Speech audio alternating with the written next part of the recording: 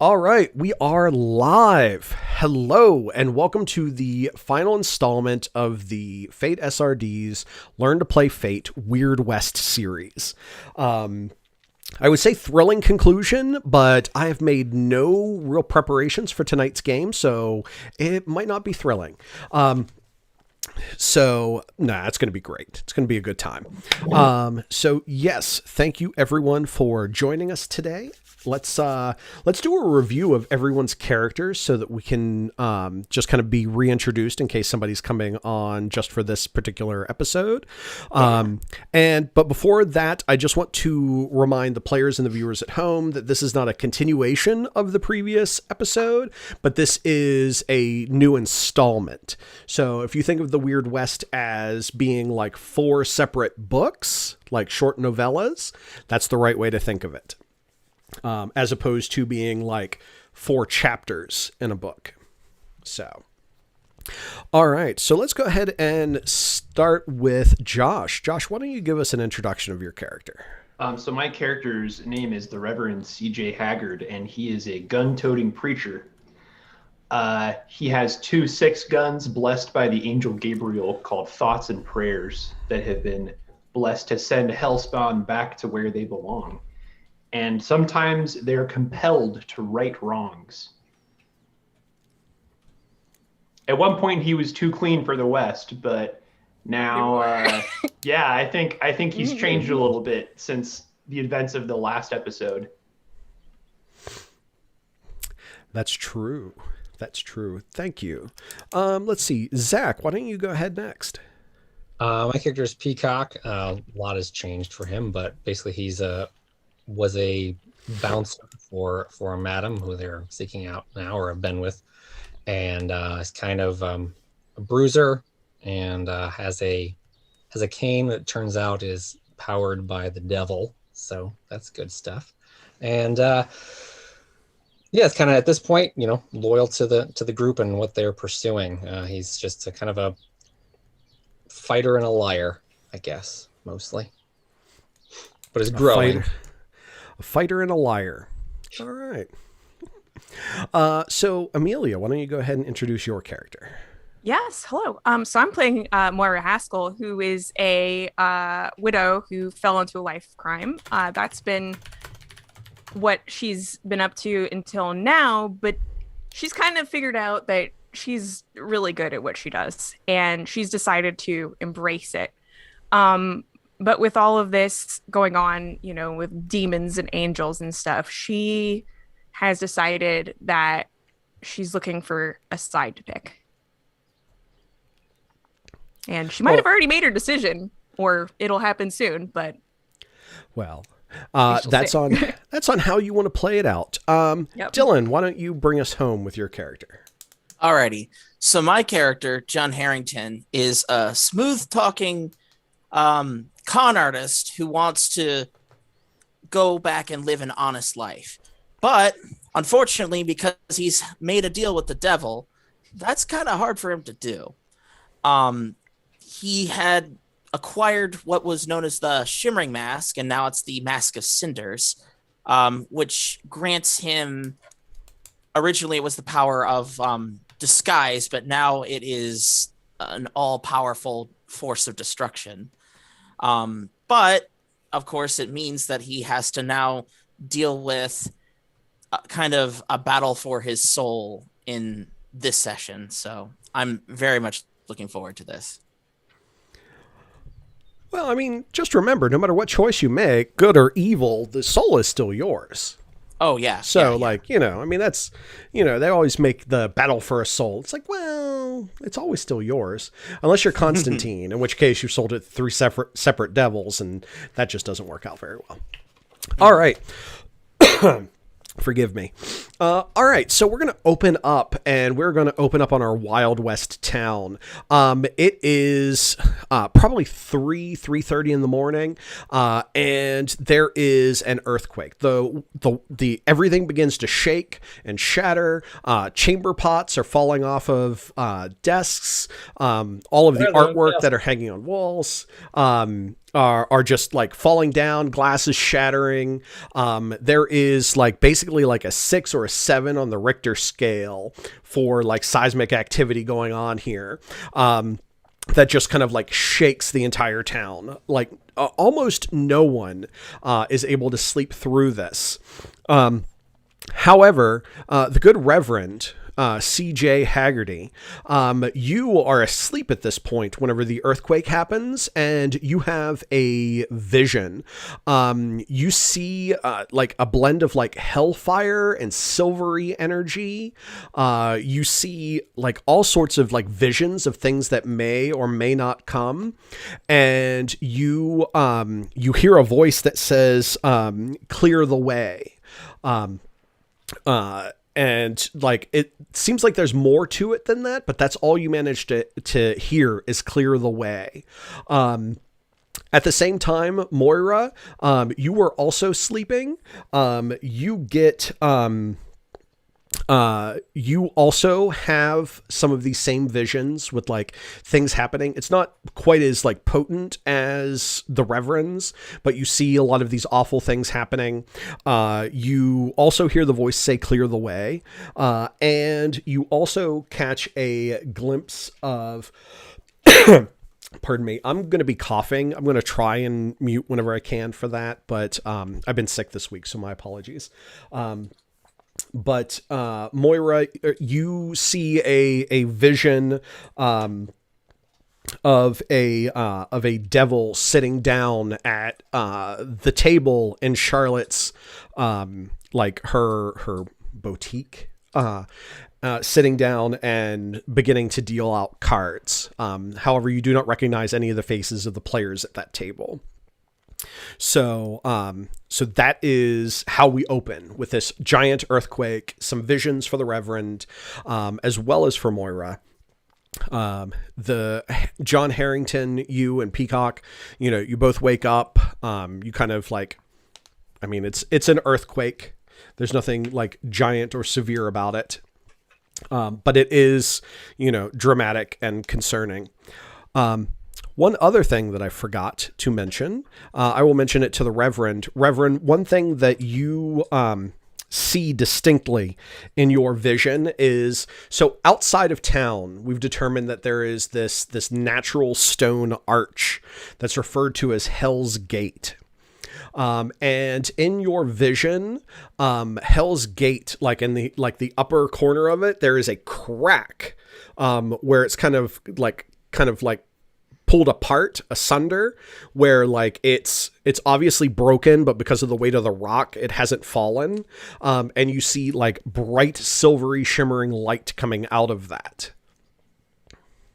How do I feel about that? Does it feel, does it seem like a positive development or like a victory for evil? You have no sense one way or the other. So yes. So it is the middle of the night. Everyone in the town is awake because of this odd earthquake, which is not entirely uncommon, but to have one this severe is uncommon. So yes, this earthquake has kind of gotten everyone like awake. So Miss Charlotte has begun like helping, like turned her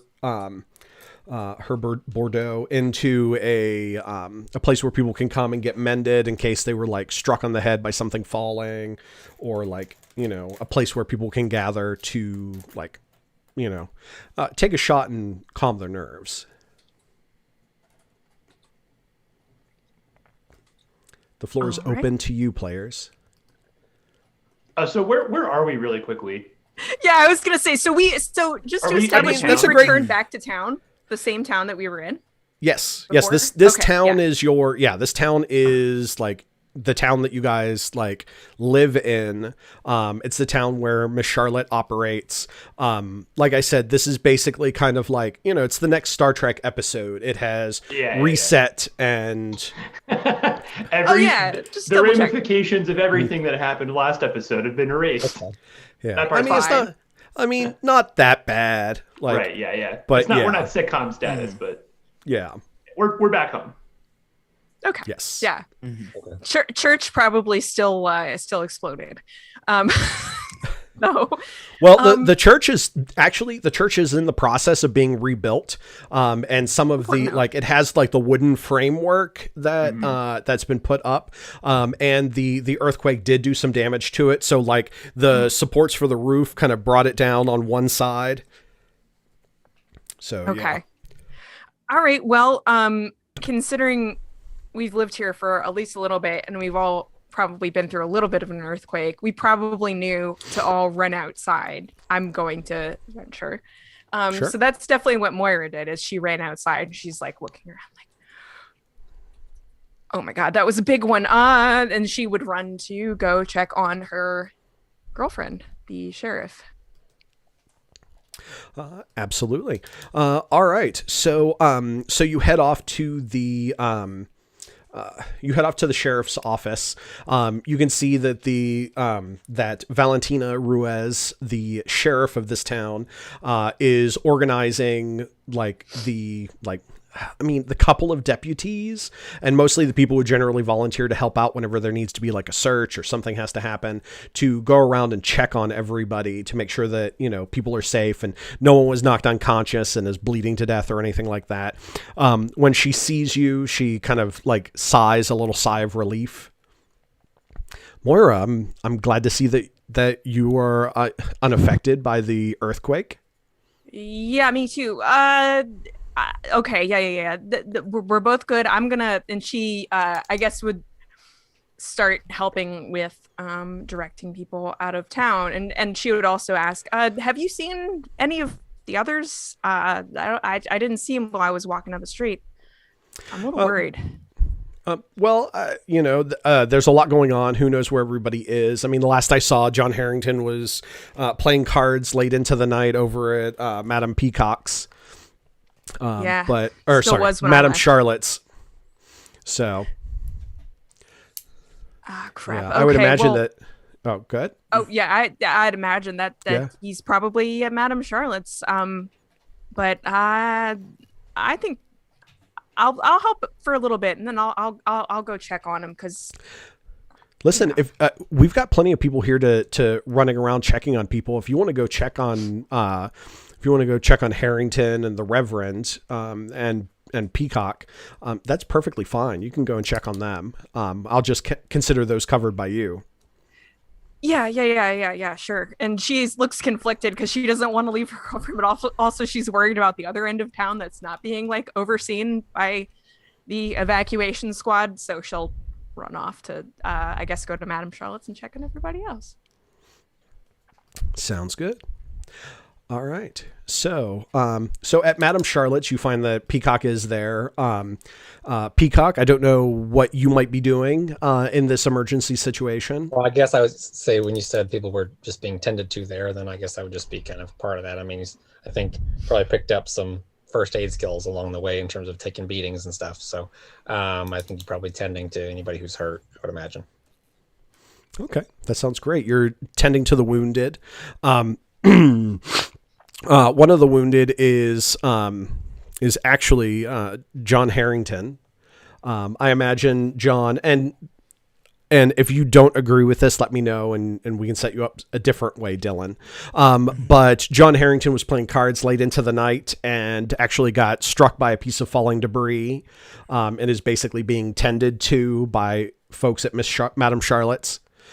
It's not going to be mechanically relevant. Like, I'm not going to give you an aspect that you've been struck on the head or anything like that.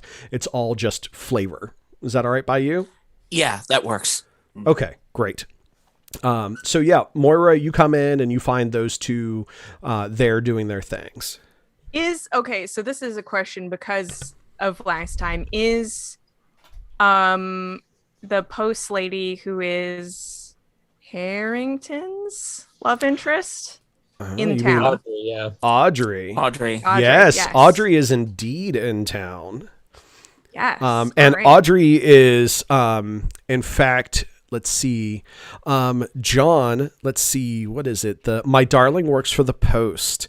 John, I'm going to offer you a compel that that Audrey just comes running in to Madame Charlotte's place, and she is just beside herself with like despair that you've been like struck and that you were hurt.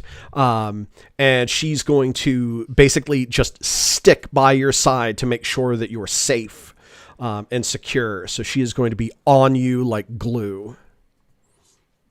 All right, that's fine. I'm interested in seeing how this will be a compel. I was like, the girl who She's loves in danger now. Sounds pretty good to me. Ooh. Yeah. Okay. Yeah. Hey, Oh, I wanna turn into John! devil. John, oh, sweet John, you struck your head. Oh, how many fingers am I holding up, John? And then it's kind of like I just kind of see it like, so 4 now. Okay, now it's 2. Oh, my dear sweet John. She kind of like smooths the other side of your head where you haven't been hurt. Oh, I'm so sorry. John, I told you, playing cards here at all hours of the evening leads to nothing but the sins, John. Like, this is a reminder from heaven that you should not be playing cards this late. Yeah, playing cards is the worst of it. Yeah.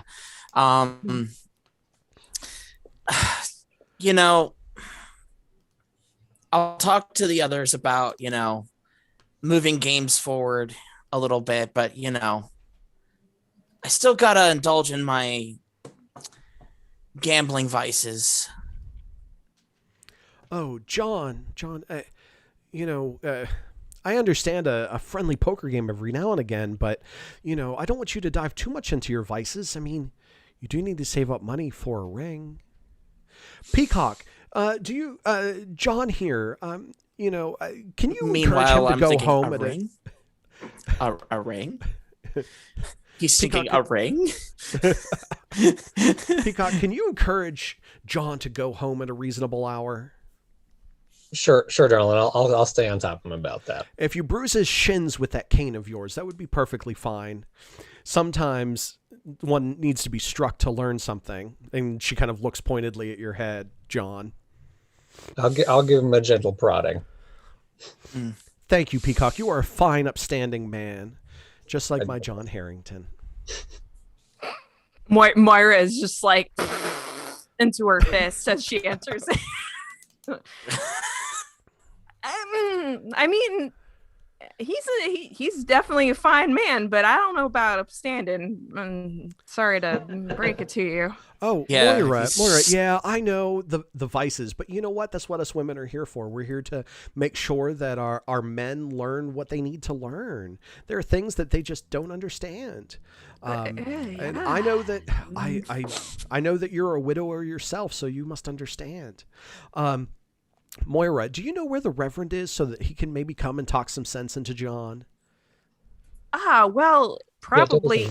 Oh, Christ Almighty! He's probably at the church, and the church is half fallen in already. So I'm gonna go make sure the rest of it didn't fall on him. Oh, not the preacher. Yeah, no, I'm sure he's fine though. He's got a good head on his shoulders. Yeah, but so duck back out again. Okay. Yeah. Audrey is going to continue to fawn over Harrington. Bless. So Josh, where is the Reverend? I went to Devil's Gate because what I saw, it requires something for me. I just don't know what yet. All right. So Moira, as you head out to the church to try and find the preacher, you see a figure, most likely the Reverend, like riding off in the direction of Hell's Gate. Yeah, and she kind of both from like wandering out and looking in that direction. She's like, "Oh, yeah, my vision. Should probably go after him." And she grabs your horse and rides after him. Right. So we're here. All right. Okay. We're at the gate. So the two of you are headed to Hell's Gate, leaving Peacock and John Harrington behind. Okay. Splitting the party already, and we're only like 20-some minutes into it. Without even awareness of one half of it. Yeah. What are you going to do? Let's see. Okay. You can always bring the devil to them. We bring the Well, devil to the town. you. It's the whole thing. We're gonna start off with Peacock and John Harrington. So Peacock, I'm gonna pull up your character sheet here. I want to offer you a compel to make your life difficult because that is what I like. Let's see. I forget, what did we say that your Peacock cane is powered by the devil? Oh, It got powered by the devil. Yeah, because first it was an unknown source of power, and then kind of was leaving that open for you, and then you filled it in with the devil. There we go. Or it could be powered by whatever happens to give it energy nearby. Who knows? Let's see. I'm trying to think of a good compel.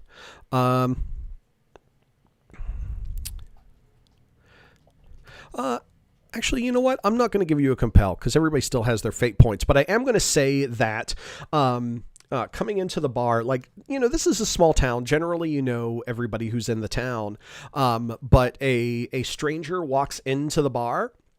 A gentleman, probably about 6 feet tall, kind of handsome. A little bit more handsome than what the West should have. Based on how this guy seems to be uncomfortable a little bit, seems like it's from somebody from out east who's headed west, and he looks kind of confused and uncertain about himself. Okay, well, I guess I kind of look up and say, well, what brings you here, stranger? It's an odd day to have a new person here. Oh, I'm just traveling from out of town. I decided to head out west. A lot of bad things have been happening to me, so I thought it would be, start a new life out west. I mean, isn't that what the West is for leaving everything behind and starting over? Well, for a lot of people here, yeah. Is this your destination, or are you heading further? I don't know. I'm hoping that this is my destination, but we'll find out. So, what's your name? Oh, that's a good question. I don't happen to recall my name. You don't happen to recall your name? No, that's kind of odd, isn't it? That is very odd. Well, I guess you could call me John. Okay, I'll call you John. So go ahead. John Harrington is just very suspicious of this guy. He was suspicious of him before. So now he's going to try, let's see here. I'm going to see if I can figure out this guy is clearly not being honest. So what I'm going to do though is trying to think of how I would handle this, because I'm thinking I might ask him pointed questions like, John is my name too. And, oh my God, I'm just thinking, is his name John Jacob Jingleheimer Schmidt? His name is my name too. But actually, that's what I could do. But I would, maybe I'd kind of try and set him up for that. But what would that be? It sounds like rapport. If you're engaging him in a conversation, you're trying to kind of uncover some truths about him. It would be an overcome roll. I'll set the difficulty at a 2. All right, so let's. So go ahead and give here. that a roll.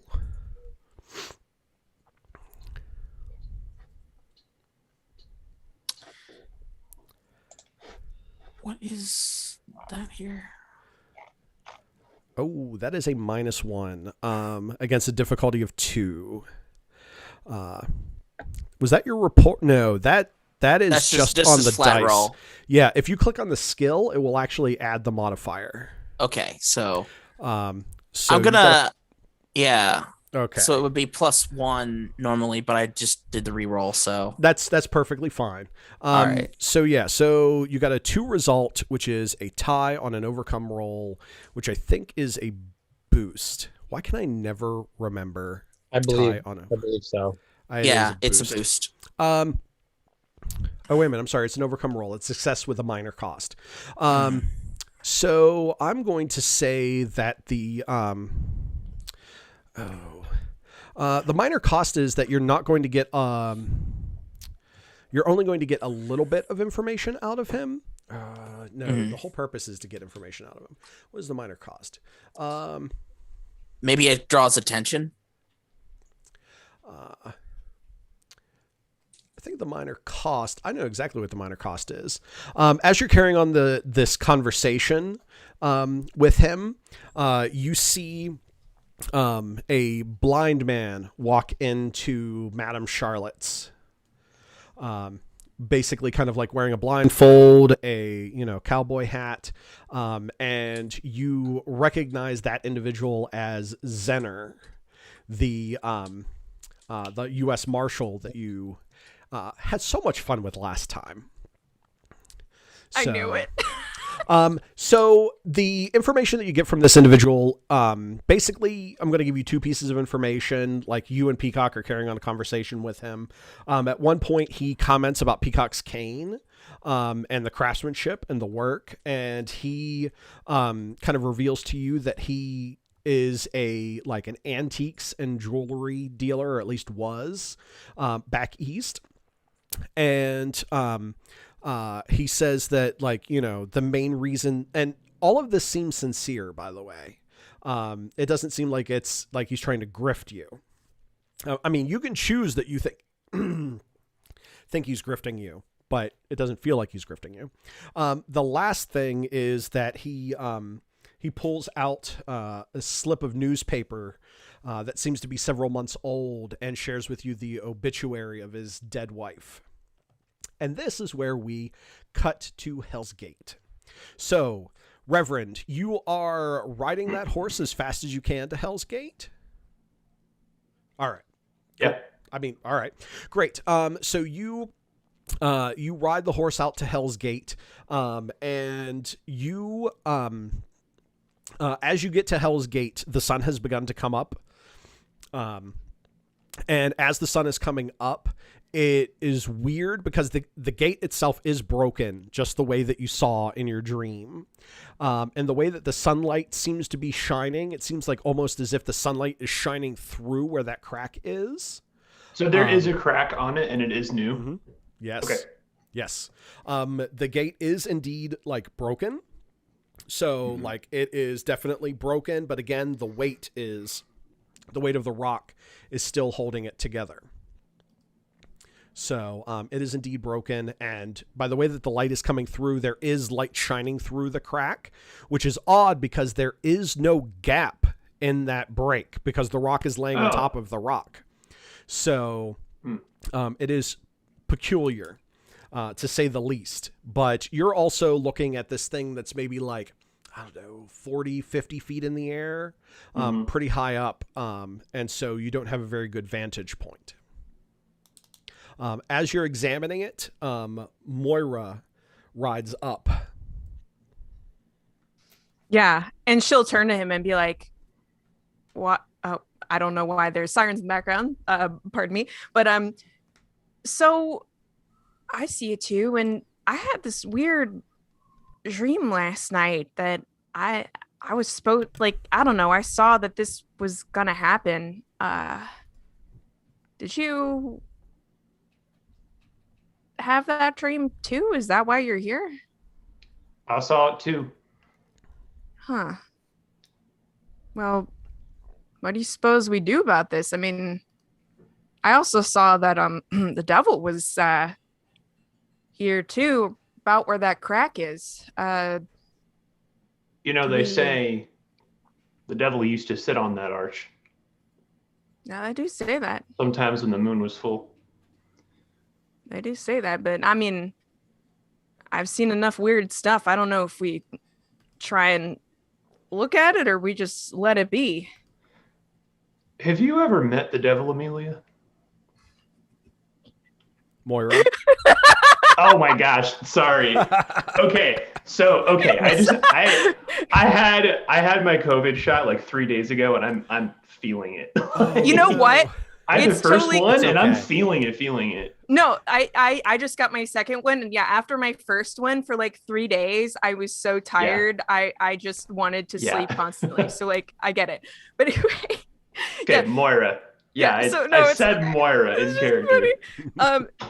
So she turns to him and she goes, no, I mean, I always thought, the Bible stuff was kind of a figure of speech or whatever. I mean, I ain't seen anything like that. Except for in, dreams and stuff. I met the devil out here once. Okay. He did the same thing to me that he does to everybody. He tried to make a deal. And did you take it? I mean, I'm presuming you didn't, but Of course not. I knew who he was. I know what the price would be. I turned him down. But not everyone does. yeah, For I some- feel, yeah. For some people, the temptation is too great. Guess it just depends. I mean, some people get in situations they can't see any other way out of, and even though they know it's a raw deal, that's the only option they got. I think the devil preys on people like that. Mm-hmm. So question is, why are we here? And she looks back up at the crack. I do too. So would this be a situation where it would be appropriate to roll lore? Because I don't really see the Reverend as being someone who has the tools to climb this, and like get up close to it. Moira definitely would, but I don't. Yeah, again, like it's as established, it's like a 40 or 50 foot tall, like natural arch. I don't know that she would be that motivated, but unless it's like easy-ish to climb. But if it is, she'd be already up. She'd be already going. Well, the question is whether or not Impulsive. you want to climb it. That's the big question. So yes, lore would be good. So I'm going to give it a difficulty of 3 because you're on the ground and it's kind of hard to see what's going on here. So yeah. All right, I will. Let me see how I do this. Go in the character sheet. There's Did it show up? I hit the button to roll, but here we go. No, You hit the. I don't know how that works. Well, I'll just roll here. I'll just roll on the main sheet and then. Okay, you got a -2, and That's a then 3. what's your lore? I have a 4. Okay, so that is a 2. Oh, you're All right. right. That's not enough. Yeah, that's 1 short. Now, you got 3 minuses, which means paying a fate point to re-roll might end up being good. But you're also, if you spend a fate point, you'll definitely succeed. So you've got, that going for you. If I was going to succeed at a minor cost, what would that look like? Oh, that's a good question.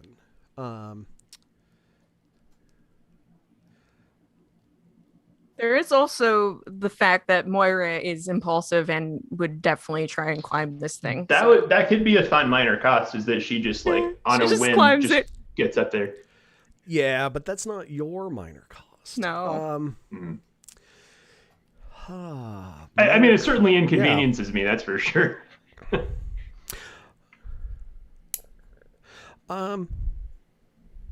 I do I'll tell you what, want to. I know yeah. exactly what it's going to be. The minor cost is that you're going to see 2 crows fly out of the archway that did not fly into the archway. Oh, I love that. That's awesome. Oh boy. And you actually, while looking around, see that there are some other crow feathers and like bird droppings that indicate that possibly like other birds have, like other crows may have come through. Okay, so is that my cost or That's my your minor success? cost. That's your minor cool. cost. So what else happens as a result? It's a good result.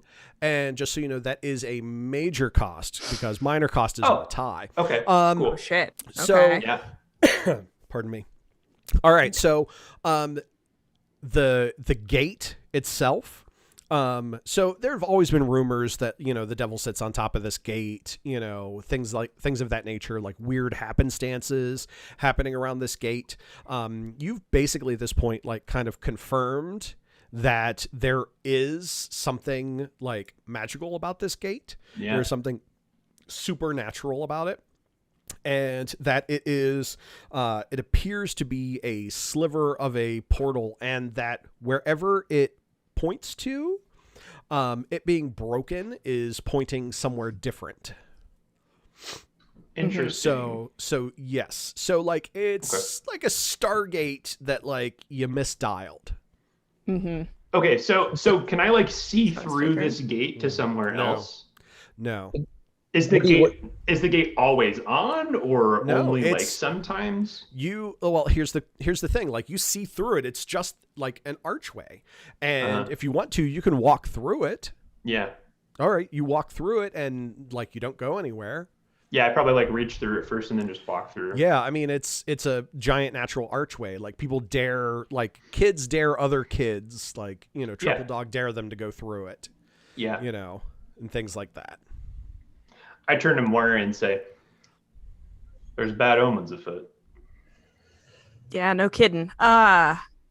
She's got 1 foot up on the side of the arch. Oh yeah, her skirt is like already hitched. Oh yeah, dude, no kidding, totally. Yeah.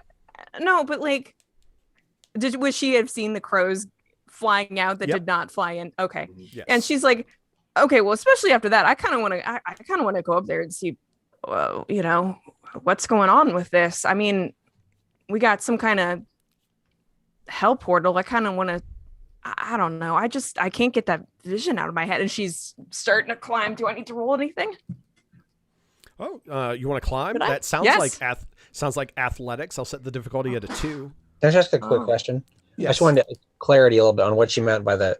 I was a little confused when you started talking about like the gate in terms of what he found out from about it, like in terms of it being broken, like it's different than it used to be or something. Is that what you're meaning? Or Well, so here's the thing. Usually, like the last time the Reverend came out here to check on the gate, it just seemed like a natural stone gate. There wasn't anything like unusual or supernatural about it. Now that it's broken, it seems to be like leaking some kind of supernatural energy or like something along those lines. And now that it's doing that, the Reverend has figured out that it actually is a supernatural portal of sorts. Gotcha. And the fact that it is broken seems to indicate that it may not be pointing to the same place where it, or like what it had done before. Because it is broken, it is probably not functioning the way that it originally functioned. Gotcha. Yeah. So yeah, sorry if that wasn't like clear. No, thank you. I appreciate it. Oh, no. Thanks for asking clarifying questions. I want to make sure everybody has the same, like, you know, mental model. All right, so Moira, set the difficulty for a 2. You got a 2 athletics. That's an overcome, so that's going to be success at a minor cost. Let's see. I'm going to say that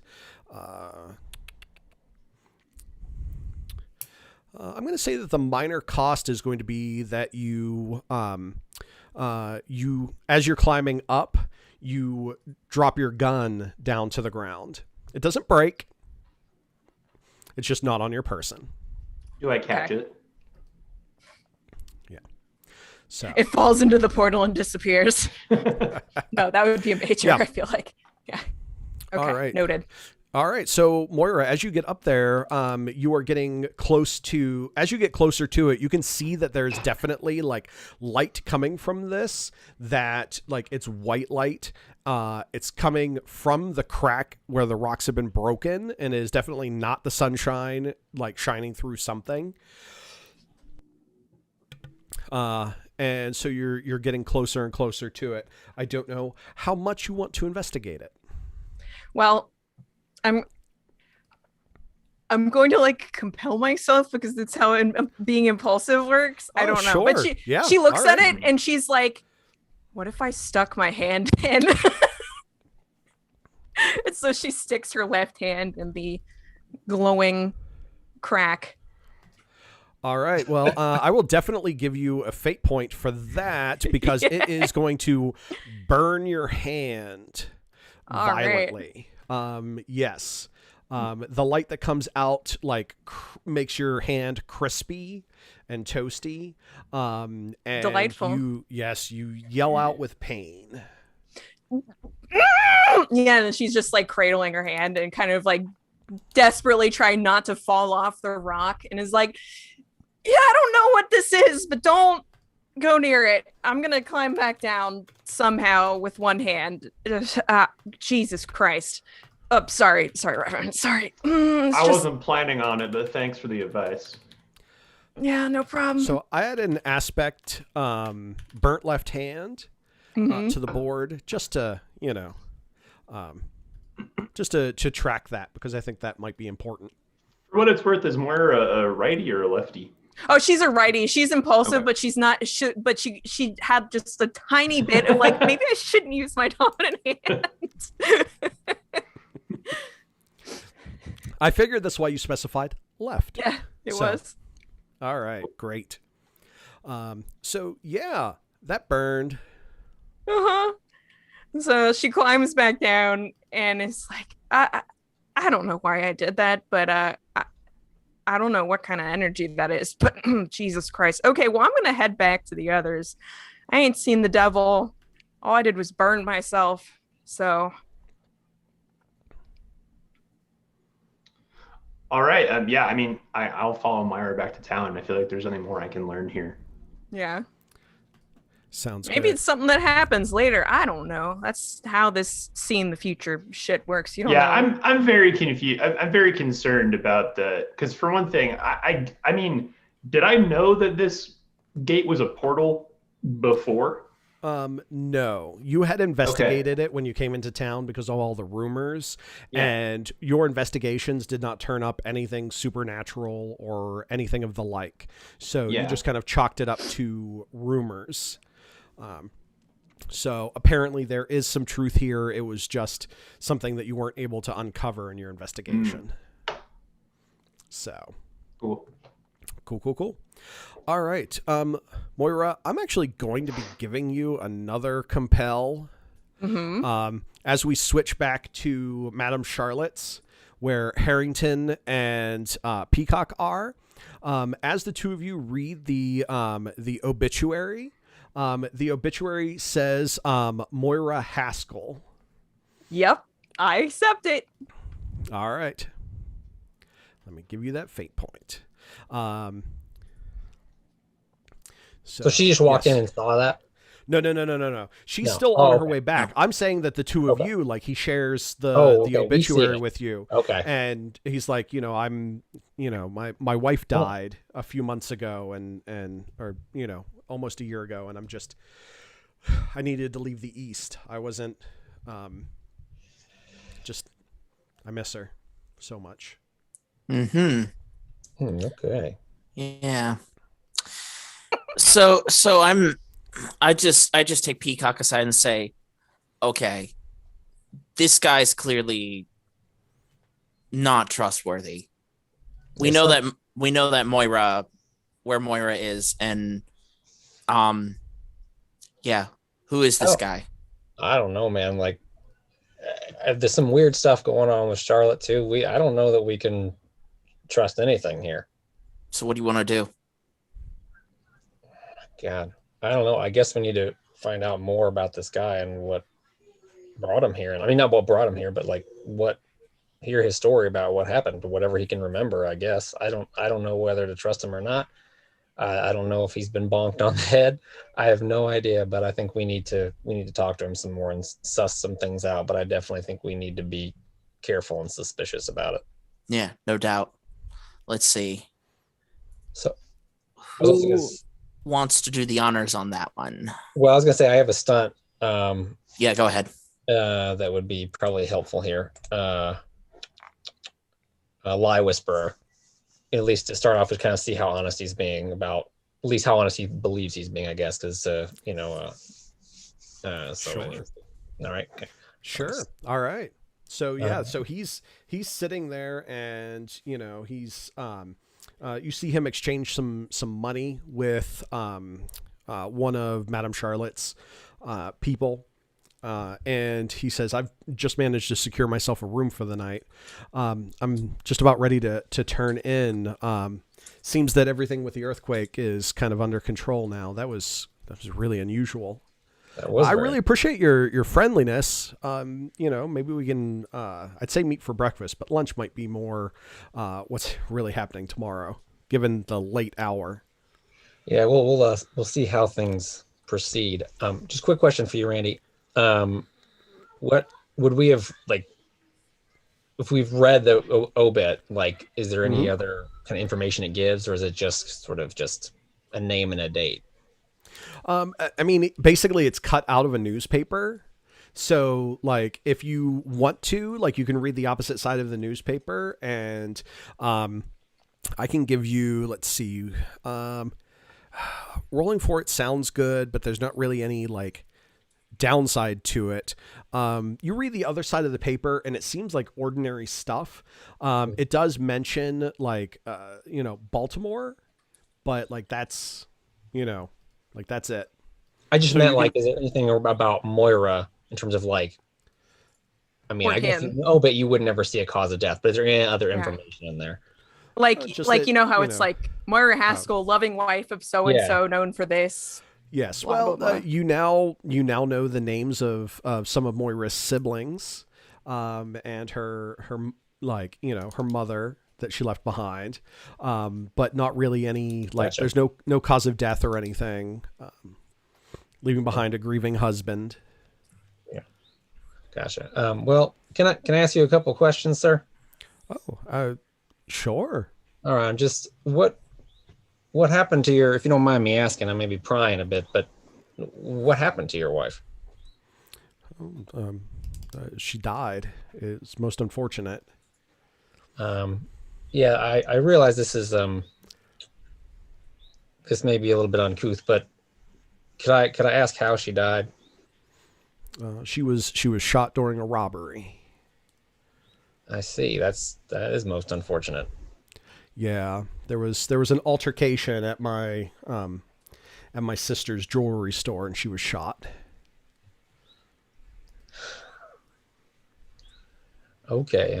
That is a terrible thing. Well, you seem to be a little bit out of sorts, so if you need a little rest, and you can head up to your room, I suppose, if that's what you need to do. Sure. All right, go ahead and make your. Oh, go ahead. Oh, go ahead and make. Sorry, go ahead. If you had follow-up questions. No, it was gonna be for Dylan anyways. It's like the next thing. Okay. So. Yeah. Okay, great. Yeah, go ahead and make your empathy roll. I'm going to set the difficulty for this at a 2. All right. Actually, I'm going to set the difficulty at a 3. Okay. All right.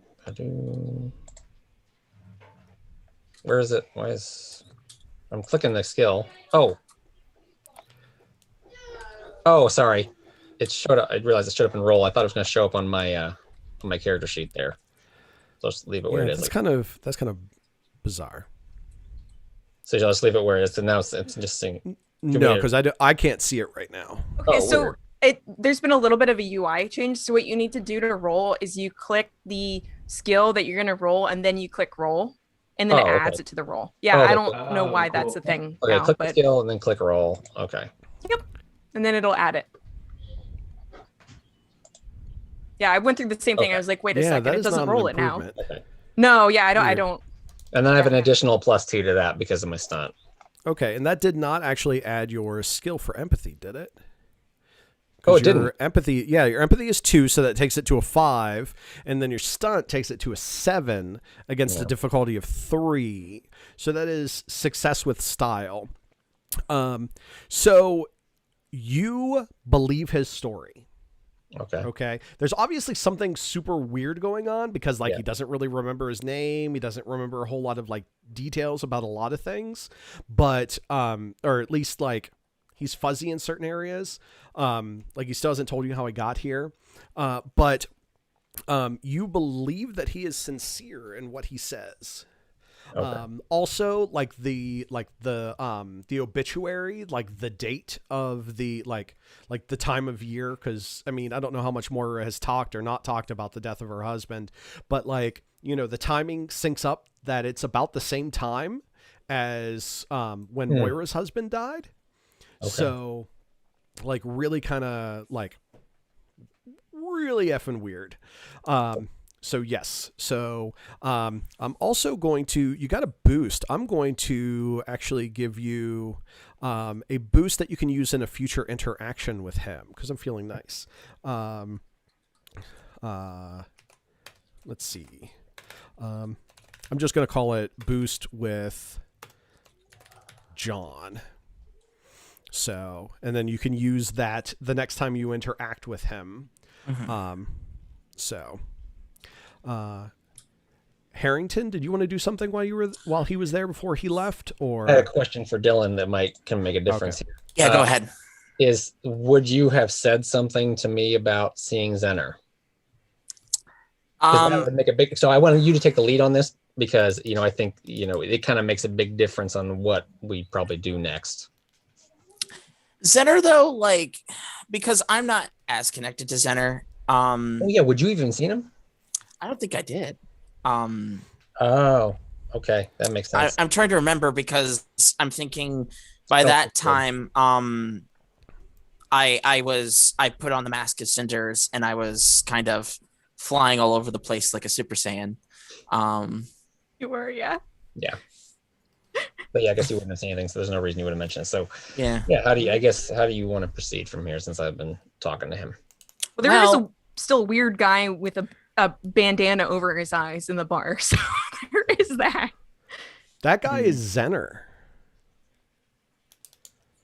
The one with the bandana over his eyes. Oh, I know it's him. I'm just saying, Blind whether they know it's him or not, it's still weird. Yeah. That's true. And I think at this point, since you guys have been schmoozing this John Doe, if you will, I think that Moira and the Reverend coming back at this point would be pretty good. Sure, that would be good. I want to see if there's anything, because one of the things I'm thinking of is maybe I can scan this guy for sort of odd details, because no doubt John is also thinking obviously he's suspicious, but he's not also going to vocalize it again. Instead, I think what he's going to do is he's going to say okay, well, what's with he's going to look at personal affects and details, maybe a tick or something like that. So I'm going to say a notice roll. Well, you want to try and kind of basically suss out one of his aspects. Is what it sounds like. Yeah. Give it a notice roll. I'm going to set the difficulty for this at a... Wait, that's not what I wanted to do. No, I'm sorry. Just a moment. Are you talking about interacting with the sheet or? Yeah. Okay. Just a moment. Because it reads for some reason it keeps going down. The empathy is going down for some reason. Okay. Yeah, for some reason it rolled your notice and empathy. Yeah. So that's weird. Try here. Yeah, try again. Let's try that again. Okay. All right. Your notice is a total of -1 against a difficulty of 2. All right. So what I'm gonna do is I'm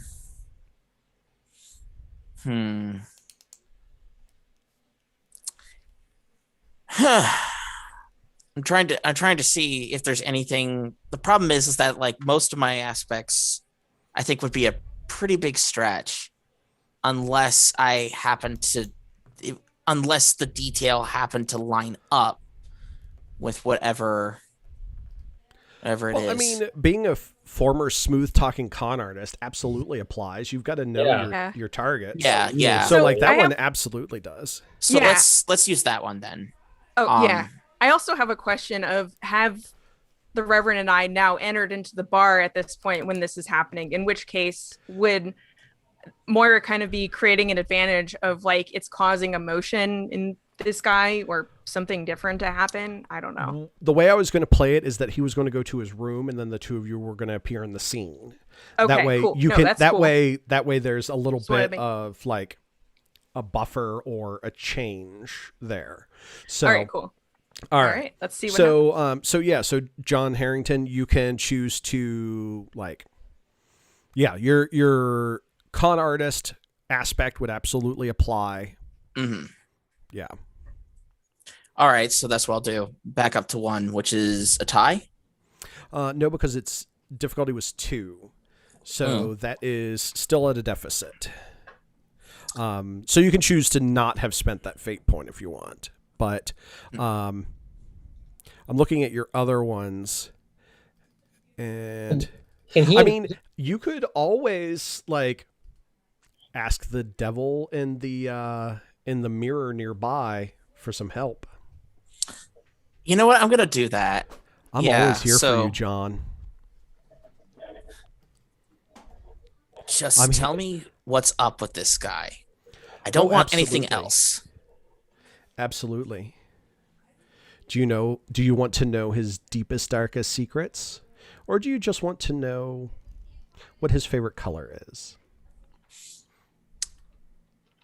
What if they're both the same thing? No, but seriously. Let's go for his secrets. All right. So, Josh, why don't you tell me one of the secrets for Moira's dead husband? Secrets from If that's who- Moira's dead husband. Yeah, like what would he keep secret? It's something he could have shared with Moira, but Right. you know. I mean, the big obvious one is that he was a criminal, right? Like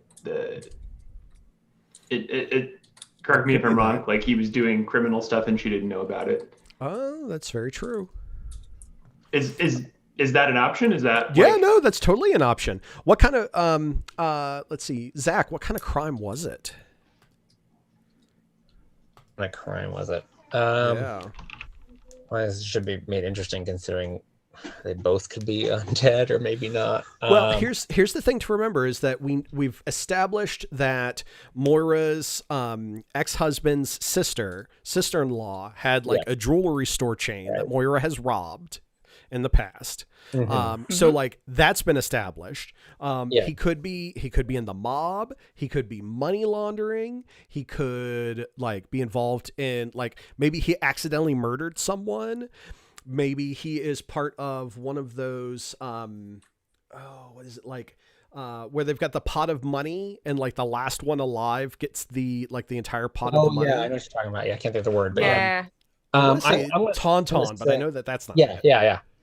I'm gonna say that because I like the idea that like to me it makes sense that the jewelry store is a good front for laundering. I feel like so I think that suggestion I think is good. So I think maybe I don't know who would be laundering for. So maybe I got an idea. So I think he has been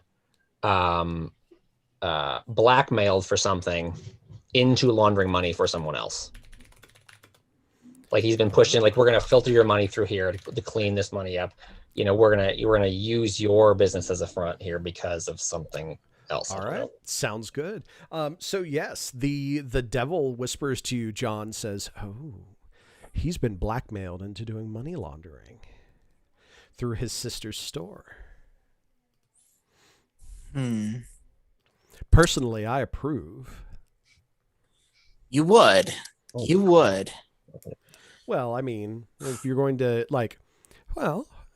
he sees how easy it is. It might lead him to, doing more money laundering. Yeah, well, thanks for the heads up. I will figure out what to do with this information. Oh, may I make a recommendation, John? Um, will it involve a mask? No, no, not at all. I was just going to say that I think, you know, that you should start raising pigs. Is that a riddle or something? No, no. I was thinking about all of the wonderful things that you could do with pigs. You can make bacon and ham and sell them. And did you know that pigs eat bone? Okay. A group of wild pigs can dispose of a body quite quickly. I appreciate your environmental considerations, if you will. Yeah. Oh, indeed. I just want to, John, you want to get out of the con artist business. I'm just trying to help you find a new way of raising money. I'll sit on that offer. Perhaps in a little bit I will see how much a soul would cost me. Oh, John, you're looking off in the distance again. Are you okay? You've been struck in the head. My dear sweet boy, you've got that glassy look in your eye again. Please, let me tuck you into bed and give you a cold compress. I mean that you do too much really for me, Audrey. didn't you? Oh. Oh, good. It's Moira. She's back with the preacher. Reverend, come here. You have to talk sense into John.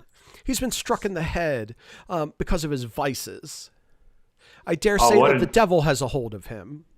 When she says that, I kind of just seize up involuntarily and get really uncomfortable and don't quite know what to say for a few seconds. Yeah. And I collect myself and I say, well, I'd like to think John is fully in control of both his vices and his faculties. Isn't that right, John? Yeah, I think I have a handle on everything.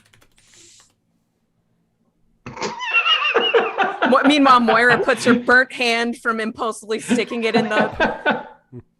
in the gate behind her. Yeah. Anyway, And maybe Rev, maybe you could talk to Audrey for a few minutes and reassure her for a moment. I think John and I need to talk to Moira for a moment. Sure, Audrey, why don't you tell me your favorite Bible stories? Oh, my favorite ones are the Samson is my favorite. Yes. Yes. I keep telling John that he would look fabulous with long hair, but he just doesn't listen to me. Perhaps he would have the strength to fight against his vices if he had the hair of Samson. Did you know Samson destroyed a load-bearing beam and collapsed an entire temple? And we walk off, the dialogue fading as we walk stage left. oh my gosh. I'm just gonna quote Bible trivia at Audrey until she's done being distracted. No, nice. So what did you? Sorry, it's this goddamn hand, and she gets one of her gloves out and puts it over her hand. It's a long story. We looked at the arch to see if anything weird was happening, and it's acting weird, more so than usual. But nothing really else has happened since the earthquake. Just wanted to make sure Tom's anyway. Has happened. Yes. I'm interested in the arch and all. Don't get me wrong, but I don't really know what other something more is to say this. But a man has showed up here with an obituary saying his wife had died recently, and an interesting name was on the obituary, and it's yours. Huh. I don't really know what to ask you further about this. This is all very strange, but I need you to something out of you here. What? Well, two things. What did this person look like, and what did the obituary say? When did it say I died? Well, he was tall. What else? I don't remember how else you described him, Randy. Handsome. Tall and Yeah, handsome. tall, handsome, tall, Yeah. dark, and handsome. And there was nothing. I mean, just usual obit stuff, but it had your name had it on. I'll say whatever the names of the family were that we said. Yeah. Are those your family? No, that's my family. It's a bit weird that didn't, put his name on there. That's pretty freaking strange. From a few months ago. I mean, Well, just listen, to be clear, was the obituary is the very same day, like the day of death is the very same day that Moira's husband died. Yeah, I don't know if we know that date, but I'll just tell you. Well, yeah, she would grok that, and she would say, "It." Listen, that's number one. That's not the day I robbed that store. Number two. Oh. That's when he died. Unless I'm remembering things wrong, and I mean that robbery was a lot of stuff happened during that. There's this one part where everything was covered in smoke, and I don't know how long that was when I met that asshole Zenner and shot him. But anyway, everything was covered in smoke. I don't know how long we were in there. I don't know. The more I think about it, the more I'm having trouble remembering that robbery. But I mean, it happened, right? I mean, I remember that clear as day, and I remember that he died. And she just like sits down at the bar and is like very confused. She's like, I mean, just that moment was fuzzy when we were in the fog and with Zenner. But other than that, everything's crystal clear. And I mean, I remember he died, but what the hell? Just Randy, you could kind of establish that it was all the same day, right? The robbery and death. Yes. The death of Moira was during a robbery of that store. Yeah, that's what he didn't say any like details on it, like Moira was robbing it. And he didn't imply that either. Okay. Yeah, that's what the obituaries thing of events says, but how she remembers it, how she experienced it was her husband died before the robbery, before she robbed the store, but it was on that day that was written down. And they're two separate events in her mind. And yeah, she's just trying to say that like during the robbery, there was a time where like the jewelry store was like covered in smoke and she ran into Zenner and like she felt like time was different and weird. But now she's like, okay, well, because of that, is what I'm remembering wrong? Like, what the fuck? Am I actually dead this whole time? I mean, I've experienced some weird friggin' things the past couple weeks. And she kind of like looks out of the corner of her eyes and sees Zenner and is like, speaking of. Well, didn't you walk into the office? You actually don't see Zenner. Oh, okay. All right. I don't see him. Right. Yes. No, there is, however, a wax sealed envelope on the table where he was sitting.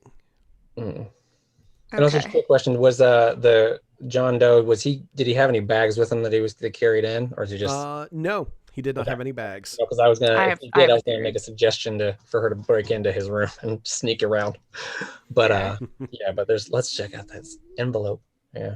Oh yeah, and she should kind of, and she'll like, I thought I saw something out the corner of my eye. Somebody was there, but I guess not.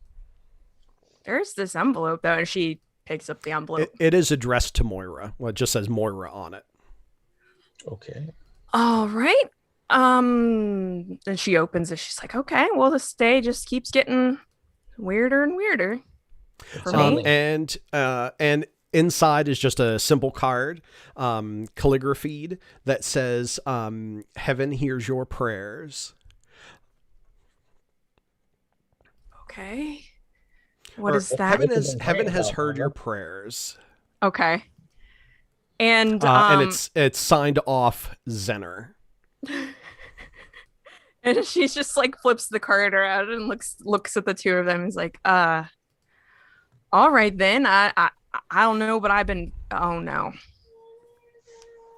Yeah, what have you been? Oh, Jesus Christ. Well, what else would I be praying for? I'd be praying about my dead husband, saying I miss him, right? I don't know. I guess so. You But- tell me. It's This is like devil shit. I mean, I guess I'd have to ask the Reverend. What do the two you think? I mean, I'm just. I mean, Zener was in our encounter with him. He was something supernatural was going on with him too. So clearly he knows something. And if he's hearing your prayers, this is getting stranger every minute. Oh God. Well, I'm gonna have to ask the Reverend about this. But anyway, Well, if you've been missing your husband, we can go see him. Oh, that's right. He's here apparently. This is so weird. Thank you both for telling me. There is at this point there is an earthquake. Like every earthquake has, like, not every, but most earthquakes have like aftershocks, right? Mm-hmm. So this is definitely an expected aftershock. It is not quite the 6 or 7 that the original earthquake was, but it is, also not super quiet or anything. It very much shuffles and, like, throws everybody kind of around the room, Star Trek style. Yeah, exactly. And when the dust clears, it is the middle of the afternoon. And you are in Madame Charlotte's establishment still, where you were before. It seems like the middle of the day crowd going about their business. And you're like dusting yourselves off and like getting up off the floor after that aftershock. So anyway, that was when Jeroboam returned to idolatry. What time of day was it before? It was early morning. Oh, right. Just after the sunrise. Okay. Okay. Is it also Time has all of us passed. just get up? Is it all of us have experience all of you experience, like, you're aware that, like, time didn't fly the way that you wanted it or that you expected it to. Oh, you're using my breadcrumb, so maybe.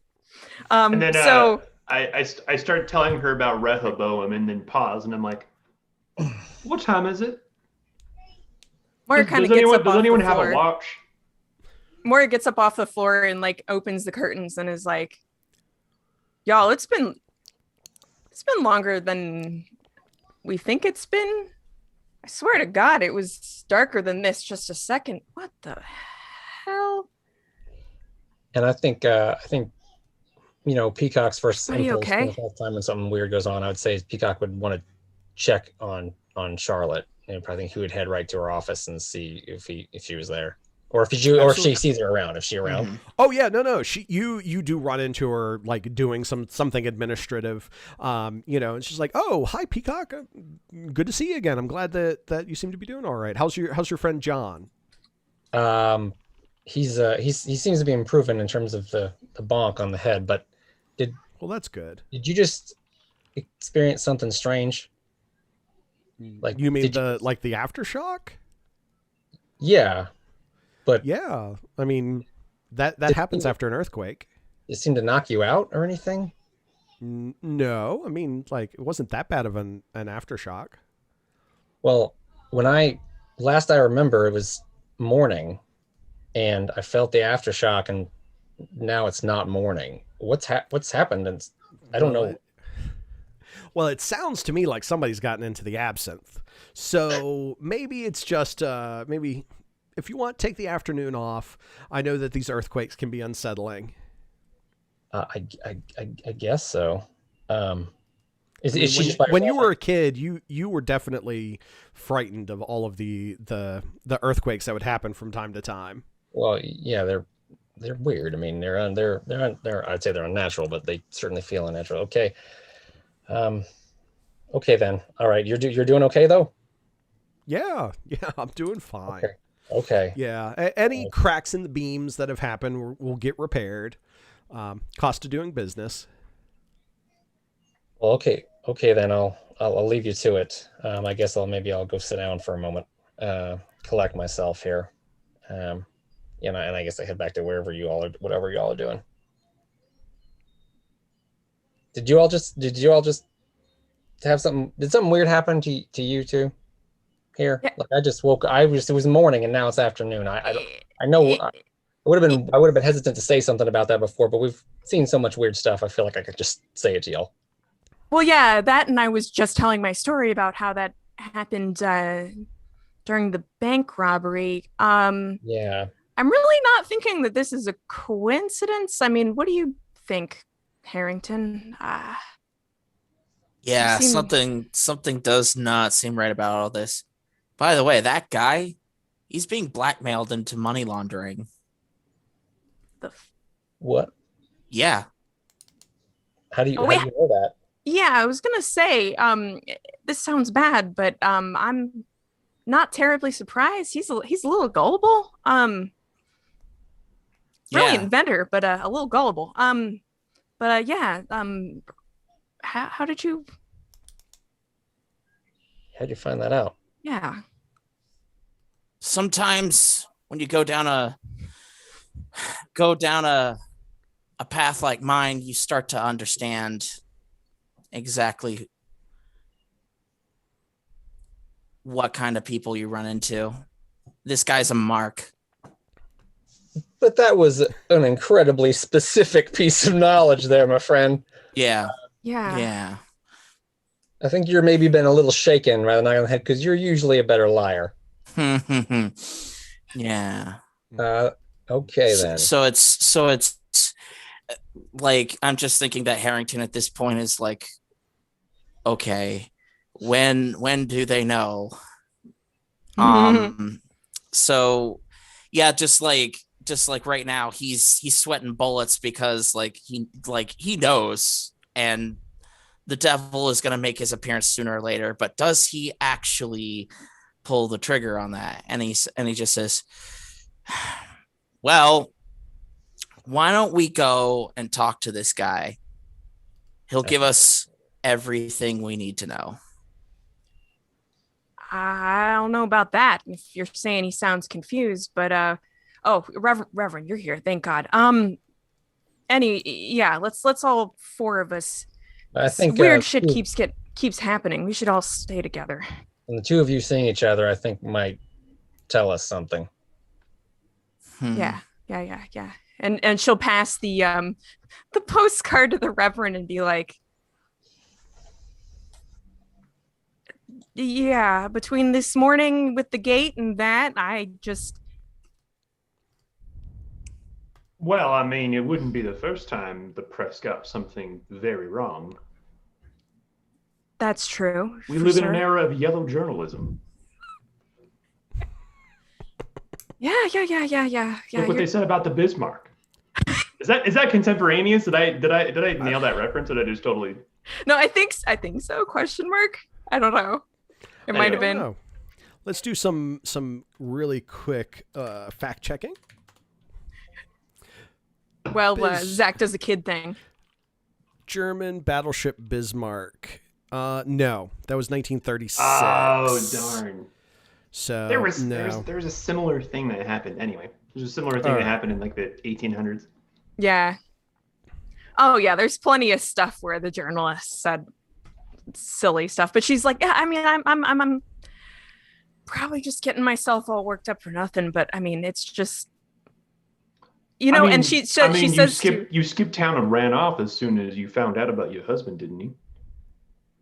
Maybe they just assumed you died. No, but the timeline's wrong. That's what I'm saying, is that he died first and then I robbed the bank. Why would I do that the same day he died? Like, nobody does that, right? That's pretty cold and heartless. That is curious. Yeah, no, thanks. But yeah, and she'll kind of, I think she would have said earlier to Harrington about the vision she had, but she would have kind of said it again of that.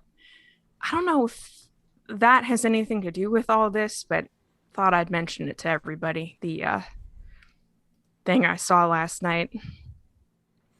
When you mention this to everyone, so that you kind of clue everyone in, Reverend, you begin having visions again. It's the same vision that you had before, except this time, whenever the silhouetted figure who's speaking, pardon me, says, "Clear the way, the devil will." So you get a little bit extra of what this individual is saying. So it's "Clear the way, the devil will," ellipsis.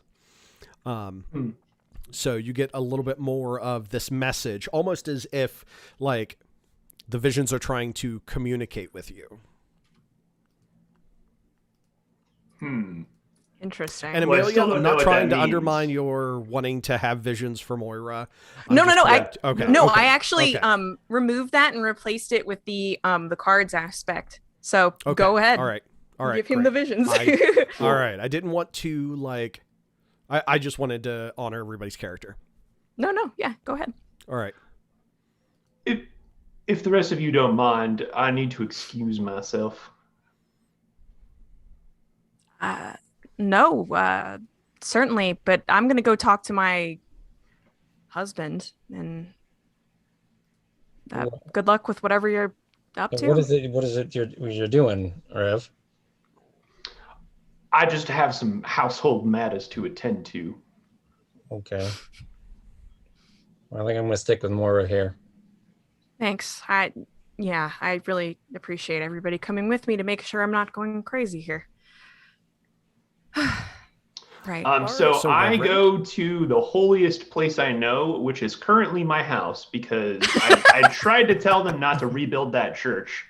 I tried to tell them they needed to pick a different plot of land, but the foundation was intact, and that's all they'd hear. Oh. Yes. So I retire to my chambers, so to speak, and I just get down on my knees and I start praying because I need to figure out what the rest of this vision is. Mm-hmm. This is not enough to go on. All right. Makes sense. I mean, would I roll war for that? Is that how that would work, That's or a do I good just question. is it a plot thing and we just come back to me in a few minutes? You need a new religion skill. Yeah, for real. Yeah, you have no. It could also be will. I mean, like yeah. disciplining 'Cause he's my willing mind it to enough be happen. open to it. I Yeah. think will would definitely be provoke. good. Give me just a moment to think what the answer might be.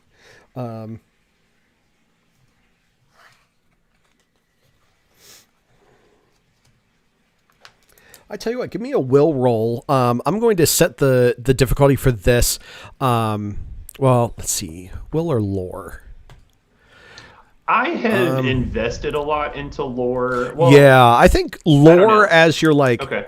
key like religion skill, because I can see it either way. Yeah. You know, We've almost kind of been using lore as a stand-in for religiosity, like throughout the campaign. yeah, and that works really well for your character. I don't think that like Moira using lore in the same way would quite be as applicable. Yeah. But why don't we go ahead and I'm going to set the difficulty for this at a 4. Okay. So because this is going to be difficult. I just rolled and got a 3, but I Okay. will burn a fate point here.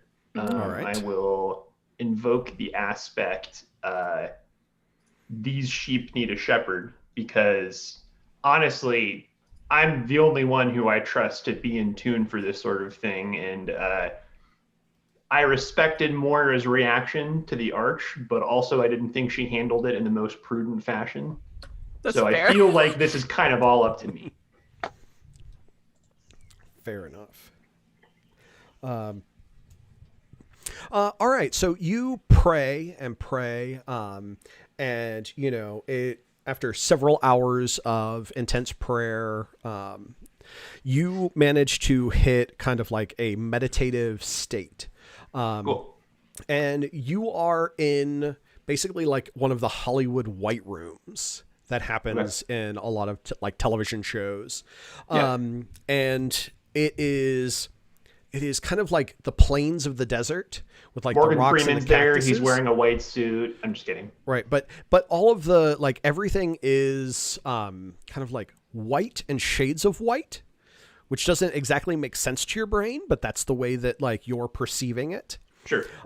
And there is a figure there with you, a like a humanoid kind of figure.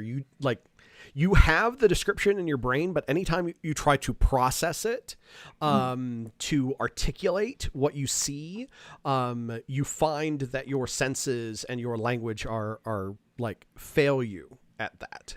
Is it the angel Gabriel? Because I would recognize him. It is not the angel Gabriel. Okay. Okay. Yay, Angel, though. So, Yeah. the figure says, I did not expect you to reach out. Well, I've never been known for being a bystander. Indeed, you're a soul of action. Who are you? Well, is who I am that important? I'm not a man easily deceived by this sort of thing. I would like to know. That is fine. I am the one who is coming to ensure that the world is a better place. Who do you represent? I represent the choirs of heaven. Very well. And have you gotten my message? I have, but I have come for further clarification. I'm not sure what stands in the way of your will being done. After all, the world is your footstool, proverbially speaking. It is kind of you to say that and to recognize your place. So, the entire message is clear the way. And this is a message meant for you, CJ. Clear the way. The devil will try and stop our heavenly host. Very well. I am clear... Oh, go ahead. I am on my way to where you are, CJ. You have been sent ahead so that you might help clear the path, so that we might once again have the Garden of Eden.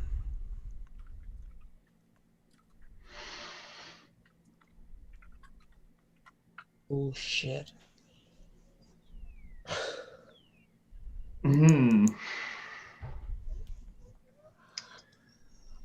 I would like to roll to see if this person is who they say they are. Well, they haven't said who they are. Right, sure. Yeah. But See if you can trust them. Well, yeah, I mean, in a state like this, I'm assuming that I have access to more than just like my physical faculties. And I would be able to identify whether someone was a true messenger. That is interesting. I tell you what, if you are willing to spend a fate point on gun-toting preacher, I will answer that accurately. Okay. Yeah. So, like, basically you're declaring a fact that, like, you know, like, I would recognize this person as a member of the heavenly host representing heaven. And in this instance, yes, they are.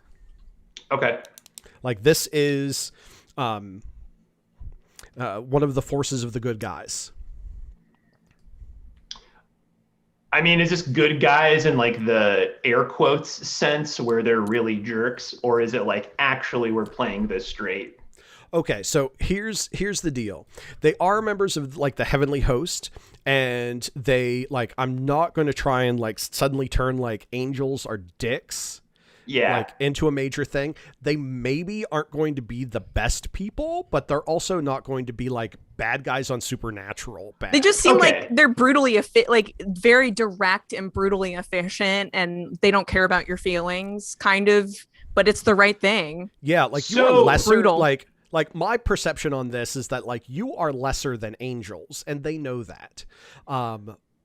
So like that's So if Yeah. that's the case, if we're going with like a line from angels not necessarily being empathetic or sensitive to people's experiences, then I reserve the right to like recognize that their authority isn't absolute. Because if they're taking liberties in terms of mercy and not necessarily internalizing the fullness of this perspective, then they're not infallible. Well, here's the thing. They are definitely not, or they are definitely fallible. But they are also, I'm trying to think of a line to draw to share the understanding here, is that like, they're not going to worry about your feelings, but they are going to worry about the goodness of the situation. Like, they are not going to be a means justifies the ends sort of Right. situation. They're all about the end of the Well, yeah, I mean, How you do something is as important as yeah, doing right, it. right. Yeah, The yeah, ends yeah, don't yeah. justify the means. Like the Yeah. means are Also as matter, much what you'll be judged by as the end. Yeah. That makes Okay, so okay. Okay. So I'm not 100% on board. Like I recognize that not every messenger necessarily like I mean it's tricky. Like if you can't trust them, then who can you trust?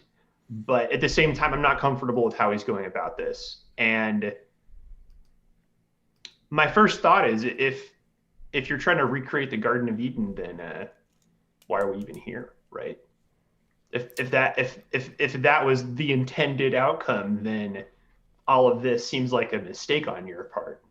But you know, I don't know how deep in the paint theologically we're gonna go in this session. Yeah, I don't know. Hold on. I'm writing something down.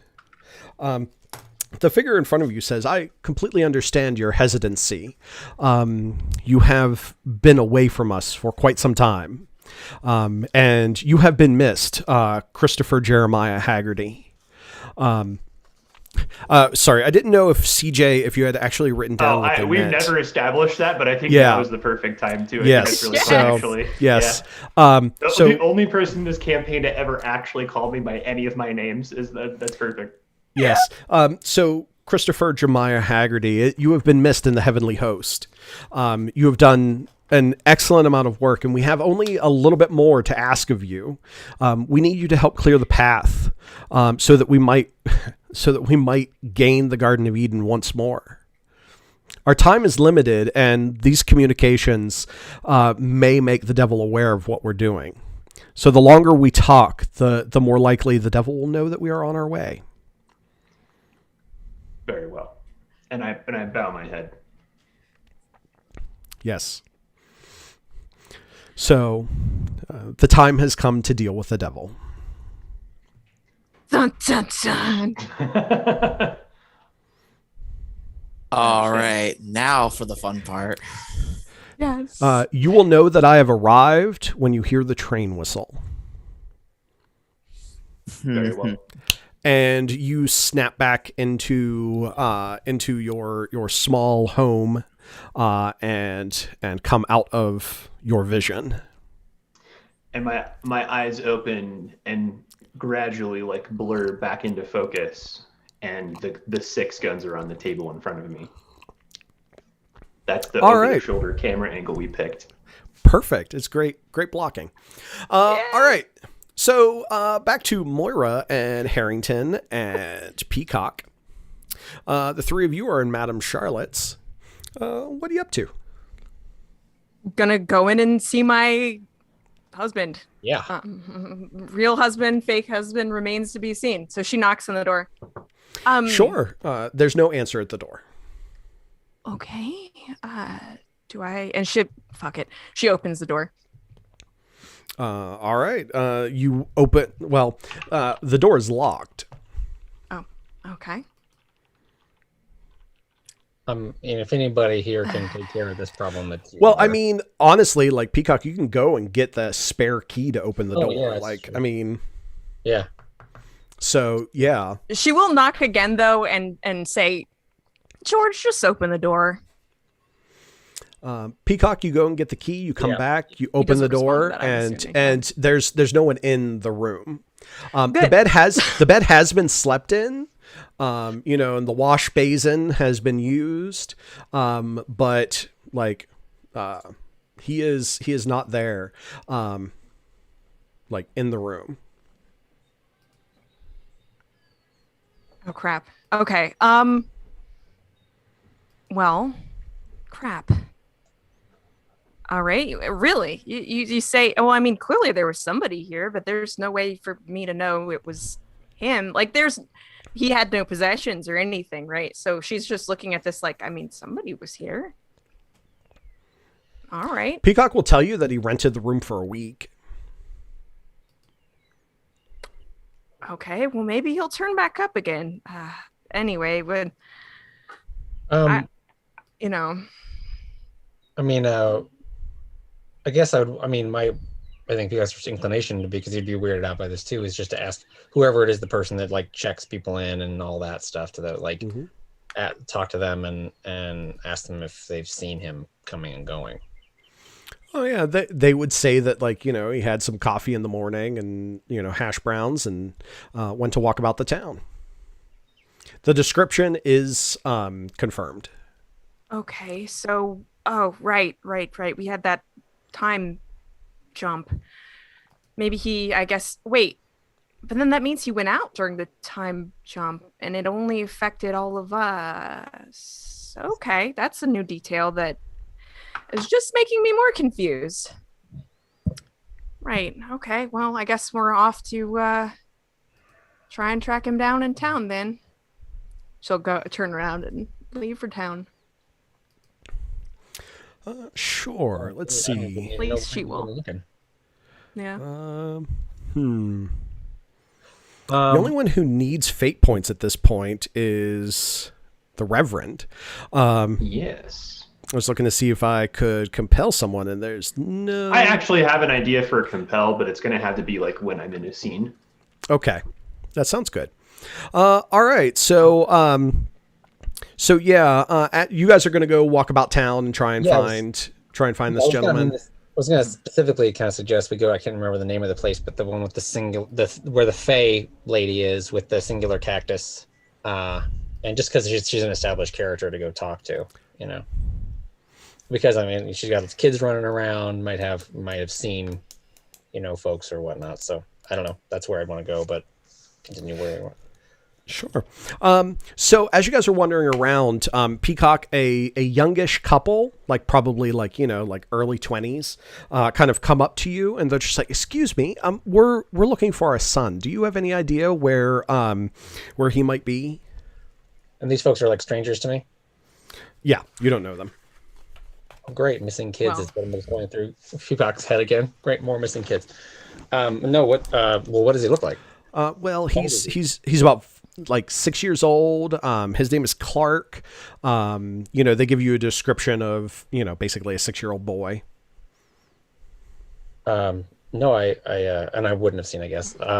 No, I haven't. Where was he last? How long has it been since you've seen him?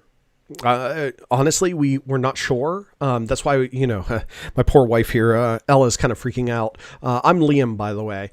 We're going to keep looking. Is there anywhere in particular that you might suggest that like maybe he's run off to? Oh hell. Well, the kids like to play around this arch that's outside of town. Oh gosh. Okay. Well, it's this stone arch. You can't miss it. But you might not want to go up to it.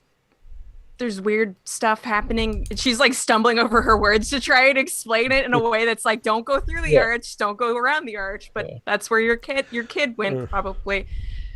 Okay, we'll finish looking around town and then we'll head out to the arch. Thank you so much, ma'am. Yeah, no problem. We need to follow them. We need to make sure we go to the arch first, before they disappear into it. Well, they're going to continue searching the town for their while you're have you seen, you know, maybe we can help us too. Have you seen a tall dark stranger around here? Handsome guy?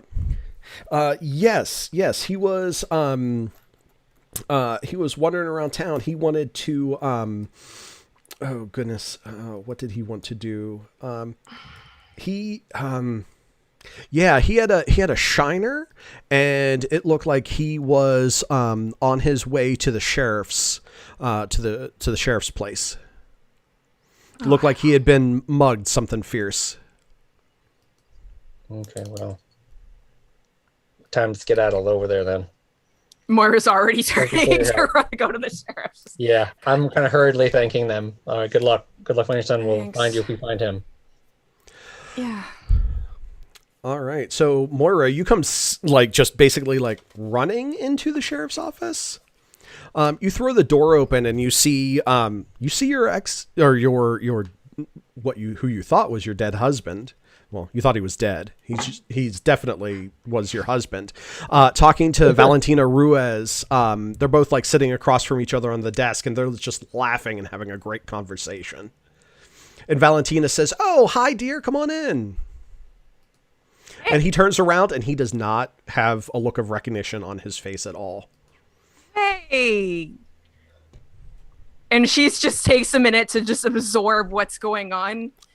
That's great that the both of you get along.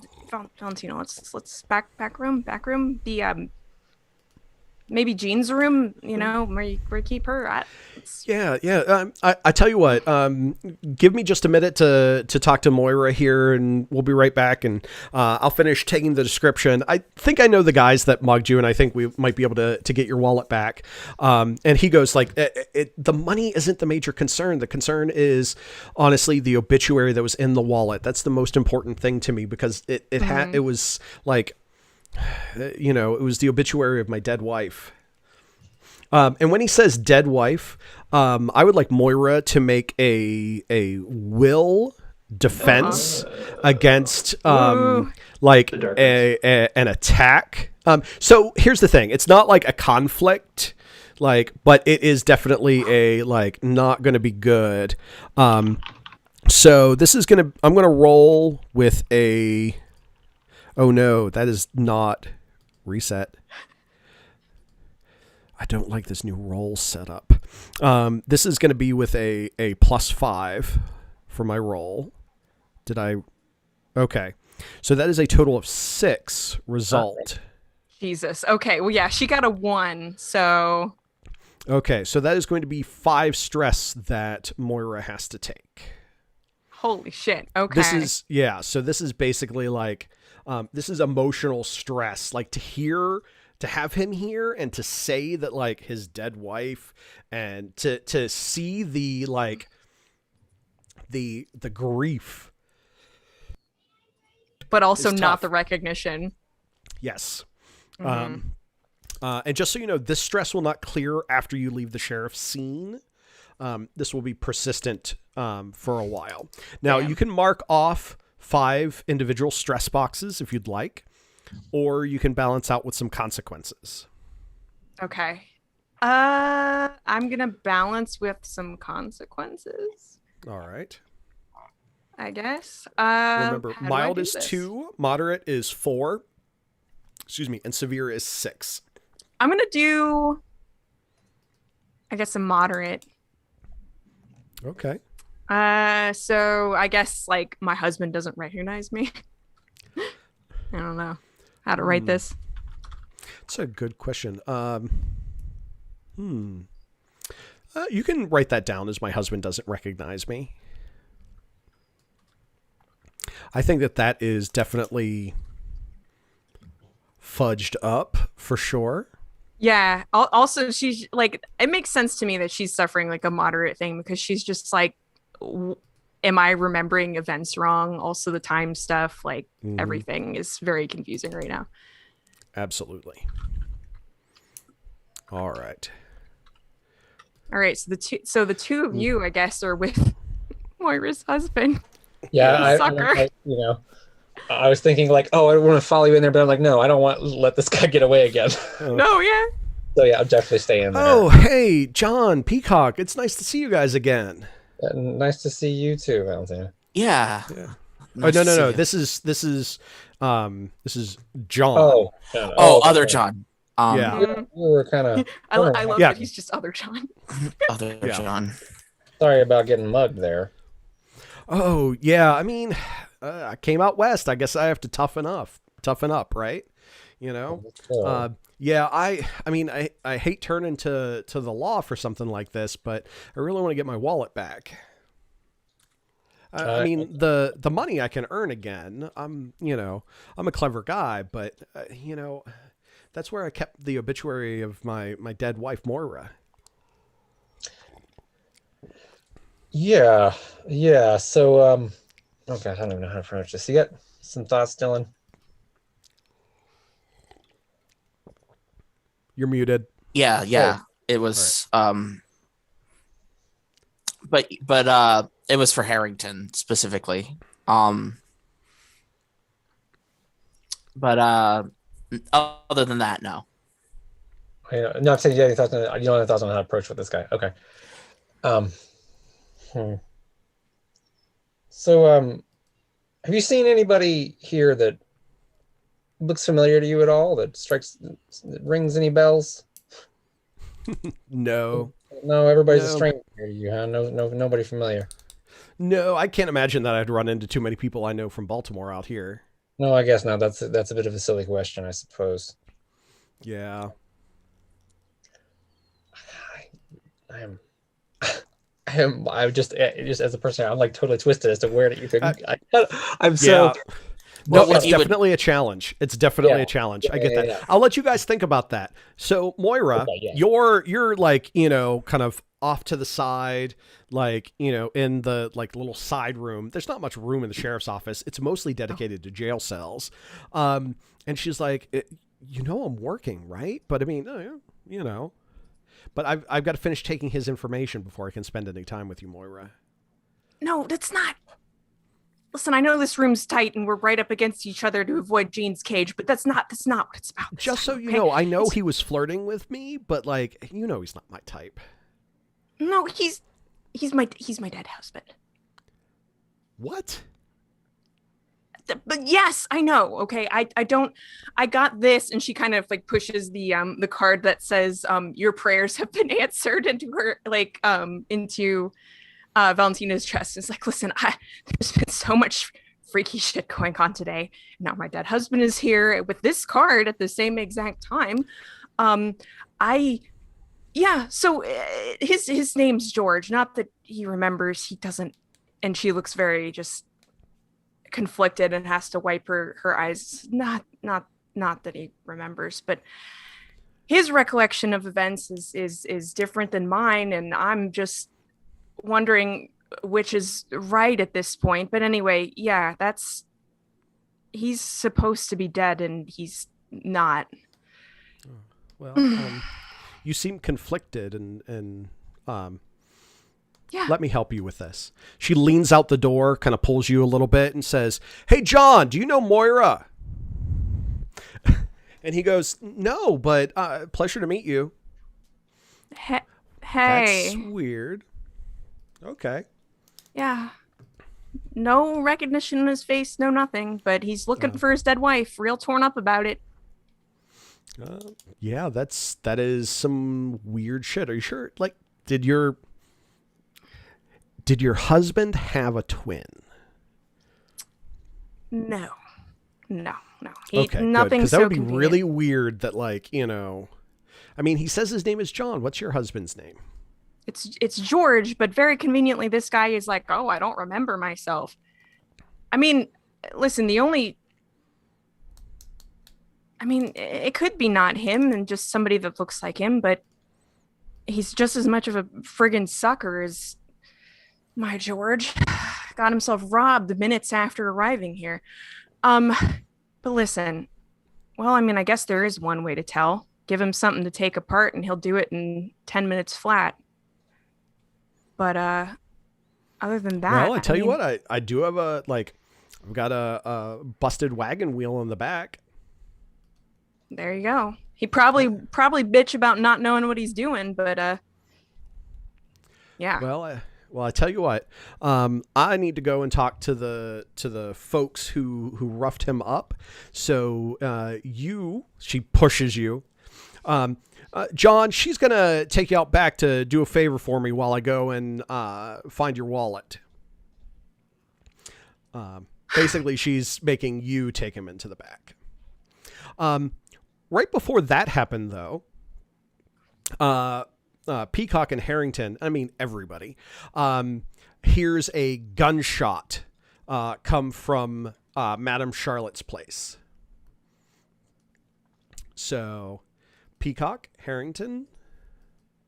Yeah. Well, I'm gonna book it. Well, I'd say I would say, well, I gotta run there. I think do you want to come with me, or do you think we should stay with this guy here? Yeah, I'll come with you.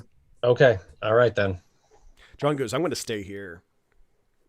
Yeah. Yeah. I think that's a good idea, John. Yeah, don't All right, this good. mess. Yeah, And right over Reverend, to- you also heard the gunshot as well. So you've finished up your Yeah. your prayer and Oh, right. and- You should go to the house. yeah. I go investigate. I mean, All right. mechanically, I mean, meta level, I feel like somebody should stay with that dude. But Oh no, it's Moira's staying with that guy, Oh, that's true. with her Yeah, so I'm husband, doing because bounce that back. makes the most sense to me. Yeah. Yeah. Okay. Absolutely. All right. So, yes. So the gunshot goes off, and the three of you go racing to Madame Charlotte's. The scene inside of Madame Charlotte's.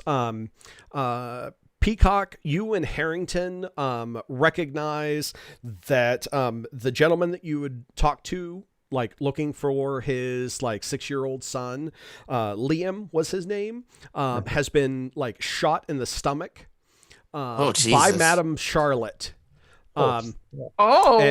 With her like little like single shot gun. Yeah.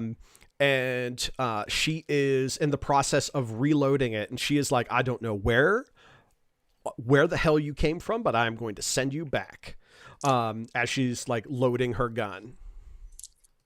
Mm. All right, let's tackle her. I don't. Yeah. Don't. Are you saying this as Dylan, or saying this as Dylan, out of okay. character? Like, let's tackle her. I was gonna say, 'cause the fact that- Are all three of What us the F here? is she doing? Yeah. Yes. Yeah, I think I'm. All three of you are there. If I'm in a position to, I think I'd run in front of Charlotte, kind of like not directly. So I think shoot a look at Peacock and then I move to block the exit. Say again. I shoot a look at you and then I move to block the exit. Oh, okay. Yeah, I think I just kind of put my hand in front of Charlotte and be like, can you hold on, pause for a moment, please, Charlotte. Just hang on. Can you tell us what's going on here? You are going to have to make an overcome roll. Okay. How are you going to try and? I mean, it seems like you are using physique to literally interpose yourself between Madame Charlotte and the woman Ella. Well, I guess so. Yeah, Or I think actually you no. could What be I'd say is, I mean, I have no idea. Honestly, with those other things, skills below 3, I don't even know why I put them in. But what I'd say, just kind of narratively, is like, I think I don't want to risk putting myself in front of a gun necessarily. So I think it's maybe more of like appealing to her, like to listen to me and just. Oh yeah, empathy would be good for that, to try and like do that. Or you could try and fight it out of her hand, like the gun out of her hands. You know, you've got a lot of different ways that you can try. Yeah, and I don't think he'd her be from trying to shooting do that. Like, I mean, this is like, I think there's too much trust there. Even though he thinks he's actually acting rational, I think he thinks he can appeal to her to just at least explain. So I think maybe empathy probably makes the most sense in terms of what I'm narratively trying to do. All right, I'm going to set the difficulty for this at a 3 because Madame Charlotte is not happy. Yeah. Oh yeah. All right.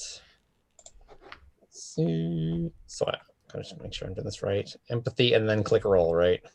That should work. In theory.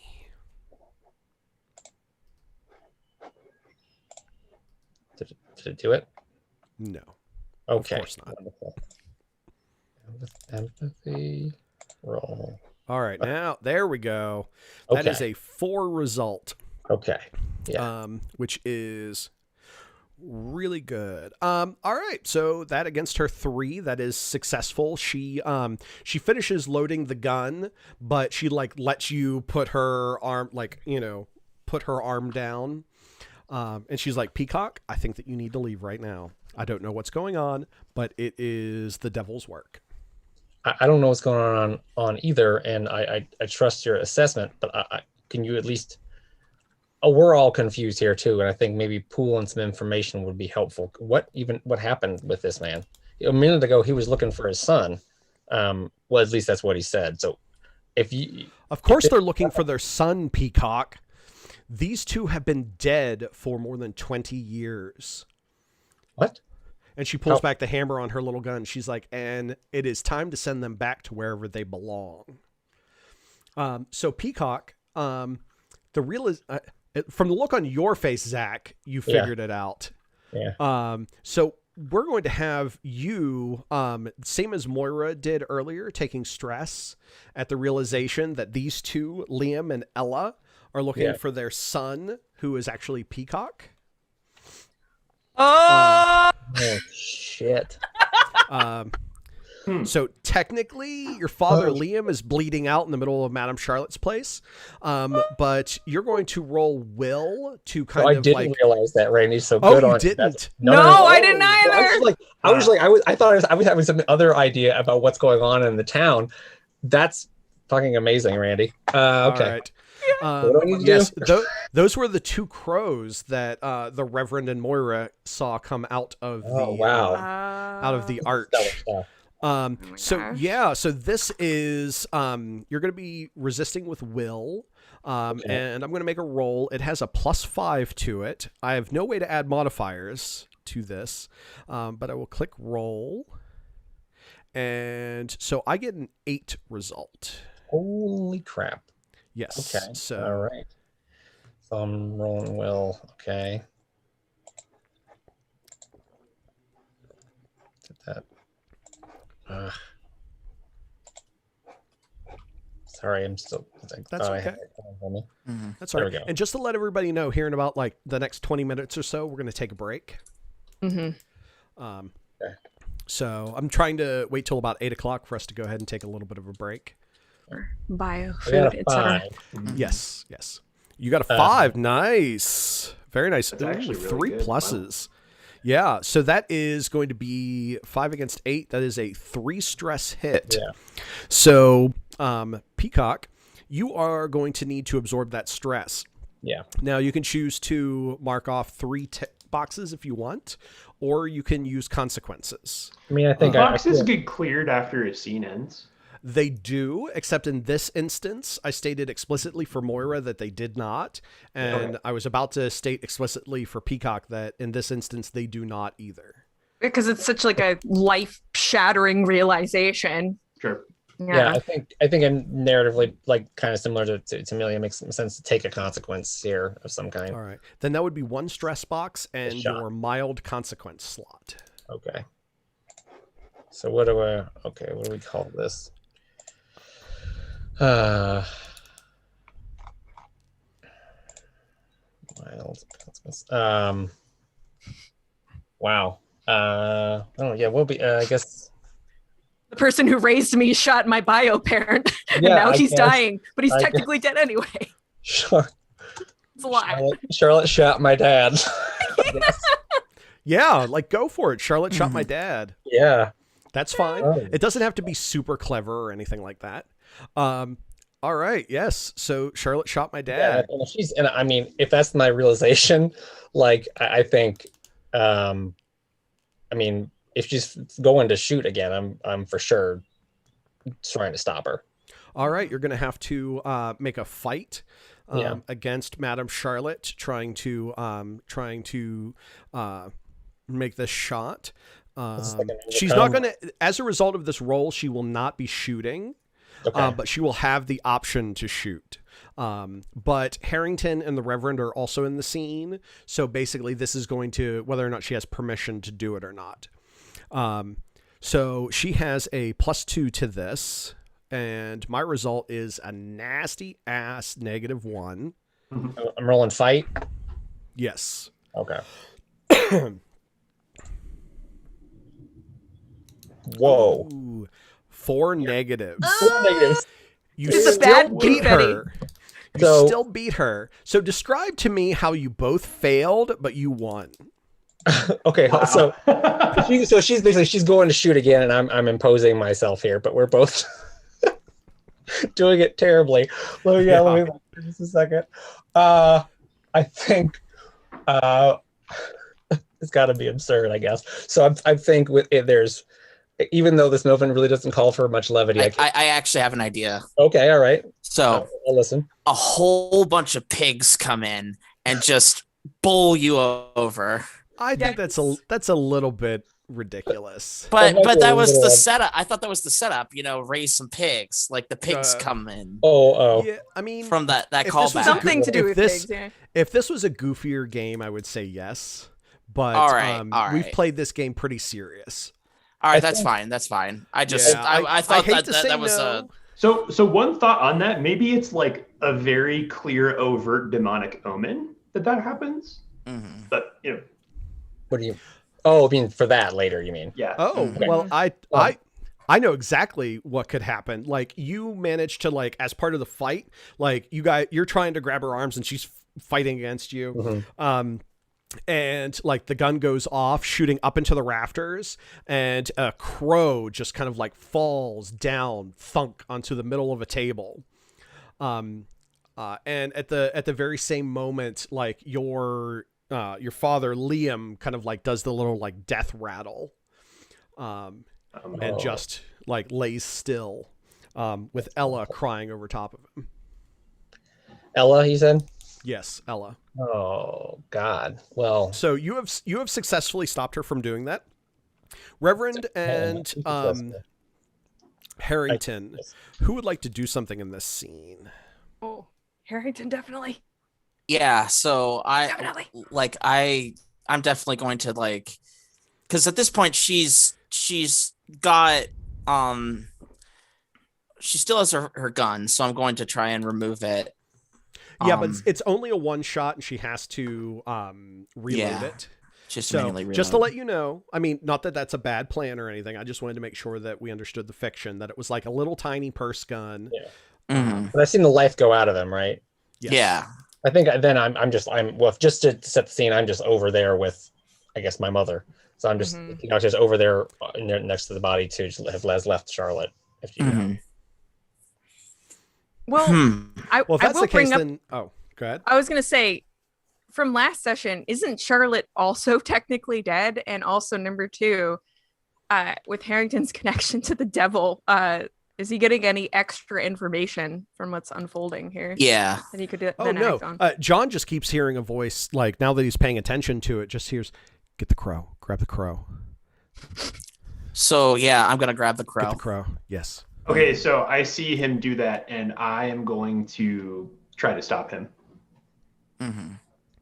All right. So, I think opposed athletics to see who can get to the crow first. This dead crow.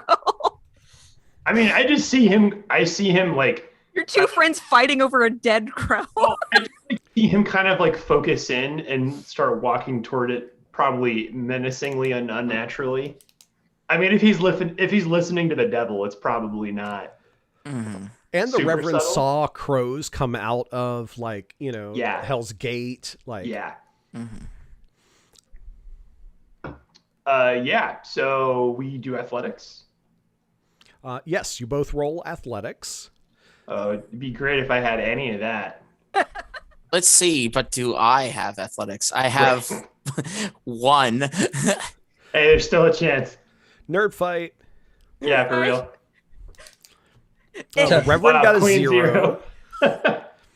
And Harrington got a 3. Yes. Shit. Yes. So I right. envision he kind of dashes across the floor, and he just slides and picks it up in kind of this over the top way. Yeah, or maybe just like pushes me bodily out of the way when I try to go stop him. Yeah. Because like I imagine I don't like body check him. I just try to get in the way and talk to him, and he just well, I tell you what. Harrington, I just thought of a really good compel on the devil and every silvered surface. You are not only going to try and push the Reverend out of the way, you're going to try and push him into like a corner of something to try and basically shit. like cause him Jeez. harm. So it's only going to be one fight roll. Yeah. But yeah. Am I rolling opposed fight? I'm actually going to say in this well, hold on. We need to make sure that that Dylan accepts the compel for Harrington. But Yeah, I I'll think take it's going to be I think it's going to be attack with stealth because Reverend doesn't see it coming at all.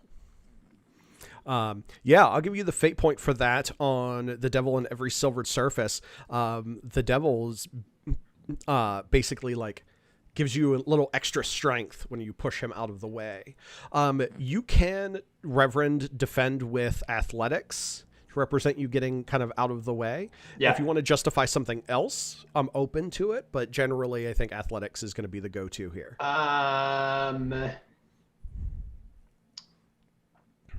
Yeah, I mean, like I could see Will maybe applying just to like just try to not be thrown off balance by the I shock don't of think. it, but I think yeah, I think physique would be that description. Now I can see yeah. notice to kind of like notice that he is coming in faster than like Oh, okay. coming in really hard. That So makes like sense. I can see that. So you go ahead and roll notice, and Harrington roll stealth, Just to and see just that to he's behaving unnaturally.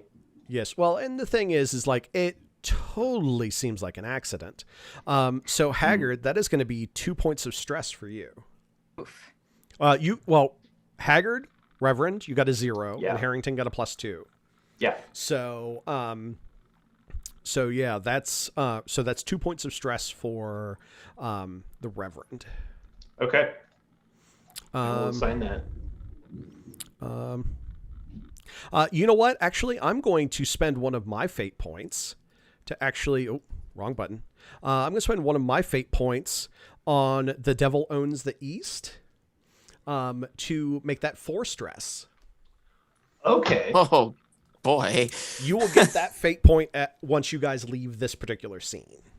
Because I that will, or- is you will.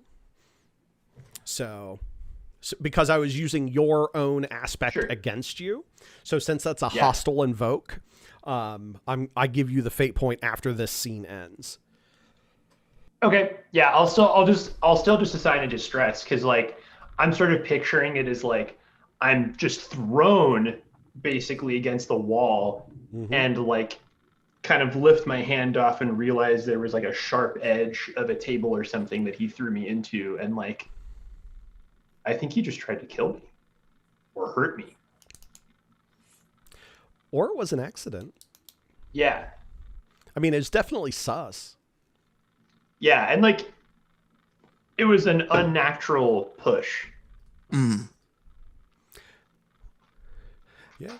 All right. And you just marked it off as tick boxes. All right. Yes. Cool. And that stress will go away at the end of this. Okay. All right. So yeah. So that's where we stand inside there. I'm trying to think, where are we? Oh, let's go back to Moira and see how Moira's doing. Oh, I was just gonna bring up Zach wanted Oh, to have Peacock say something to Charlotte. No, I was just saying, I don't know where it makes most Whenever sense. it makes sense, though. no. Then I yeah, think- we can note totally that. do that now. Zach. No, the only thing I was thinking Go is for that, it. like, I mean, because he knows that. Okay, I think it's just Peacock speaking to Charlotte is like, but what do you mean they from hell? I mean, you saved me, and they were supposed to, and they weren't saved, but they weren't bad people. It was the devil coming after them. Why they're not being in it? Why are they in hell? What are you talking about?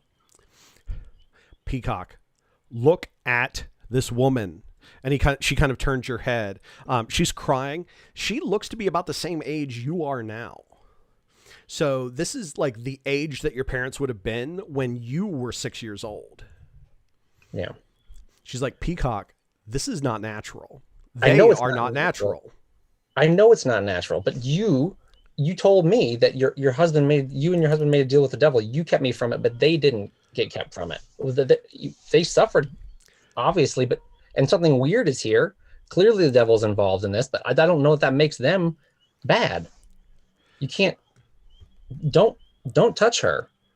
Peacock, you don't know anything about them. They may not be who they You don't either. pretend to be.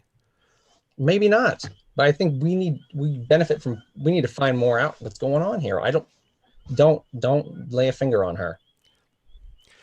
She kind of gives you like, just a mean stare and says, the road to hell is paved with good intentions, Peacock. And she walks away. Okay. Of course. I've been on the All road to right. hell for a while. Yeah. So Moira, what's up? Having fun with your husband? Totally. Yeah. I mean, her just stood there trying desperately not to cry or freak out at this situation.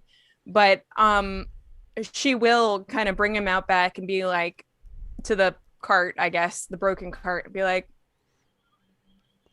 well, needs fixing. Sheriff's off looking for your wallet. You mind? Oh, no, I don't mind. Fixing a wagon wheel should be pretty simple. I've done it before. At least something like it. Okay, there's some tools. All right. And he kind of like gets started working on it. He's like, so what's your story? What are you doing out west here? Well, I don't mean any disrespect, but you seem to have, you don't seem to, you seem like you're from out east. You've got an Eastern manner about you. Yeah. Yeah. No, I am. I've been here a couple months. She's desperately trying not to just out with what actually happened because it would probably maybe freak him out or something. But she goes, "Oh well, my husband died as happens, and you know, not really much work in Baltimore for women, so kind of ended up moving out this way, try and make my fortune." Oh, well, I have to admit, I'm not really sure. You know, I would imagine there would be more opportunities out east. I mean, husband wise. Not really what I'm looking for. Jobs. Oh, okay. Not so That's much. okay. I'm a very modern man. I completely understand. No, I know you are. She says before she can stop herself. Oh, cool. Yeah, I thought I picked up on something there in the sheriff's office. You two make a good couple. That's what you're. Yeah. Yeah. Thank you. Yeah. Thank you. Well, I'm glad that I found out. I'm glad I found out about that now. It's actually gathering the courage to ask you out. Oh, I'd have looked like a fool. yeah, you totally would have. How's that wagon wheel coming along? She comes around the side of the cart. It's like done. Yeah, it is fixed, and he's actually moving on to kind of like repair a couple of other things with the wagon, just kind of like tidying it up. Yeah. Oh well. Oh, you got the brakes open too. Wow. Yeah. Yeah. I mean, can't complain. Okay. I can't fucking do this. This is weird. So At this very point, there is another like earthquake, like aftershock. As you're saying that, like the aftershock kind of like pushes you and your husband together. He's like that handsome, sweaty from having like worked on things. Everybody is thrown around like Star Trek style from the aftershock. We will find out what happens when the dust clears when we come back from a break. yes, I love it. I love that that was the impetus for it, where she said, "Fuck it, I'm gonna tell you, earthquake." I was going to give it a few more minutes, but I'm like, no, I feel That's like perfect. now No. is the right time to interrupt. So, Yeah. I love it. why don't we take a 10-minute break? We'll meet back here at 8:10 Eastern, so that is 13 minutes from now. So Okay. get yourself a drink, take a bio break, whatever you need to. I'll see everybody back here in about 13 minutes, and we will continue to play. Sound good? Sounds good. Yep. Excellent.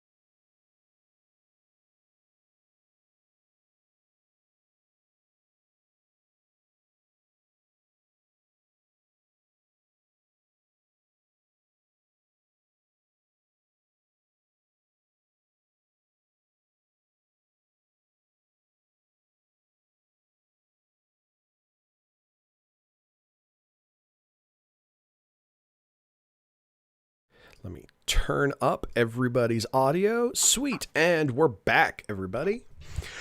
All right. Let me just post that into the chat. We're back for the 2 people watching us right now, which is probably, I don't know, 2 of you. All right. So we have just had another one of the aftershocks, and where we pick up is a field of black.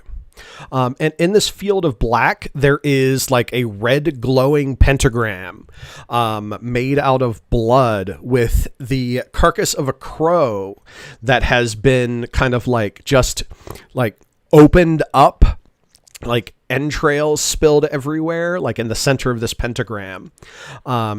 John, you were standing next to this pentagram and pacing around kind of like the other side of the pentagram, which this circle's like maybe like this pentagram's like maybe 10 feet. Yeah, so I'm kind of like is the devil in the silvered mirror. Yeah. So you guys seem to be occupying the same space at this point in time right now. Mm-hmm. And he's just kind of like looking thoughtfully at the crow as it kind of paces back and forth. Yes. Yes.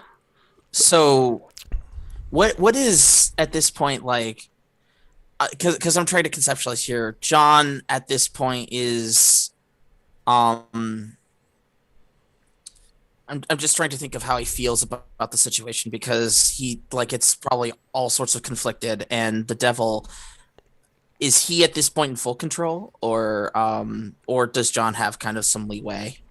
That's a great question. Why don't we start the scene off and we'll establish that. Mm-hmm. John, I do believe that it is. I do believe that the time for making a choice is coming closer and closer. I do wish that we had the years that I had planned, decades that I had planned for us to be together, playing cat and mouse. But it does seem, and he kind of looks down at the crow and then looks up at you. It does seem that my timeline has been modified. It has to be changed. So, John, I know that putting you under such pressure, you know, they say that pressure makes diamonds, and that's true, but most often it just makes dust and dirt. So the question that I have for you, John, is what are your thoughts on picking a side? You seem to want to turn away from the life of a con artist, and I can make that very, very sweet. At what cost? John, it's just simply the cost of, you know, it seems so, I don't know, cliche to say the cost of your soul. But these are modern times. The West is being explored. We've got railways being like, you know, crossing the country. They'll soon be done with the Transcontinental Railroad. It's a new era. We're coming into modernity. It feels as though we should refer to it as something else. But basically, I'm thinking an alliance, John. You know, you give me some of your power, and I give you some of mine. Why is it, though, that every time I form an alliance with you, it always ends up with at least one person dead? And I can't live that life either. Those are unfortunate circumstances, John. You were being chased down by the law. You were trying to do the right thing, John. And you did the right thing. Those people who went up in flames in that train car were bad men. Were they? Yes. I would never know. Because you were the one pulling the strings that time. John, you asked me for help. I gave my help. The weight of their deaths is not on you, John. It's on me. No. I don't think so. It is on me. And I'm going to do what I can do to make it right. I think at this point, and he pulls out his pack of playing cards, we play for the last time.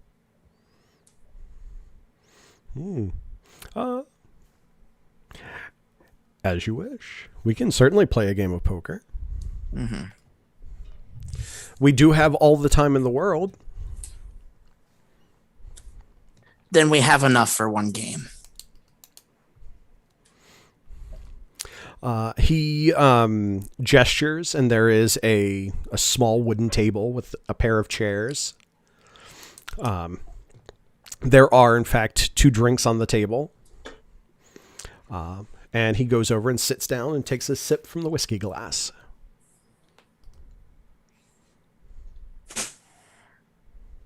So I'm going to take a look at my glass, and what do I see in it? Like before Whiskey. yeah, well, it's just whiskey. There's nothing like. It looks like whiskey. Just like whiskey. Gonna give it a little bit of a whiff. Gonna smell just to make sure that there's again nothing wrong with this.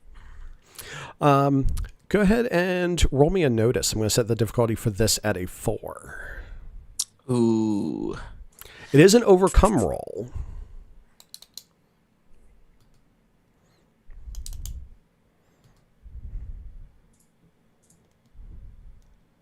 Oh, you're within 1 point of it. You got a 3 against a difficulty of a 4.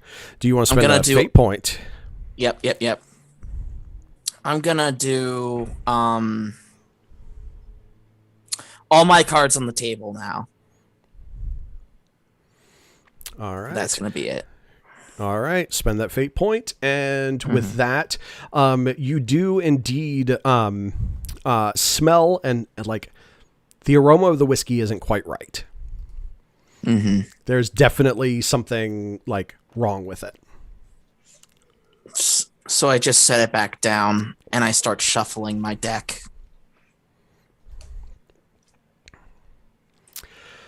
All right, and the 2 of you begin to play poker. You play, you play like, it seems like you play for hours. You both started off with a pile of chips. The kitty goes back and forth between you several times. Lots of poker gets played until it comes down to one particular hand where it's kind of like, everybody's kind of gone like all in. And you're at the point where, like, in order to keep playing, you have to keep upping the ante, but both of you are out of chips. So, at this point, John, you have to up the ante. And the devil says if you'd like to keep going, you need to up the ante, John. What are you willing to offer? I know we're playing for your freedom. I assume that's what we were playing for. Yeah. So he kind of just stops for a moment and thinks, what do I do? What do I put on the line for this? What's left for me?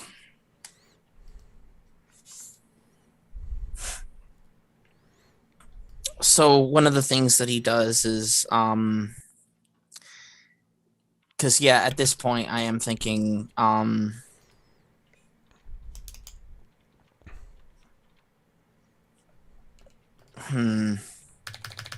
What can you offer a devil? What can I offer the devil? So I say, do you want ideas, or are you good? Well, I think Okay. I think it is going to be like it would be some sort of representation of my character's very soul, and I'm not sure like how we would visually represent it. Maybe like a poker chip that has like this sort of wispy thing around it. That's what I'm thinking. It's got this wispy aura. Yeah, it can absolutely be a wispy aura. What part of yourself are you anteing in? So it's love. It's the idea of the love that I've had for not just Audrey, but for also the people around me, the people who, who've supported me this entire time. And it's, their love and support, all of them. And, that's kind of what I'm anteing up right now. The devil kind of rolls his eyes. Ugh. All right. Yeah, I guess that could certainly be anteed up. All of your friendships and your love. Mm-hmm. Oh, that is big. Do you want to draw, or do you want to? So I don't know poker, so I'm going to use wrong words. Basically, do you want to like compare cards now, or do you want the devil to ante up, which means that you would have to ante up again? I guess we'll compare cards. We'll play our hands. Okay, I didn't know if you wanted to like, try and get more out of the devil. Well, all right, then like if I wanted to get more out of him, yeah, let's get him to ante Let's up. make some bad decisions. Squeeze and dry, John. Yeah. Make the devil sell the farm. Mm-hmm. Yeah. Or try anyway.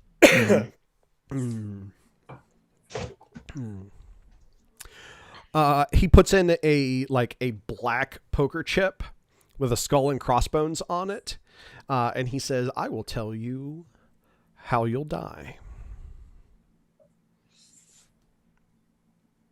All right.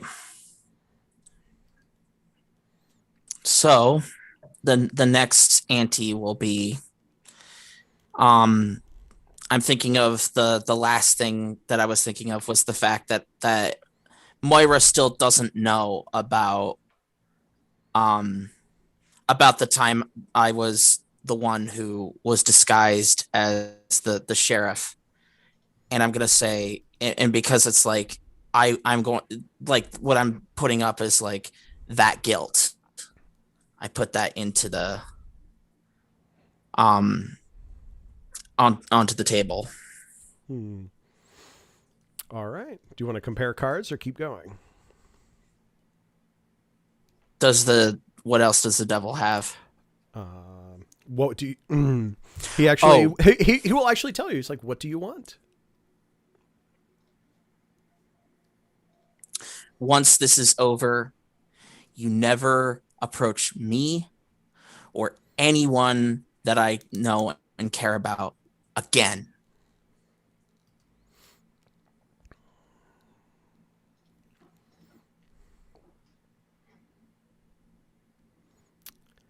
That sounds a little bit too rich for my blood, John.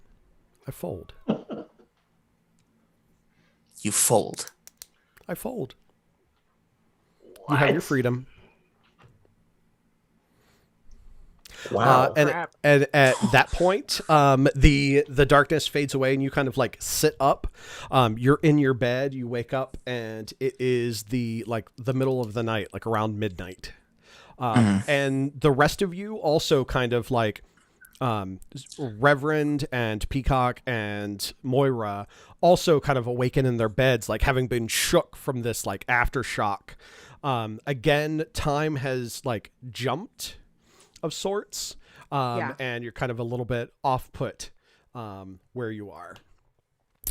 But so John Harrington, the aspect, the devil in every silvered surface, is no longer an aspect of yours. Ooh. So yes, I'm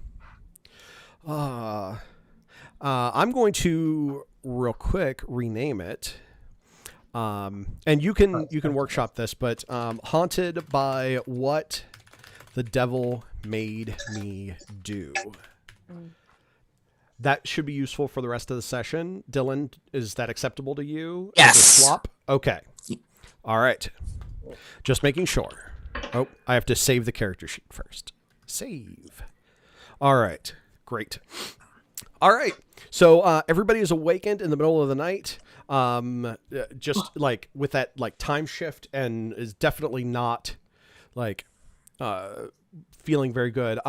Peacock, you are sleeping on your little like sofa because your mother Ella is sleeping in your bed. Reverend, you're home. Moira, you're home as well. Valentina is laying next to you in the bed. And this is the situation where everybody is.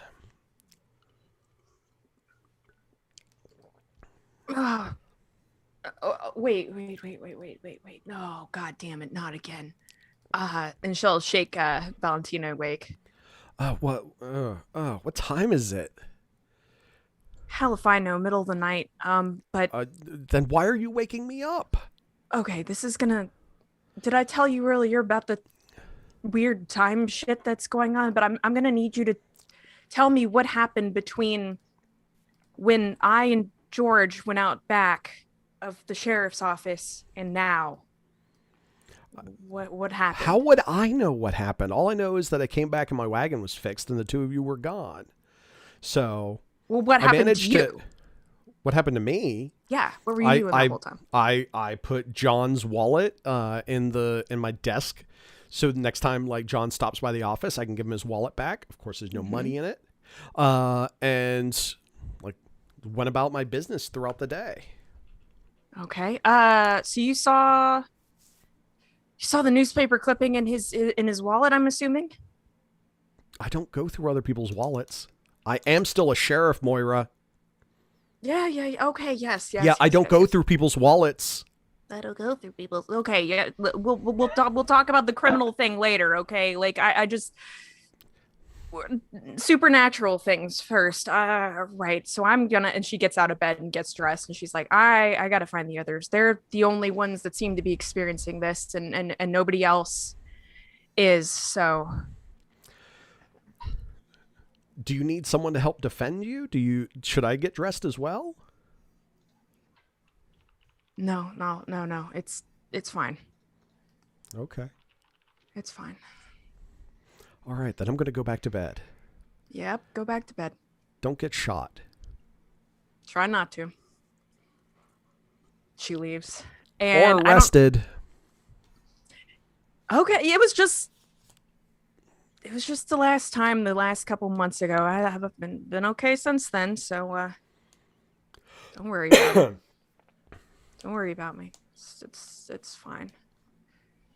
It's fine. And she's like reassuring herself because of everything that's happened, and she's just it'll be fine. It's fine. I'm sure. Okay, so where's everybody at this hour? Jeez. Okay. Well, Peacock's probably closest. Right. She heads to Madame Charlotte's. All right, yeah, you know where Peacock's room is, and knock on the door and find Peacock awake. Definitely making sure my mom's still alive. Or oh yeah, no, she's safe and alive. Whatever she is. Mm-hmm. Well, the thing is, like, she has a pulse. Okay. So like, you know, by Charlotte in the middle of the night. Yeah. Now you do notice, like, on your bedstand before Moira gets there, that you apparently have been like taking some notes while talking to your mother, and you see that like, actually you see in your mother's hand, she had written down some notes saying like, you know, like Clark last name. I didn't write a last name. I'm sorry, but Clark is your like given name, and then like, you know, information about where you're from, what your favorite things were when you were 6. And there's a little like stuffed rabbit animal that looks like it's been dragged everywhere. So yeah. Well, geez. Okay. So it's just, yeah, so I guess I'm just reading through that when Moira comes in, I suppose. I don't want to let if my mom's still asleep, then I wouldn't want to bother her. She cracks the door open and she kind of looks at the both of you and she goes, pardon me, because she has no idea of the situation, though I do. So I'm like, oh God. You get a girlfriend? Like, what the hell? What? No, don't be gross. This is my mom. But she's I know it's all weird, but it's she's my exactly mom. She's exactly the same age as you. I'm sorry. Have but you not seen weirder things today? No, I'm not disputing that it's your mom. It's just okay. Sorry. Anyway, let's weird. move past. I've been on either in front of the door or on the couch this whole time. It's just but let's let her sleep. I don't know what's happening here, but that's what she is, and she left all this. She's been telling me about. I guess she's been telling me while in this last time skip or whatever the hell's going on, has been telling me about us and wrote it all down for me. But And she'll like kind of, she rushes over but quietly and looks at the thing and at the notebook and is like, okay, so that's concerning. What do you mean? Concerning. So during all these time skips, right? we know it's not affecting anybody else but us four. But Sure. I thought, I don't know, maybe we were laid out on the floor just like sleeping or something, or unconscious. But clearly, she taps the notebook. Clearly, we're out doing shit during these No, events. I changed my Yeah. I changed to Given. say his mother had written it Oh, because I okay, realized okay. that I was saying something inconsistent. Yeah, that we were Yeah. out doing things. Yeah, okay. Yeah. Yeah, okay. Yeah. Okay. Yeah. Nope. So she'll Ooh. read it and be like, okay, well, that makes me at least a little bit less afraid, because during these events we're not like out doing things that we don't remember. But what are we doing? Uh, Or what's happening? I don't know. What the hell? Okay, well, anyway, we gotta group up with the others before one of these happens again, and I'm getting real sick of this, if I'm honest. Well, me too. But I was with Charlotte, with the way she was behaving. I don't, I mean, I know this is all weird, and I know I just found her again, but I don't know. I feel comfortable just leaving her here, unprotected. Why is that? Well, was Moira in the room when that No. happened? No, She wasn't. Oh God. Okay. Yeah. Yeah. Well, Charlotte killed my dad. I don't know exactly what happened. She shot her. She shot him.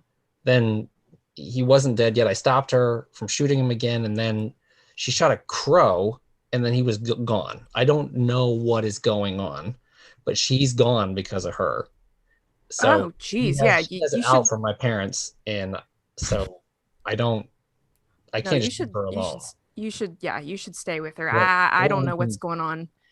or can we find somebody that we trust to keep an eye on her, so we can move on here? Because I Right. to find out what's going on. We can't let another, because who knows what happens in the next skip, and she's all gone anyway. So we need to put a stop to this. We do. All right, cool. So I guess I am going to go wake up my girl. I mean, the sheriff. Be right back. And so she would go wake up Valentina and bring her back. Yeah, let's do it. She is quote unquote happy to help. All right. Oh yeah, she's probably pissed off. Yeah. Oh Like, yeah. Okay. Oh yeah. You Alrighty. are gonna owe her big time. Oh yeah. I know. I'm sorry. Okay, so Let's have it over to Rev's house, I guess. yeah, and All right. yeah. Actually, we're gonna go to the Reverend now. You two Ooh. have gotten Valentina involved. So Reverend, there is a frenetic knock on your door. Reverend, open up. All right. Do I recognize the voice? You do. It's Audrey. Okay, I open up. Reverend, thank you so much for letting me in. She kind of pulls back her. I didn't actually let her in. Oh, okay. No, but Well, I think she- it's funny if she okay. says that, and I'm just like, Oh.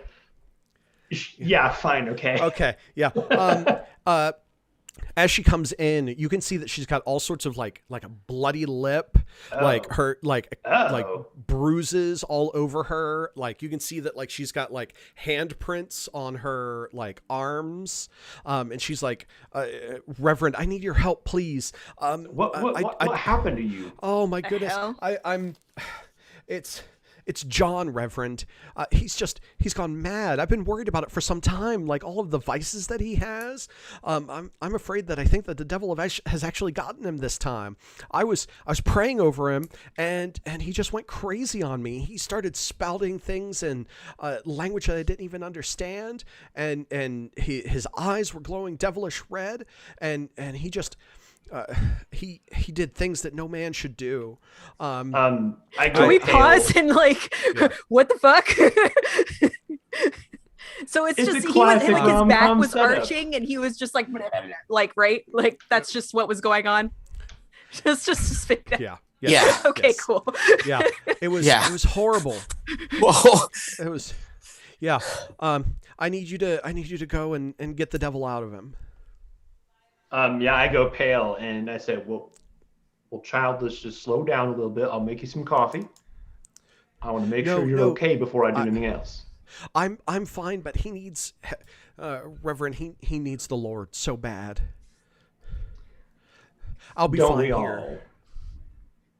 I want to roll empathy to see if her behavior is suspicious. I want to offer you a compel on. Oh goodness, what was it? Where's the line, John?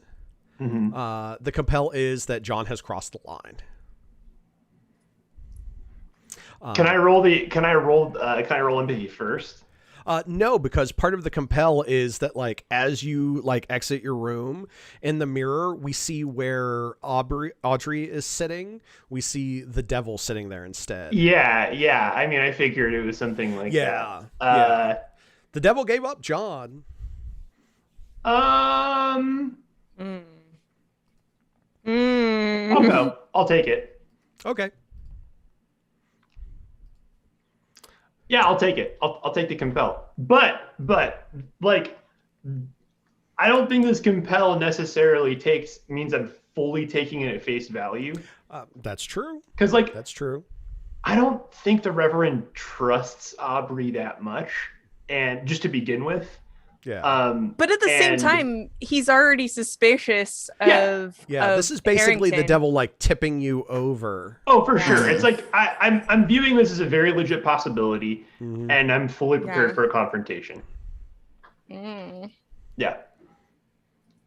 But like, I'm not going to be impossible to convince that this didn't actually happen. Yeah, absolutely. I'm not going to go in guns blazing. And I mean, this is player versus player stuff. So of course, like whatever everybody is comfortable with. I mean, we've discussed this privately outside of streams that like we knew it was going to come to this head. Yeah. And so however it ends up being resolved is how it ends up being resolved. And it will be fine. Okay. So, yeah. Okay. All right. I'll take it. Dylan, is that still okay with you? Yes. Okay, great. Just wanted to make sure.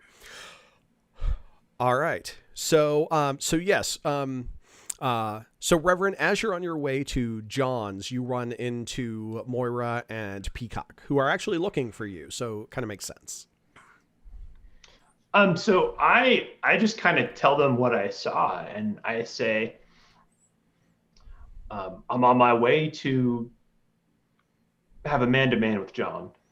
I think that he's crossed the line, and I'm afraid this can't go any further. I don't know what to say to that or what to think. If I'm Honestly, honest, neither but do I, we do need to. I know what I saw. Oh yeah, okay. Well, regardless, we do need to check in on him. So, I guess we'll see what he's up to.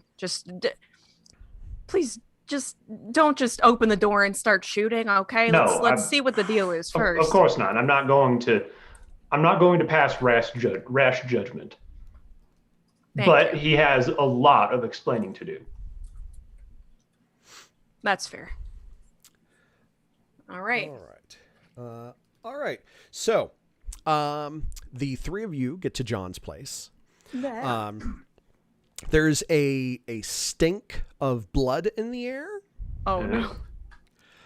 So yeah, who's gonna be the one to open the door? Oh, I'm hammering on the door for sure. Yes, I know, but there's not going to be any reply. Oh, then I'll open the door. Okay. I've taken point, as it were. You open the door. It is not locked. You see that the room is like just coated in viscera and blood.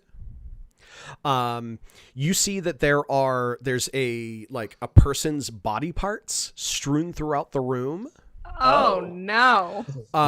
You see that there's like a pentagram made out of like innards. Around the bed. John is laying like on top of it. And John has like the crow, like the head of the crow in his mouth. As he is laying there. Gross.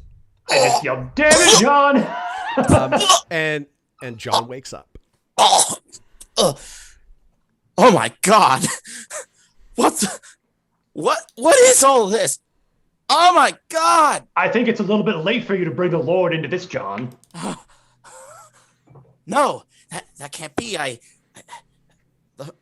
He folded the final game. What happened? So I tell Peacock and Moira to like restrain him because I don't know what's gonna happen. So hell is happening? Hey, Do I do I dare ask who exploded? Like what? And she walks over to John and she's like, "Listen, okay, before the Reverend shoots you, what happened? What's happening?" last thing I remember was the crow, and then I played the devil for our final game. He promised me my freedom. I made him fold. But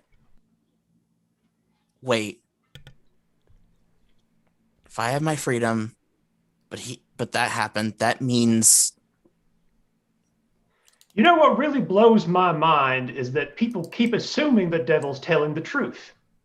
It's like everyone just thinks that the father of lies won't lie to them. Well, she kind of Does this looks at look like a Harrington free man to you? and hands him That was a a towel. Moira. Oh yeah, she's like, yeah, exactly. That's what she's gonna say. She's like, listen, he said he'd grant you your freedom. Didn't guarantee anything else, right? So technically, not a lie. So yeah, at this point, John is kind of just completely out of it. Just kind of he's shaking all over. Yeah. Now she brings him some Moira brings him some water and is like, well, did you get anything else? I hate to ask considering you're probably permanently traumatized by this event, but did you learn anything else? I mean,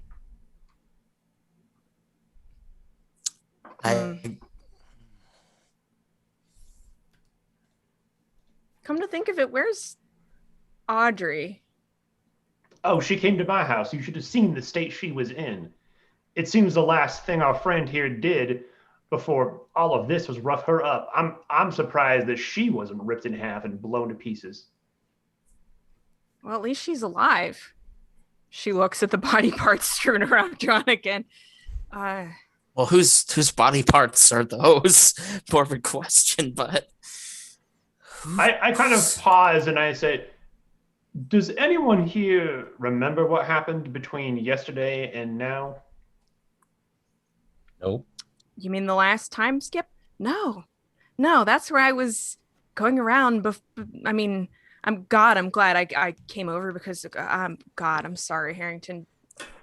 But we've been having these events, us four, and so everybody else in town, they've been going on with their lives, but we've been out of time during them. And the most recent one would have been when you were having your card that means match. That means that there's someone else involved. Well, I intend to fully get to the bottom of this. Get him cleaned up. We need to go back to my place. Okay. Being a little bit blunt about it, but I'm gonna like walk over to the water pump or whatever and just like fill up a pitcher to give to him so he can get cleaned up. And it's just like super cold. Now you're awake. Yeah. Zach, you look like you had something to say. No, I guess I'm just a little bit confused. I feel like I thought we're kind of, I guess maybe out of character because I know you guys, because this is a big moment for you guys. So I guess what are we, what we're going for? Because I thought this was the kind of a me coming to a head here between the two of you. I feel like why are we walking to someplace else? Like this is what I'm wondering. It's your character stuff. I'm just curious. Well, I heard what John said. And like, I don't believe him necessarily, but the time skip thing is super suspicious and it kind of lines up. So I just want to drag everyone together where everything's under control and no one's like disappearing on me back to where Aubrey is so we can get this sorted out. Because I don't know who to believe exactly. Because this does seem pretty out of character for John, but I know what I saw. Yeah, and so out of narrative, okay, so those who've been watching, like, know that, like, John was given a choice. Like, he could embrace the power of evil or he could deny it, and John denied it. Right. So the meta narrative that we all know, we know that John chose not to. And so John's going to suffer as a result of this.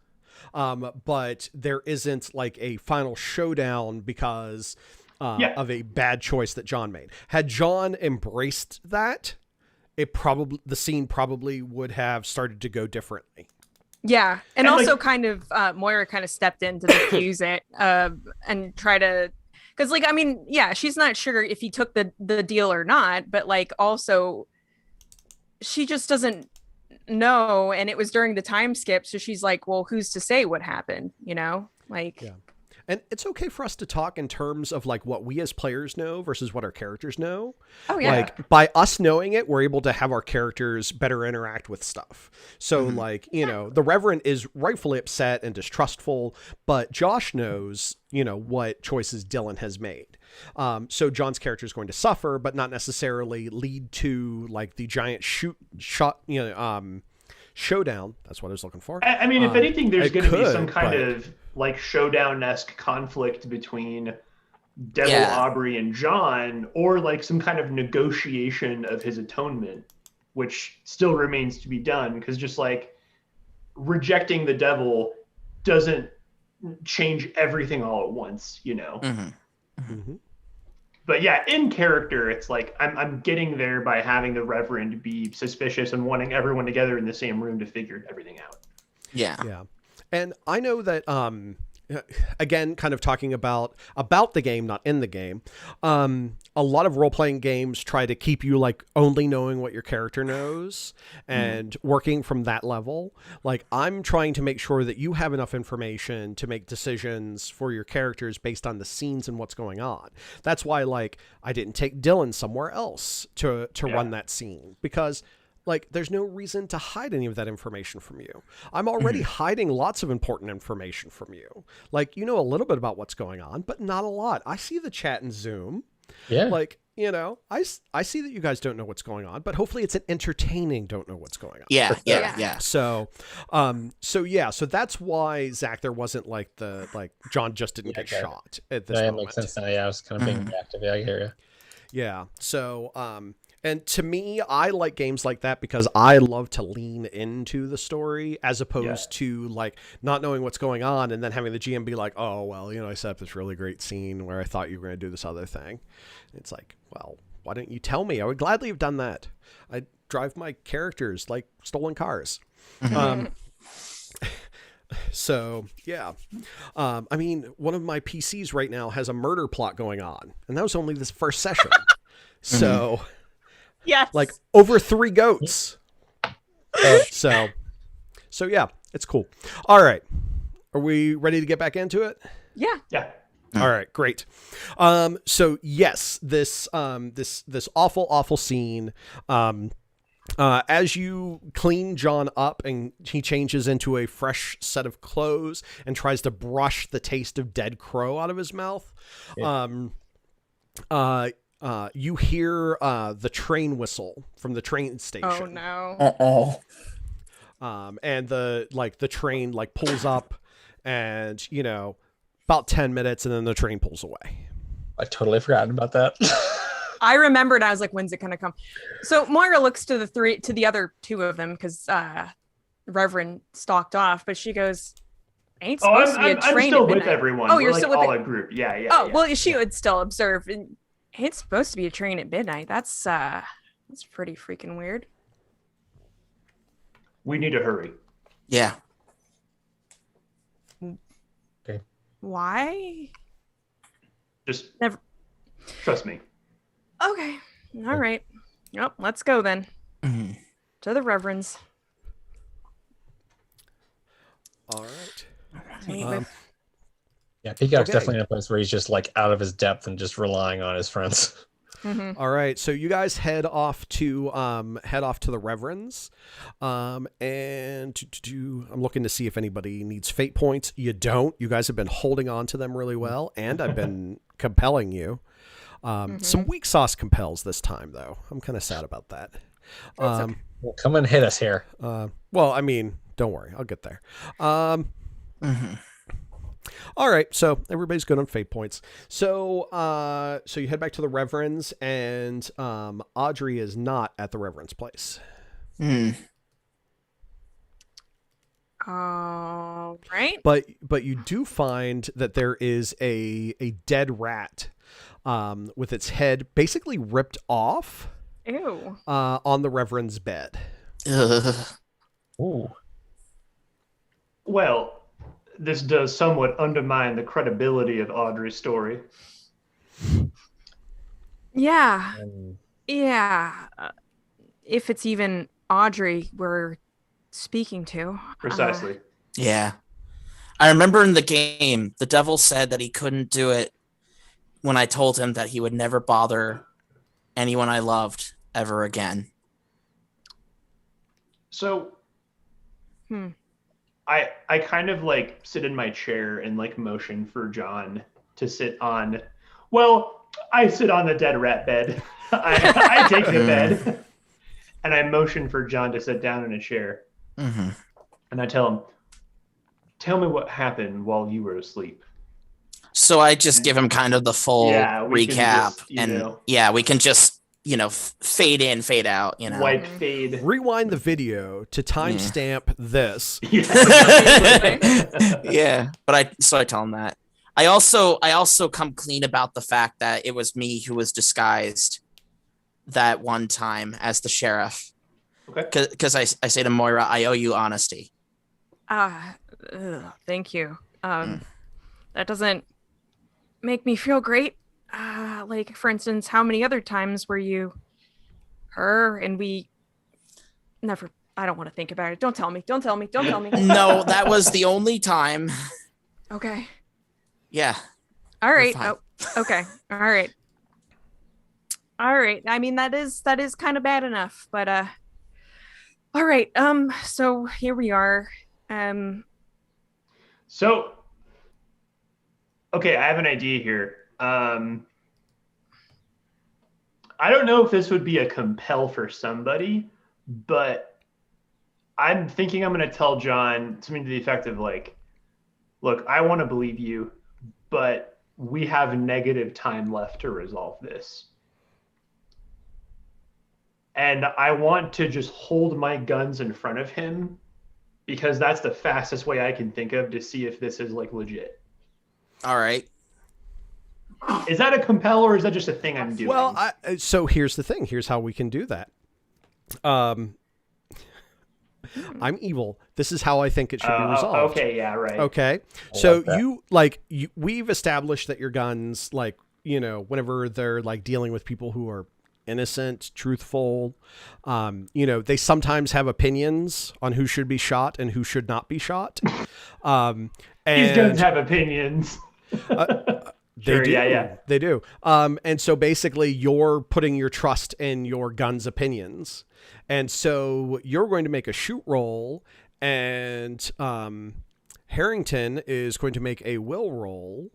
And this is going to be an overcome for Harrington to make. Okay. So your shoot sets the difficulty, and then Harrington has to roll will to overcome it. The reason that it's an overcome roll is that Harrington, like with overcome rolls, you can always choose to succeed at a cost. Right. So what that means is that Dylan's character Harrington will only die in this instance if Dylan wants Harrington to die. And it just means that there's going to be a cost if the dice work out wonky. But also, given your particular like skills there, like I think that you're pretty even, reasonably even. I have a 4 shoot. I you have a 4 shoot, that. and Harrington also, has a 3 will. I'm assuming I could spend fate points to make his roll better. Well, I mean, you can all spend fate points on the exchange. Right. Yeah. I mean, I might spend fate points on the exchange. It's fair. So does that sound agreeable, Josh and Dylan? Yes. Sounds good to me. All right. I'm kind great. of envisioning I just like turn away from John and kind of stand up and walk towards the table and then say something to the effect of like, John, I want you to be telling the truth. I want this to be over. And then I just like turn around and I'm pointing the gun at his head out of nowhere. Yeah. All right. Make your shoot roll to set the difficulty. Shoot. Roll. All right. Oh, you got 4 blanks, so that is a 4 result. Ominous. Literally middle of the road. Yeah. Harrington. So Dylan, you can choose to just fail this if that's what you want to do. Or you can defend with will. Gonna defend with will. Okay. I didn't think you would pick the other choice, but I wanted to make sure that it was explicit. Sure. Okay.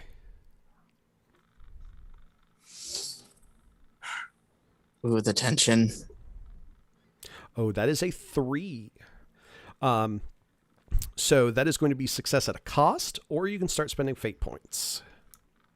I'm actually open to spending the fate point first. I think it'd be thematically appropriate, but I don't want to step on anyone's toes. I would like to invoke my trouble aspect. Where's the line, John? Because I want him to be okay. Like I want him to mean it. All right, go ahead and spend that fate point.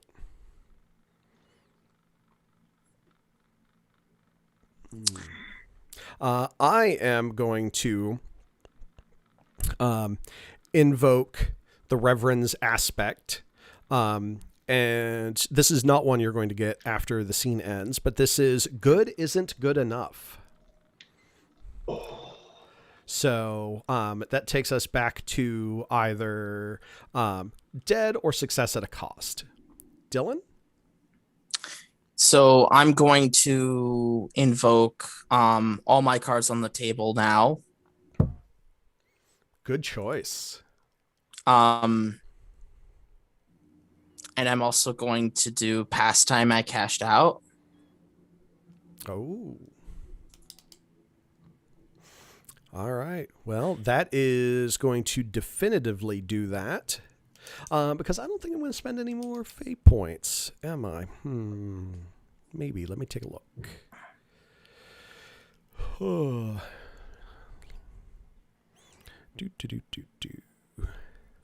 No, I think that's good. All right. I'm happy with that. Okay, so I do a cool like spinny move with the gun and like stop it, and I'm like holding the handle up to him instead. Mm-hmm.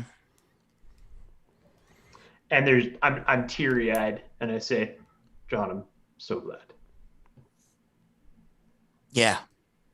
We've got a devil to cast out. Let's go. And he grabs the gun, and I use it to help him stand up out of the chair. My God. Oh, this scene, I love it. It's so great. Reverend, in your head, you hear the words, "Clear the way. The devil will try to stop our heavenly host." Mm-hmm. Has the Reverend told any of us about that conversation? I haven't actually. Okay. I didn't think so. I wanted to double check. Yeah. All right. But I do as we're leaving, I say, we should expect heavy resistance. This is the devil's last stand. Okay, then.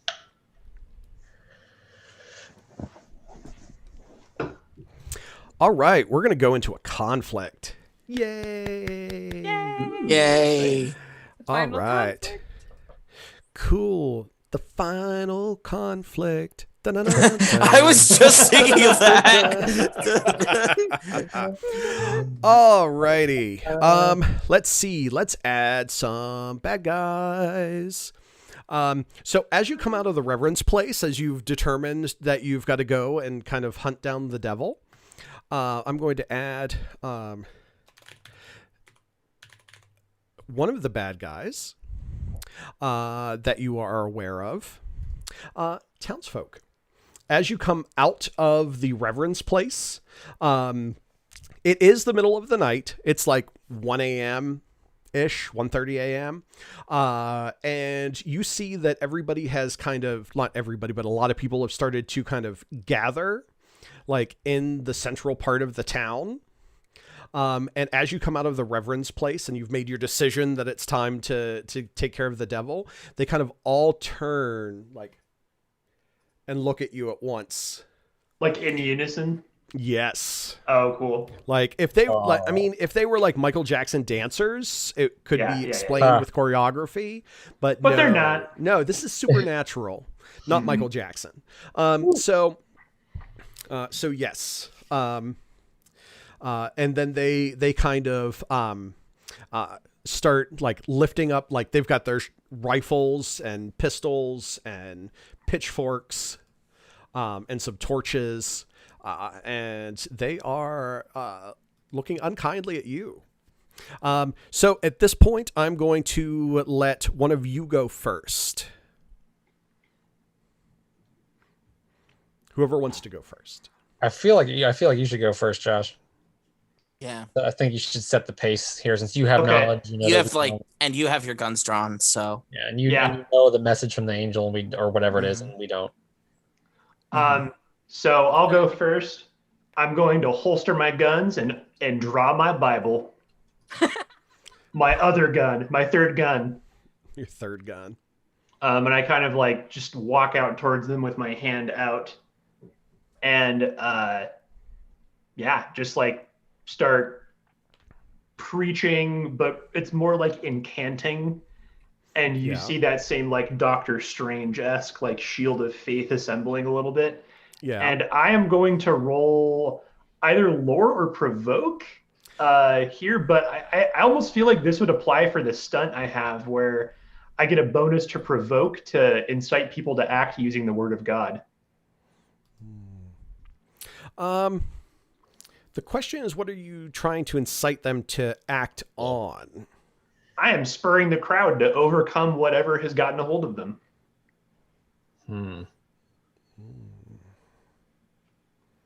I'm calling them to repentance. Sure.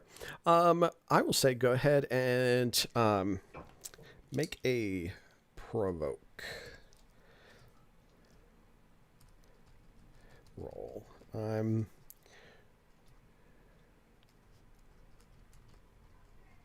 Okay. And then so that's a 3. If my stunt applies, that's a 5. Okay, hold on. Your stunt does apply. Okay.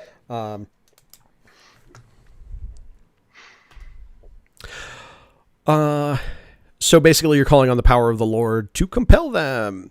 Let's see. Let me grab some fate dice. Why can't I add a modifier?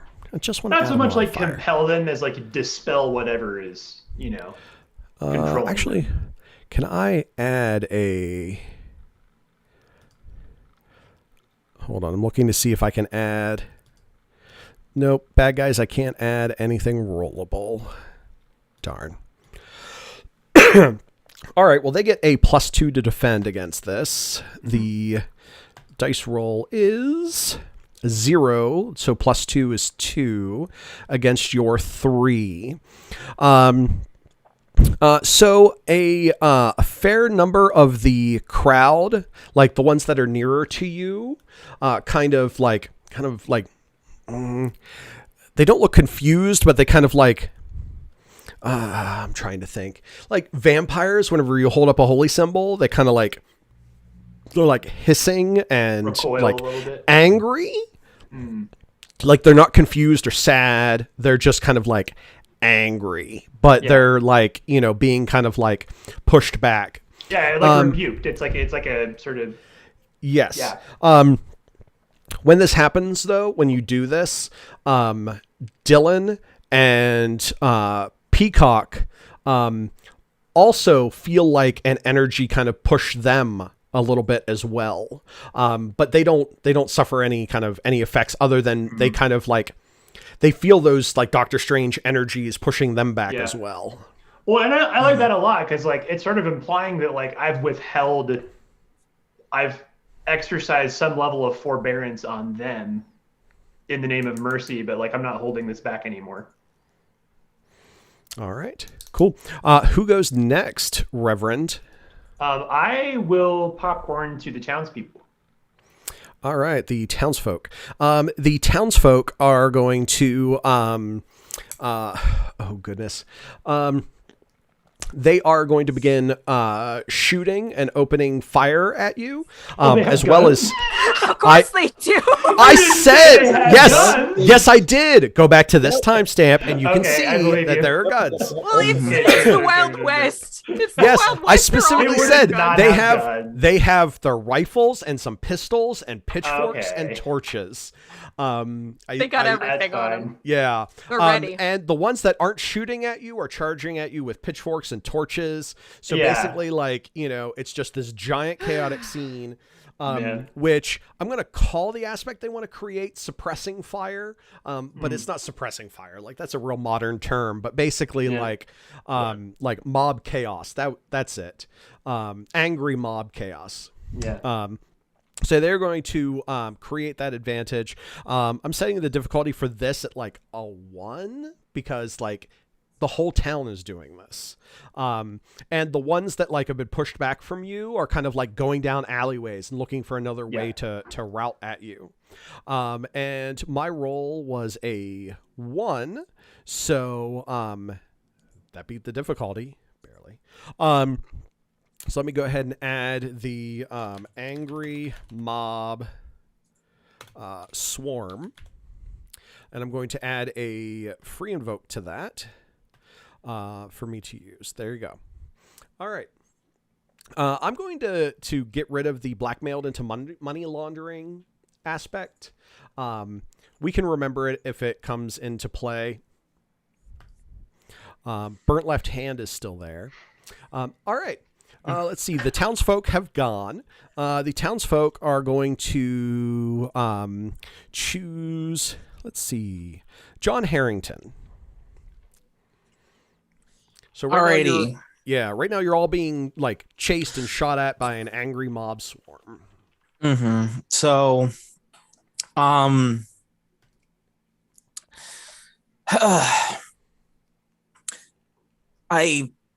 the problem is that I know exactly what John would do, but it would be very like, I'd imagine that he would like deck a random guy and just disguise himself with his own clothes, like just to pretend to be part of the mob.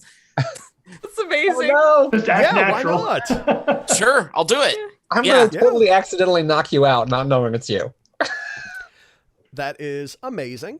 So I mean, you that could is- just grab a dude and disappear into an alleyway, and a couple seconds later you come out. Yeah, dressed as it's that kind of thing. Like I'd probably Yeah. just take him behind a tree and I'd come out with his clothes, you know. Yes. There you go. let's see. This is gonna be I'm gonna bad. I want to find the right I love it. right skill for that. Let's see. Let's pull up your character. What is the right skill? I'm going to say that that's creating an aspect with deceive. I think that is definitely, it sounds like, I mean, it could be a fight because you got to knock them out, but honestly, like, it's really cool. I want this to be nice. I'm saying the difficulty at a 1. You can make a deceive roll, Harrington. That is a 5, so that is success with style. So I literally come out more stylish than when I came back in. Exactly. Actually less stylish. That's stylish. But the other So, townspeople completely buy that you're part of Mm-hmm. part of them. So yeah, Okay. now I can influence the mob to All right, go somebody- after someone else. That'd be great. Somebody give me a name of Direct one the of the mob. townsfolk. Just a moment. American name generator. Henry something. There we go. Disguised as Henry, the bank clerk. There we go. Yeah. There we go. All right, so John, now you can change this aspect to whatever you want. Like, it could just be disguised, but disguised as Henry, the bank clerk, gives it a little bit more flavor. Don't let me railroad you if that's not what you want, Dylan. Nope. I'm cool with I it. love I would that. let you It's know if I had okay. a problem with it. Okay. I like to maintain lines of communication, and that has 2 free invokes on it. Oh. Mhm. Because that was success with style. So if you succeed with 3 points over what the difficulty was on create advantage, you get 2 free invokes on it. Mhm. So Excellent. All right. John, who goes next? Moira and Peacock are the only other ones there. I'm gonna say Peacock goes next. All right. Okay. So we have no knowledge of that we're supposed to go anywhere else. We just have this massive mob in front of us. Okay. Yes. Well, Yeah. I mean, you could try to find out what's going on, but there is this Moira's massive going to. mob. Yeah. Well, I have an idea. Do that. I guess.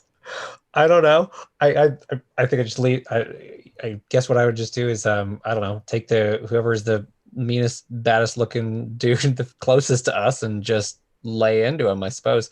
I guess what I want to do is like maybe Protect everybody. yeah, and maybe try to create in the hopes of like creating some kind of Moira would combination. Moira would kind of like, this is kind of me doing a little bit ahead of my turn, but you'll see where I'm going with this. She'd kind of like nudge Peacock and like, okay, can you, I got to do something for a minute. And she sits down on like the bench outside of the Reverend's house. She's like, I got to do something for a minute. Can you make sure nobody beats me up?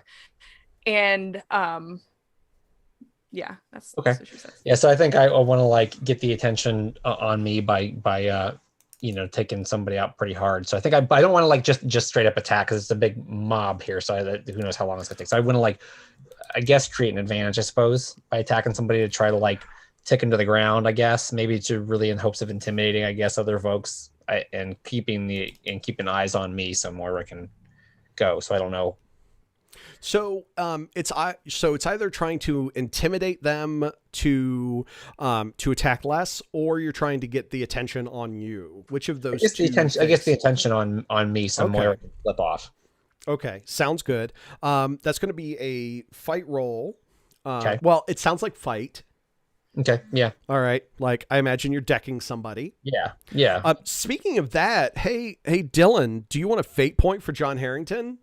Oh boy, is he gonna get decked? I'm gonna yes, do it, Yes. do Yes. it. So Zach, we're gonna make a roll that will actually apply to like the townsfolk, but in addition to this, you are going to deck Harrington, who is disguised as Henry the bank clerk. Okay. So Henry had it coming.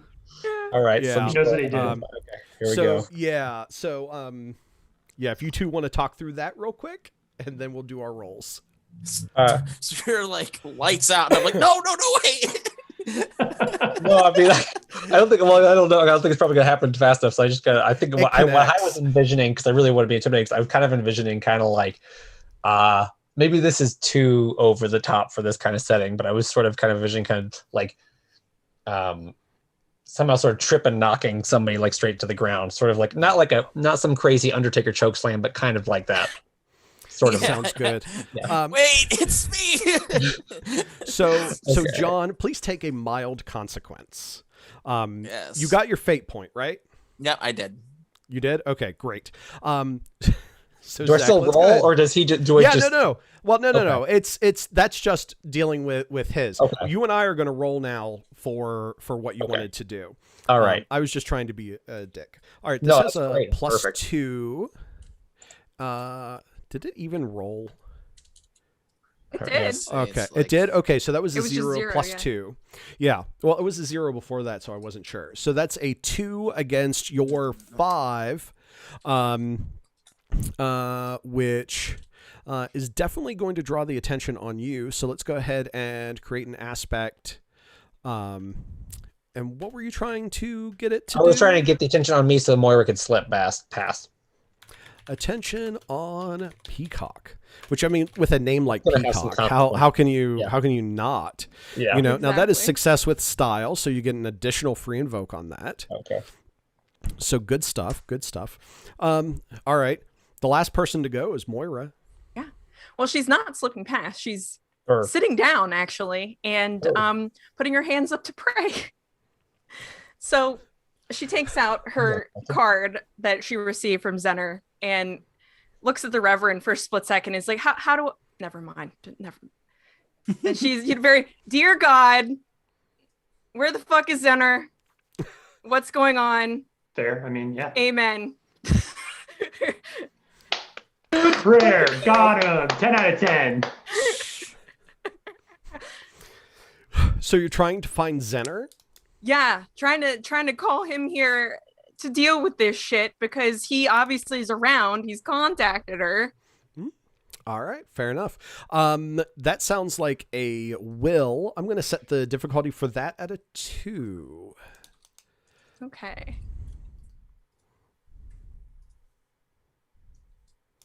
All right, gosh. you got a 0 against 2. All right.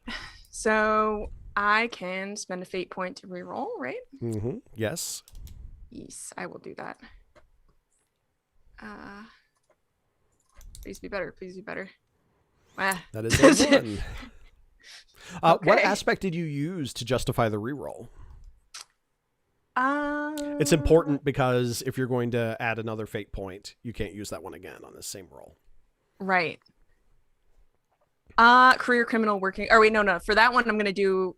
Yeah, career criminal working for Evan is the one I'm gonna do. Yeah. All right, sounds that good. makes sense. All right, now, are you going to? Now, this is an overcome roll, so you can choose to succeed at a cost, or you can spend another fate point and succeed.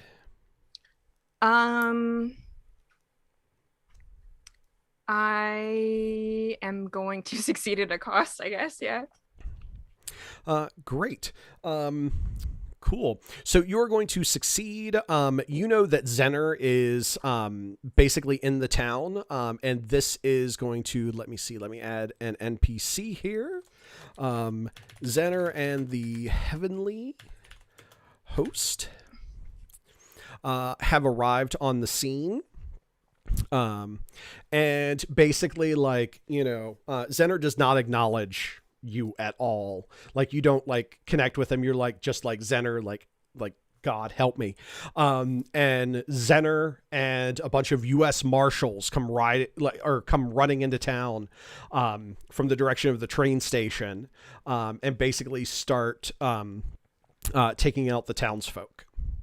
They are knocking them out. They are not shooting them, just to like make that explicit. And the cost is going to be that as you were sitting there, like, kind of like praying, you end up getting dragged into the ruins of the partially rebuilt church. So you were like dragged away by some of the townsfolk. So you are separated from everyone else. Oh, okay. Interesting. And you are with an NPC that I'm adding, which is unknown actor. So there. That'll be fun. So I'm going to reset everybody's status as having gone and not gone. That's the end of round 1. Yay. That was exciting. All right. So Moira, you're the last to go. You get to choose who goes first in the next round. You may choose yourself.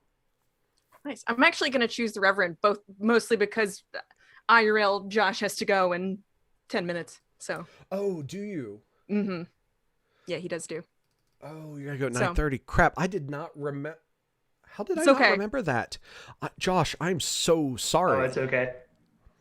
Also, like, I don't mind being on autopilot if someone else wants to run me while I'm gone. I feel like you guys are all capable of knowing what I would do. Okay. For my understanding purposes, did I miss a message that I didn't? Yeah. I put 2 in the chat. Well, I'm not looking at the chat right now. I'm just saying, like, before today's session, did I miss a message? I don't think so. Okay. All right. I just wanted to make sure because usually I'm on top of those things. And had I known at the start of the session, I would have timed things. Probably still okay. Horrible, but. Yeah. All right. Okay. Got it. Reverend? Okay. What are the threats? Like, are the townsfolk just kind of still menacing? The townsfolk are trying to hunt you down. Okay. They are shooting at you. The angry mob swarm is still there. They've successfully carried off Moira. Yeah, Moira is gone. A lot of the townsfolk have started swarming around Madame Charlotte's place.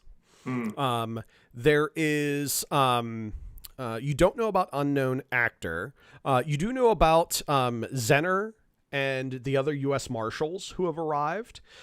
You know that they are the heavenly host. Oh, I see. That has that the train whistle was about. Yeah. And so they're here to kind of help, but that you were tasked with, clearing the way. The devil will try and stop our heavenly host. So okay, so I have two main concerns. My first concern is protecting my friends. yeah, You can see how well it's gone. My second concern is figuring out what the source of this is, because I know this isn't normal. I know these people are under some kind of malign influence. mm-hmm. Is there a way I could roll lore to figure out where this is coming from, or something similar? I mean, maybe like notice. I'm thinking lore is like a detecting magic or detecting supernatural influence thing. Well, I tell you what. Why don't we do this? Because I want to try and give you a good scene before you go. But Okay. so this is going to be a little bit railroady, but Yeah, watch that's where fine. watch where I'm going with it. So basically, like, your concerns about like Moira being missing. You look after her real quick, and you kind of find her in the broken down remains of the church that it's part char, part new construction. Foundation's great. And you see that there are some townsfolk there, they've got some pistols pointed at Moira, and you see Audrey there with this giant knife, getting ready to plunge it into Moira's heart. The unknown actor is Audrey. Oh. And you recognize Audrey. You're kind of surprised that you recognize her, given that all of her skin has crackled, it's been burned. Yeah. Okay. And smoke is pouring off of her, and you smell brimstone. Honestly, I'm relieved, because I was thinking I was going to have to pull some kind of trick shot and shoot the knife out of her hand, but the Reverend's first thought is, oh, at least she made it easy for me. Oh, well, there you go. It sounds like you're going to make a shoot. I absolutely am. All right. I see no skin, smoke billowing knife holder. That's what my guns are for. Well, I mean, maybe. Not everything in life has to be complicated. Indeed. Her roll gets a +3 to it. So that is a 4 for me and a 7 for you. Oh my goodness, That I is didn't see a that. 3 stress hit Okay. on Audrey. And I'm going to invoke here just to try to go big. Yeah. I'm going to invoke gun-toting preacher, because this is what the job description was. All right, so that went from 4 and 7 to 4 and 9, so that is a 5 stress hit. Let me add some stress to Aubrey here. Physical stress track. Yep. And those should actually be 1s. So I said, 5 points of stress. All right, great. I can mark all 3 of these. And, what is it? Tell me where you shot her. I want to make think sure I she shot, doesn't die. Yeah. Oh, no, she's not going to die as a result of this, but I'm trying to Okay. give the Reverend a cool scene, and then Yes. Audrey's going to kind of run away, and then the rest of you can kind of take Audrey out. Yes. I Let's do think this. it's apropos for me to just unload 2 full clips into her torso. All right. There's 6 barrels. I shoot all my bullets every time. I'm going to say Swiss cheese body Cool. is going to be the basically you just shoot the shit out of her, and And I'm picturing there's I just fan with one hand and then fan Yeah. with the other hand. yeah. So we've had some horror elements in this game. So she's got just blood pouring out, a little bit of viscera is kind of leaking out some of the holes, the exit holes from the bullet wounds. She is going to flee this particular moment, and Reverend, I know you've got 4 minutes. Zener is going to to come onto the scene like after Audrey leaves. And Zener is going to tell you that you've done well, Christopher Jeremiah Haggard, and you've earned your rest. And he puts his hand on your forehead. There's a blast of white light, and the Reverend is gone. So he got called home. Yes, there My will be people need me. there will be an explanation. You did good, Josh. I hope you had fun. Cool, I did. It was great. Thanks, guys. Yep. All right, Oh, thank you. awesome. Now let me kill everybody else. Okay. I said the quiet I want part out everyone loud. to know the first thing they see after they die is going to be me with my arms crossed like a disappointed parent. Yes, definitely. I tried to help Hovering, ascending. you. You wouldn't listen. What was I supposed to do? All right, Josh. I Talk to you on the internet. The rest of us, let's keep going. So that was the Reverend. I'm going to say that Audrey has gone, and I'm going to mark her as having gone since she left. And I am going to also mark Zener and the Heavenly Host as having gone. They're not really interacting. They're there mostly to try and actually, Zener did his thing with, the Reverend, but the rest of the Heavenly Host, the U.S. Marshals, are going to try and like quell the angry mob swarm. So they're going to make a roll against a difficulty of 3. They get a +2 to the roll. Let me go ahead and hit roll. Jam rolling against himself. That sucks. That is a 2 against a 2 difficulty. So the U.S. Marshals are not able to overcome the aspect angry mob swarm, but they tried. Oh no. So good stuff. All right. So let's see. Zener and the Heavenly Host will choose, let's see, John Harrington to go next. Alrighty, so I'm trying to think of what, like, because he would definitely not approach this. You know what I'm gonna have him do? I'm gonna see if I can convince her. I'm gonna have John produce a dandelion. He's gonna hold up a dandelion. To Audrey.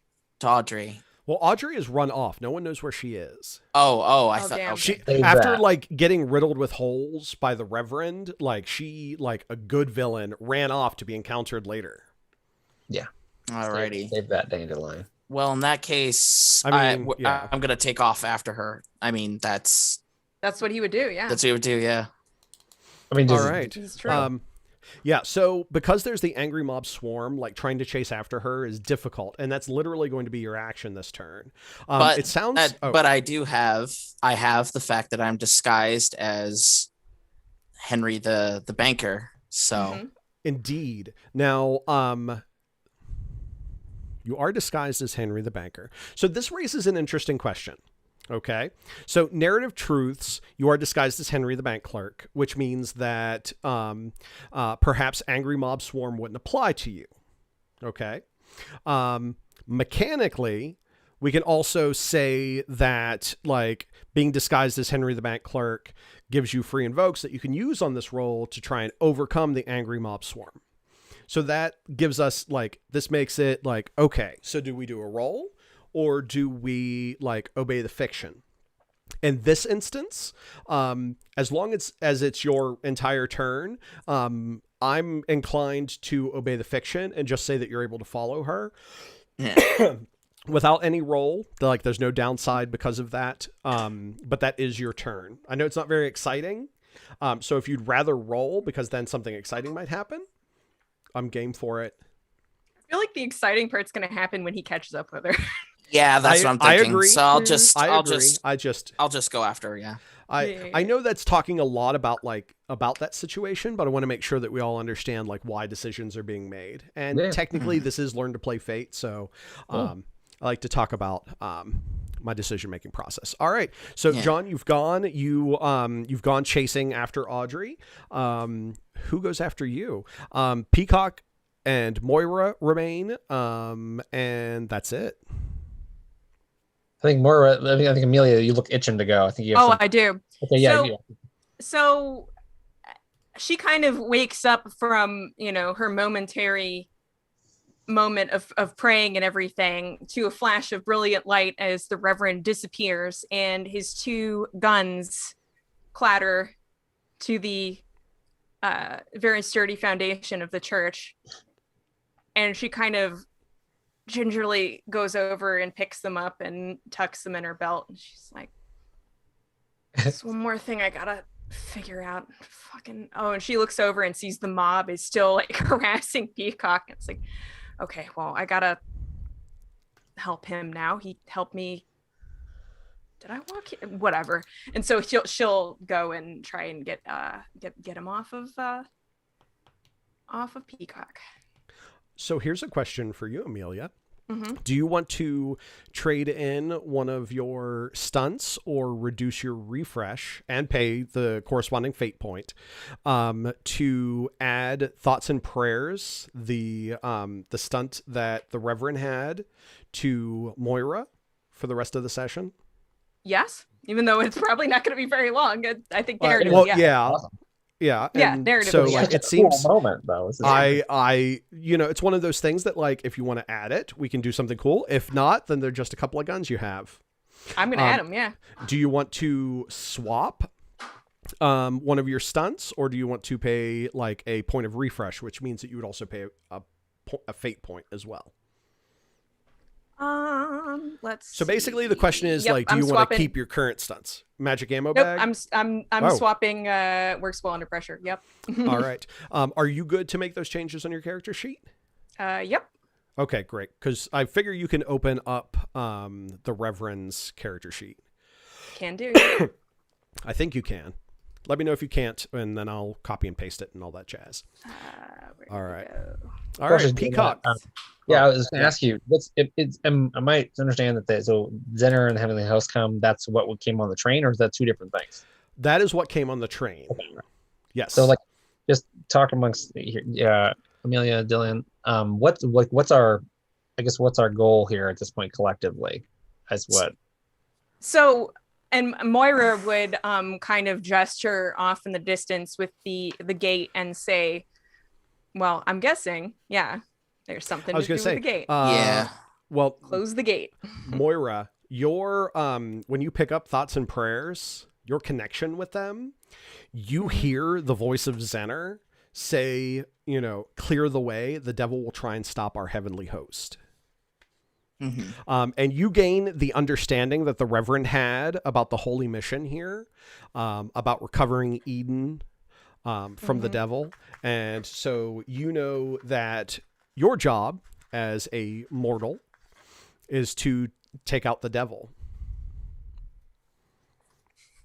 Yep. Mission is simple. We shoot the devil. Mm-hmm. Well, I mean, like, yeah, No. that. Yeah. No, it's all been leading to that. Yeah, Yes. she'll kind of fight her way over to Peacock and be like, we got to shoot the devil. Had Well, enough if you of want this to get shit. if you want to get to Peacock, you actually will have to make like an overcome roll to get She to will, him. though. Yeah. Okay. That's lazy. Athletics seems to make the most sense. I'm going to set the difficulty for this at a 2. And that is a 2, so you tied, so that's success at a minor cost. Minor cost. The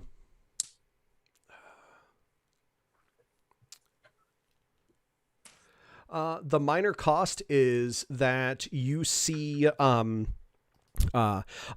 the angry mob swarm, you see Valentina is like shooting at Peacock and has not noticed you.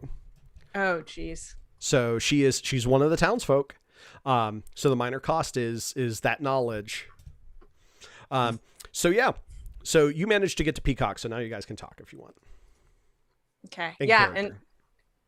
and she will I know I just accidentally left the game, but it's fine. I'll be back in a second. Okay. She will basically shout this at him while they continue to try and avoid the mob and say, like, we got to find the Reverend is gone, and I can't explain right now, but he's just gone. And we gotta kill the devil. And we wait. Where's John? We gotta get John. We gotta kill the devil. I have no idea where John went, and where's the devil? Okay, I'm over here. I shout as I run away. Okay. After Audrey. Well, they're still in. But I mean, okay. I understood the gate. The gate. That's where I saw it. That's where the Reverend saw it. He'll be at the gate. Okay. Well, then I'd say if there's horses around that they don't have flames in their eyes, I'd say we'll hop on the horses and run. Get out the hell away from this mob. That's what I'd want to do. So what would that? How do we resolve that? Good question. All right, so you want to steal horses and try to get away from the mob. I guess if we're trying to go to the gate, then yeah, we want to. All right. Yes. Let's see. I'm looking. Everybody has gone at this point. Here's what we can do for right now. What we can do is we can turn that into a challenge instead of a conflict. To get you out of the town and headed towards the gate. The way that it will work narratively is that Audrey is going to grab a horse and run to the gate, ride towards the gate. And Harrington is going to do the same. And then Moira, you and Peacock are going to have to try and get out of this as well. So basically what this is all three of you are going to be making rolls to try and overcome all of the angry townsfolk that are trying to kill you. You do have the U.S. Marshals helping you, so that's part of what makes this possible. So yeah, you can choose whatever skill you'd like to and set it up narratively. I don't know who would like to go first. Actually, you know what, Dylan? Why doesn't Harrington go first? So Audrey has ridden off in the direction of Hell's Gate. Mm-hmm. So yeah, what I'm gonna do is I'm gonna basically I'm gonna confront, because I know the devil has taken control, and I say, all right, you gave me my freedom, but now you've crossed the line. And you don't get to interact with Audrey in this moment. No, I don't. Okay. No, sorry. She is too far away. Going you can barely devilishly see her. fast. Yeah. So yeah, basically, you're trying to get out of town, and the townsfolk are creating the problem. Well, okay. Sorry, I'm just a little I'm thinking Naruto running. That's great. But wait. Inhumanly fast. I am disguised as Henry the banker. You are. So what I'm going to do is I'm going to try and direct the mob away from us. I'm going to claim that there's someone is actually trying to rob the bank, and to divert the mob. Okay, you're trying to create a distraction. All right. So what skill are you using for this? Well, I'm lying, so deceive. All right. I'm going to say I'm going to set this difficulty at a 3. They don't seem super interested in the bank, but this might work. Yeah. So go ahead and give it a roll. All right. That is it on the nose. So that is a success at a minor cost, John Harrington. Let's see, minor cost. I'm going to say that you're going to get to the gate at, damn. I'm trying to think of a good minor cost.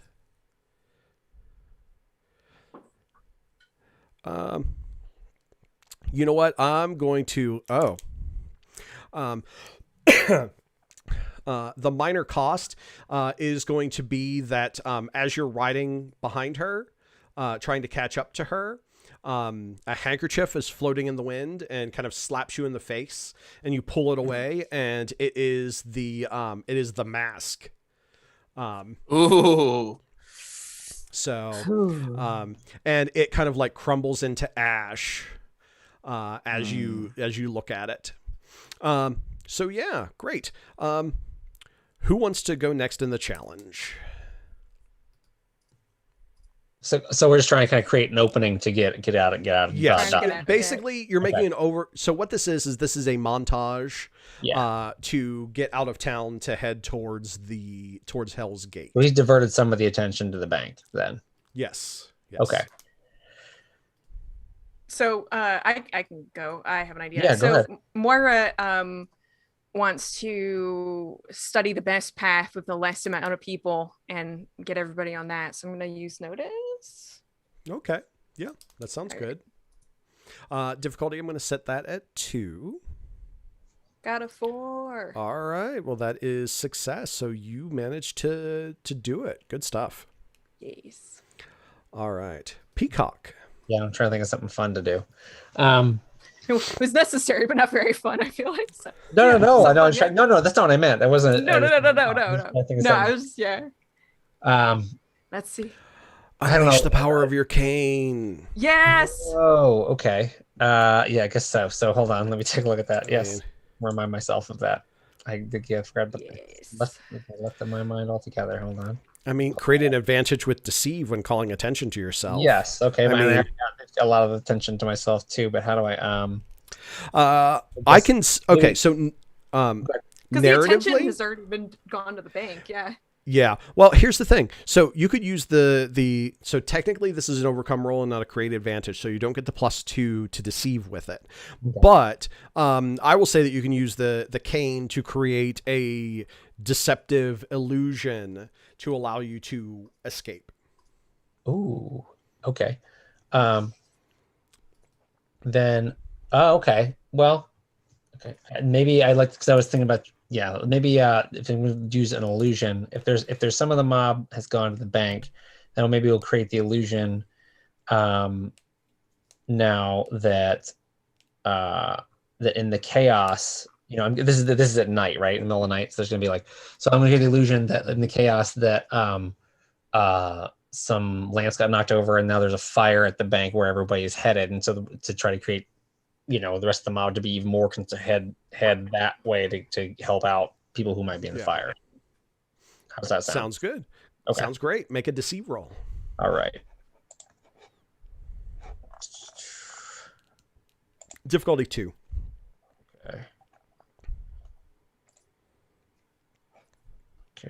Okay, now it's going. And you got a 5. Great. That is All right. success with style. Sweet. And we're stacking up all these invokes, nowhere to use them because we keep rolling well. Yeah, so that just reminds me, I've got to look up. This is one of those things like overcome roll, success with style. It's one of those things that just doesn't stick in my brain. So let me look it up. You would think I would know this. Maybe you should have created No. a giant peacock or something instead. Well, I was just thinking Coming maybe if down only the I had town. some kind of website where I could look it up. Succeed with style, you get a boost in addition to attaining your goal. Ooh. All A right. little boost on force to go. You would get a boost, but it's also not a boost that you would really carry with you to Hell's Gate. But I don't want to rob you of that. You know what? I'm going to... I will give you a boost. Let me go ahead and add it to the board. I need to modify it anyway. Let's see. Attention on Peacock is gone. Townsfolk are gone. Zener is gone from our active board.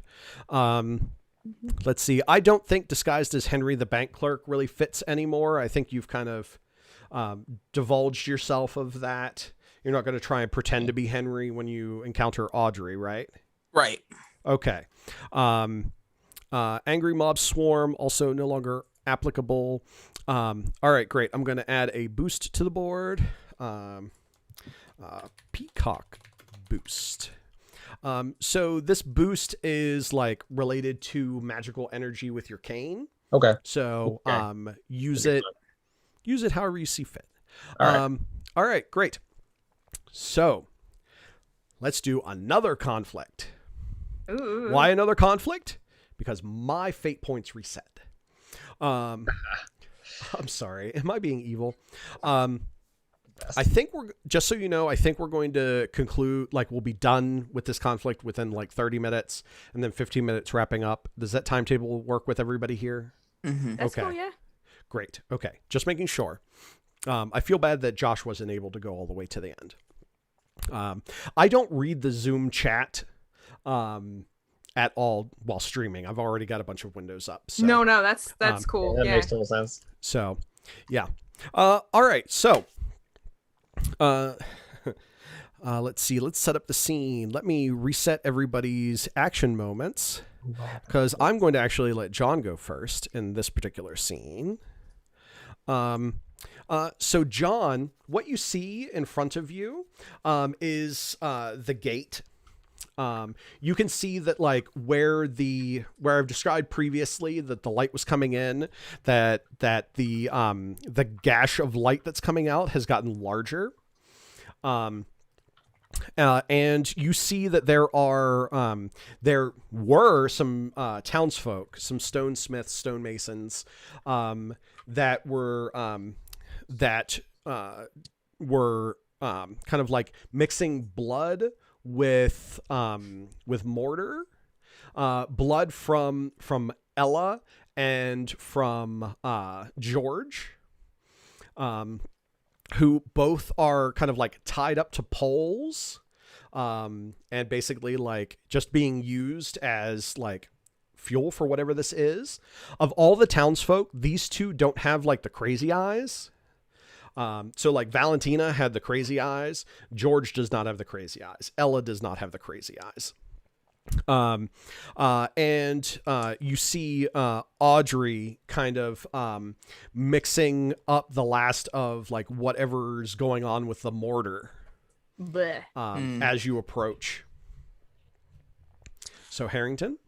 So let's see here. I'm gonna do the whole, like, and as I approach her, I because I know the devil has taken hold, and I tell him, let Audrey go this instant. I'm sorry. John, is that you? It's been so long. It seems like a lifetime ago. It's still mixing up the mortar. Yeah. It's been a long time. I'm not making a request. This is a demand. You're going to do that right now. Oh, yeah?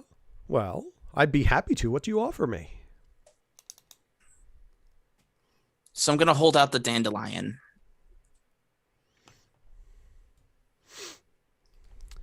So you're going to hope that some piece of Audrey is going to fight back? Yes. Oh, what skill is love? If only. If only. Well, there are some games where it could be like yeah. Yeah, there were a few. Yeah. Masks A New Generation, like it doesn't have love explicitly, but like everything is about like feelings. It's amazing. Obviously this is burglary because you're trying to steal her heart. You're trying to provoke a response?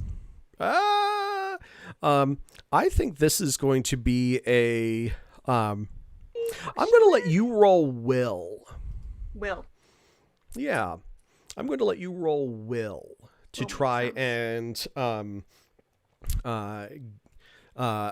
basically this is going to be an attack on Audrey as on the devil as Audrey tries to like fight forth. Your will roll represents Audrey trying to fight against the devil, and this is going to be an attack.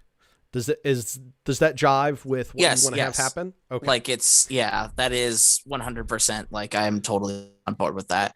Okay, rolls +4. And you know what? I'm going to go actually tell me the result first and then I'll decide. I was about to say, never spend fate points until you see the results.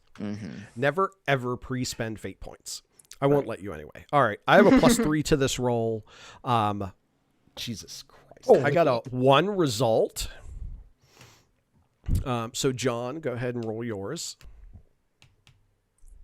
I did. It's +4. Oh. All right, so 1 against 4 is a 3 stress hit. I do not like that at all. So I want to do something about that. Let's see. So the devil as Audrey is like mortaring people up. Is that it? No, is Someone- using the blood from George, Moira's ex-husband, Okay. and Ella, Peacock's that- mother, to mix with the mortar. You don't know what her intentions are with the mortar, but mortar is used to repair stonework. Yeah. So, so from that context clue, you could probably guess that she wants to repair the gate. Gotcha. Yeah. So that is a 3 stress hit on Audrey. Let me just go ahead and add her final 3 stress boxes. That's right. She has a fair number of stress and consequences. So she absorbs all 3 points of stress with stress boxes and not with consequences. So John, you see Audrey, like the burn marks on her face kind of like fade and come back and fade and come back, as like her face contorts, as you can kind of see like the sweet Audrey fighting back against the devil inside. The devil wins, of course, but there was a definite struggle, and your dandelion goes up in flames, and you drop it very quickly so you don't get burned. Yeah. So who goes next, John? I'm gonna say Moira. All right, Moira. You and Peacock arrive at the same time. Excuse me. What do you want to do? Well, she would kind of want to see, because obviously the devil is, well, not obviously, but like, I mean, I guess most obviously in this situation, Audrey is now, devil is possessing her. So she was kind of hoping that it would be like in her dream, and it would be just the devil just sat there and she could just shoot the devil, but things are not so simple. So she looks at Audrey and she kind of feels thoughts and prayers like twitch in her belt, and she's like, well, and she was gonna take out a bullet and put it in one of them, thoughts or prayers. She's not sure which at this moment. And I will spend a refresh to get a specific bullet, which is the exorcism bullet. So let me, because that's one of my things for the bullets. All right. Go ahead and pay the fate point for that. Have done. All that's right, the only great. time to pre-do it is because I have to. Well, yeah, that's part of the cost of that particular thing. All right, great. So so you're going to be making a shoot roll. Audrey is going to she is going to resist by like all the burn marks and everything. Like as you're pointing the gun at her, Audrey's face like goes back to like not being burned, and she goes, "Please spare me, help me. There has to be another way." Basically, she's like, putting up like doe eyes and like, "Please, I don't know what I'm doing. I need help." And that's how she's defending. So go ahead and roll your shoot. Oops.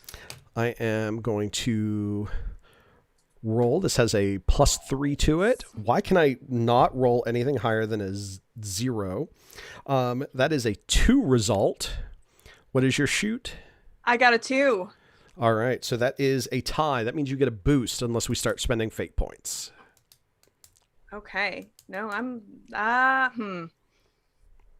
I guess I can, yeah, but I don't know. Well, here's the thing. If you take that boost, that's great, but your bullet will not have hit. So you will have spent your exorcism bullet. Okay, yeah, I want to make it work. Okay. What do I do? What do I invoke? What do I do? I'm gonna use. You've got a lot of good aspects to do that. Yeah, I guess I'm gonna use again career criminal working for heaven, and that she put extra thought into that. Extra thought and prayers. All right, go ahead and spend It's that fate me, point. Okay. Let's see. I'm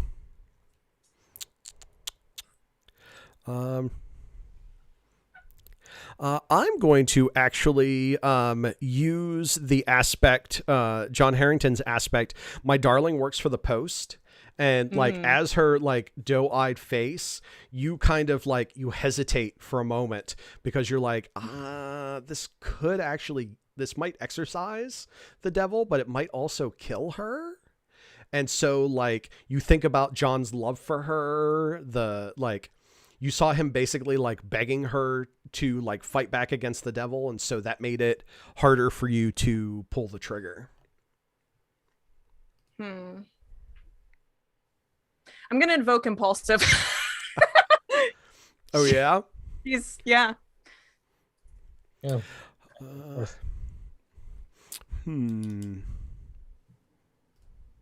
What am I going to do? Oh, God.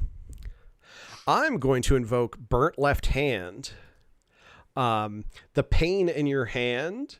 I know that you're shooting with your dominant hand, but like you feel a sharp pain in your offhand. Like you've been feeling pains like all day from the burns. Like, I mean, that pain doesn't just kind of like go away. And so that pain is distracting. Oh, man. Y'all, do I use my last one? I don't know how many. He's only got one. I've only got one more fate point left. I don't know. I mean, it depends on, because I feel like, if it's successful, I mean, I don't really know what happens after that. If you actually exorcise the devil from her, how crap continues on. I don't know. Because I don't know what else to invoke here. Yeah. I think if you can and do your last fate point, that would be fine because this is like the last session. So Well, yeah, it is. Yeah, might as well. So might as well. So and then if he still invokes another one and beats you to it, then he's got no more fate points to make it hit apart. And just to be clear, Dylan and Zach, you can both spend fate points as well. I just realized, we can help. I forgot. Please. It doesn't happen super often, but yeah, like this is a thing that can happen. All right. So because I'm not shooting to kill, and you would have seen her use this exact bullet before. Yeah. So you've not used the exorcism bullet before. She did. You used a banishment bullet before. Oh, that's right. Different. That's true. Yes. It's true. But how about I'm gonna use all my cards on the table now to kind of say, because I trust Moira and I know, she's not shooting to kill, and I'm saying, it's do or die at this point. We must drive the devil out. So I'll take off one of my fate points for that. You could certainly do that. You could also be dramatic and use My Darling Works for the Post and make a love appeal to Audrey. Okay, so I'll do that instead. Yeah. Okay. Yeah. And you see like the eyes go from Moira over to Dylan, over to John Harrington, and like a single tear kind of like comes down. You can see that you've reached her. And in fact, I'm done spending fate points. So yes. I'm holding one in reserve for you fuckers. So at this point, like the bullet, like where do you shoot her?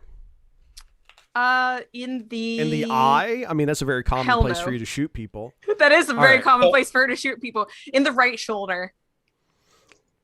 All right, you shoot her in the right shoulder.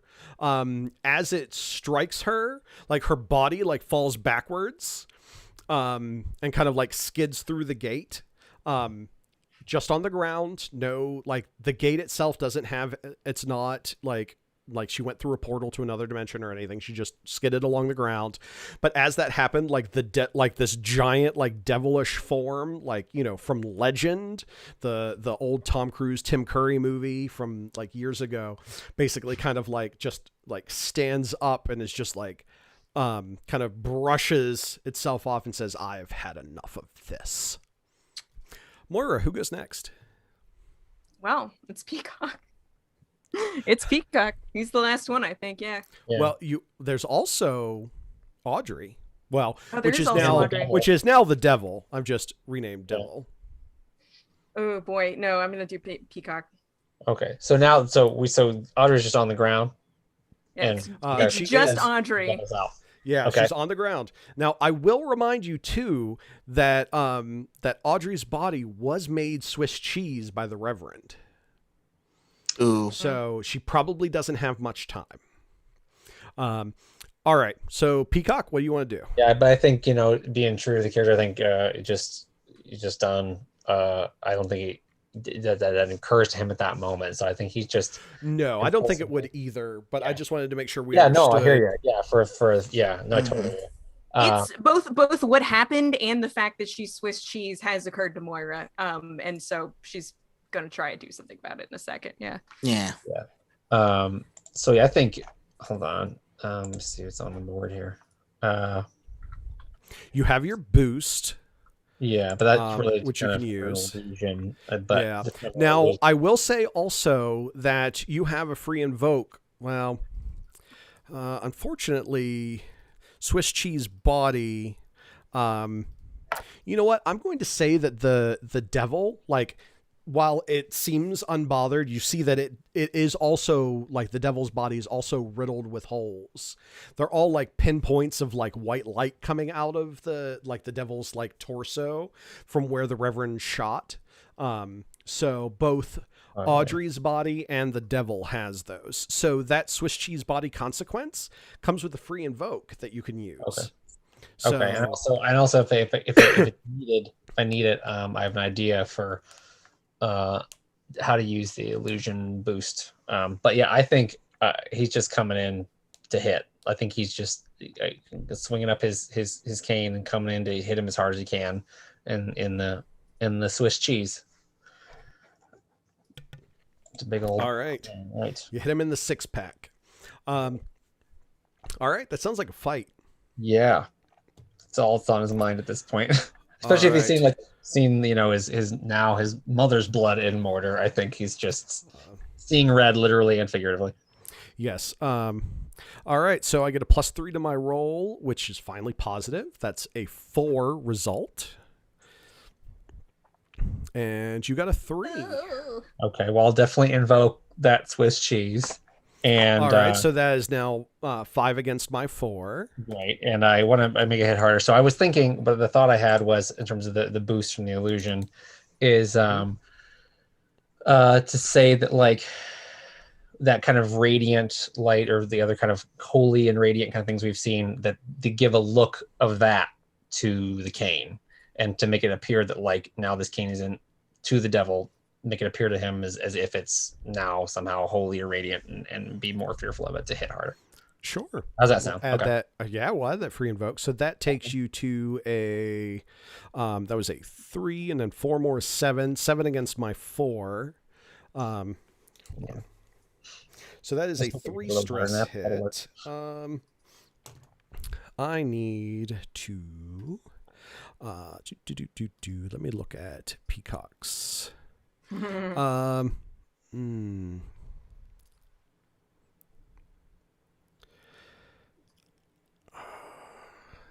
have a free invoke on Charlotte Shot My Dad, which is your consequence. I'm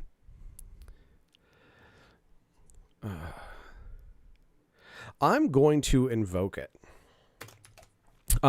So as like I have to save that. As all of this is going on and going down, you like, with everything that's going on, like with your mother there, like, you just have no idea how you're going to win. Like, you like, everything just keeps getting harder, and now you've got this literal devil standing right in front of you. You have been convinced by all of the crazy shit that has gone on that this is the devil. Like, how are you going to defeat him with, like, fucking illusions on a cane? Well, so I think that brings us to 6 against your 7. Well, hold on a second. All right. I think this is a good time to use my new stunt. Ooh, what stunt is that? It's hard boiled. Yeah. It allows me to choose to ignore him. A moderate consequence for the duration of the scene. It can't be compelled against you or invoked by your enemies, but at the end of the scene, it comes back worse. All right. I will uninvoke that prick. No.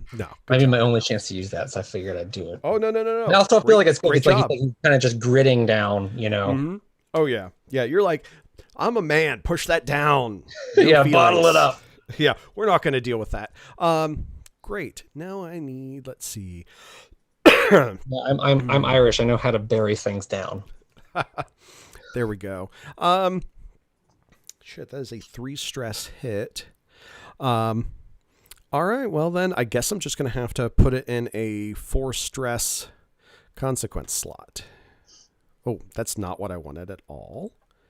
I don't know how to remove that, so we'll just do that. That actually makes perfect sense narratively in terms of that consequence being worse now that I've seen my mother's gone. Yeah. I'm back bad. Oh, you know what? I tell you what, why don't we do it this way? Like, you come up and you, like, smack him with the cane, and you, like crack the tip off of one of his horns. Awesome. Yes. Sounds great. That That feels like a success. Broken horn is going to be the consequence. And it doesn't sound like a 4-point consequence, but this is basically like part of the power of the devil is deception, and like the fact that you've managed to kind of like make him look worse and lose face really fucks with what he's able to do. Pardon my French. So, all right, great. So the only one who can go next is the devil. So let's see. The devil is has taken a lot of stress. He's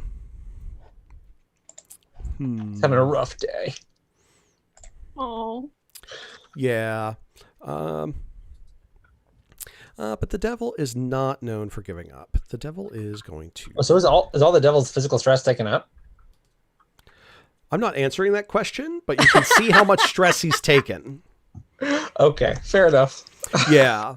So I get that. I generally don't give away like how much stress like That bad makes guys sense. have. I mean, I'm not used to the this is like how that works. Yeah. Makes sense.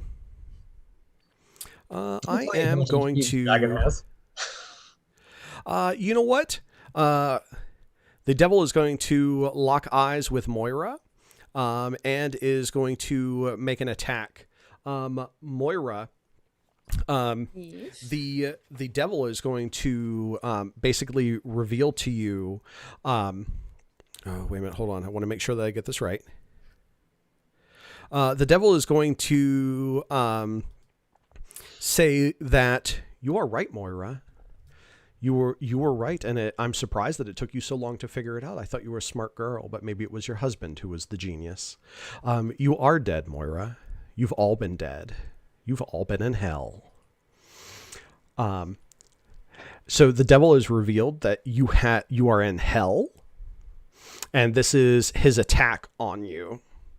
So you can defend with will. And I'm going to roll. I get a +3 to this roll. I rolled a +1 again. That's a 4. Damn. What did you get? I got a one? 1. All right. So that is 3 stress. I am immediately invoking your moderate aspect. 1, 2, 3. So that's going to be 5 stress. Damn. Am I dead then? Because Because my stress is completely full. Well, here's the thing. You can absorb with the severe 6 stress. Okay. So you have 2 checkboxes of like just anonymous stress that you can fill in.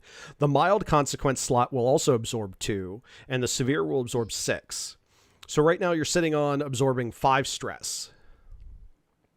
Yeah. Okay, so there's 5 I need to absorb. Yes. So Okay. no matter what, you're going to be taking your, like, however you break it up, you're going to be using your severe consequence. Okay, well, Because if you do the 2 stress boxes and then the mild consequence, that absorbs 4, leaving 1 point of stress left over. So the severe one will need to be filled. Okay, so I'll fill the severe, and then I'll have 2 left over. You'll still have the 2 stress boxes and the mild consequence, which is also worth 2. Okay. All right. So for what should I put for this? Well, this is Oh, actually, I'll just move the maybe I've been dead this whole time to severe. yeah, and the my I husband guess. doesn't recognize me stays at moderate. Yep. And what do I put for mild? You don't need to put anything in mild. Yeah. Okay. Yeah. So your severe absorbed all of that stress. All right. So Okay. before I had 1 stress. So do I have 2 or just how does that work? Okay, sure. So, no, hold on. We need to continue to have. I rechecked the number 3 and number 4 box. Okay. Okay. Because you had previously taken stress that carried through this session. Okay. every Because time you you take- told me to remove it after last session. So Oh, fine. sorry. Last session's stress got removed. Yeah. The stress that you took whenever you saw your husband, that carried through this session. Okay, so the stress that you have, the check boxes that you made, and the moderate consequence. Yeah. Oh, wait a minute. Yeah, because Were I the had check- one, yeah, because I had 1 checked and then the moderate consequence. Oh, That's in what that I case, had going then into this.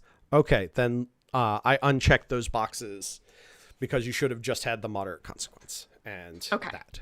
Okay, because you took 5 stress at that time too. Okay. Yeah, but I Sorry. took the 4 into the moderate consequence rather than taking them as stress. Yep. Yes. Okay. Got it. All right. If only it was hit points. Hit points are easier, right? In some cases, but this is cooler. Yes. It has this flavor is- to it. It does. Yeah. All right. Great. Oh, here, let me save that. All right. That is the devil's turn. I'm going to go ahead and reset everybody. And then the devil is going to choose for the devil to go next. Because you let the devil go last in the Yeah, it's turn. convenient. Yes, it is. He's the devil. Of course, he's going to be prejudiced against, for himself. Oh my God. Yeah. Plus, how that he's works. really fucked up, so I want to get him to do something. You know what? I'm going to go ahead and. You know what? He's the devil, so he is going to. He is going to rush Moira and attempt to basically eviscerate you with his claws. So he is going to attack you. All right. You may defend with athletics to dodge out of the way, or another skill if you can tell me how you're using it. I'm going to use fight because she sees That's a it good one. coming. Yeah. Yep. All right. Go ahead. I get a +3 to this roll. That is a 6 result. Ooh. That is the Jesus Christ. only good. That's the only good roll I've had all night. I got a plus. Okay, so I got a +2, y'all. Should I spend to reroll? 6. That's a good question. Well, right now I'm sitting on 6, and you've got a 2. That's 4 points of stress. You can absorb 4 points of stress, Okay. and still be in the game, I'm and gonna- still be good. We can spend. I mean, okay. Well, I guess yeah. If, Except that maybe I've been dead this whole time. That severe consequence. I have a free compel on that because I haven't used that one yet. So you are now sitting on 6 points of stress, which is Okay. enough to take you spend out.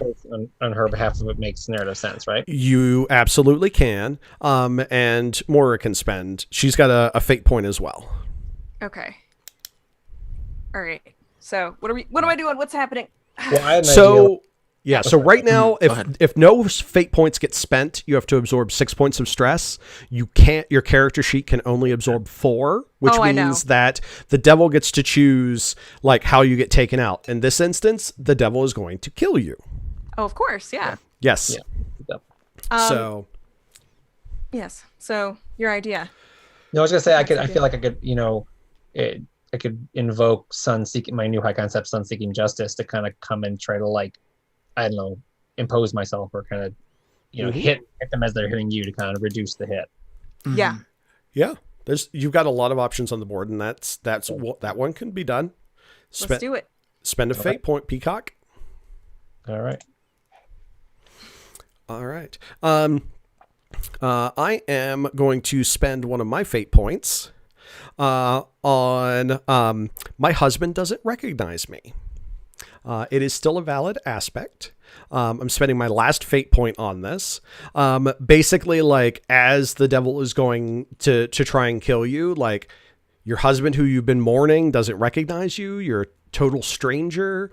It's very disheartening, and maybe things might be easier if you were dead. But at the same time, she realizes that maybe she's dead anyway, or maybe it would be easier if she's dead. But I have that one last fate point.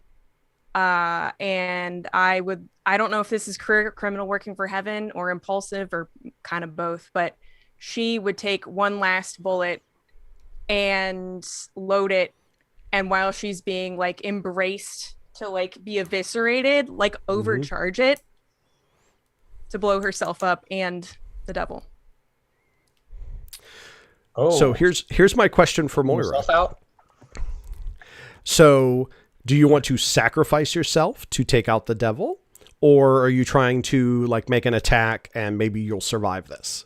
Nope. She is in the middle of being torn in half and realizes this is the choice that she has to make.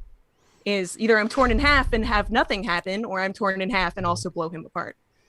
All right. So. Well, you don't need to worry about spending that fate point. You're basically kind of like sacrificing yourself while like working for heaven to like overcharge. You've got thoughts and prayers. You've got your magic ammo.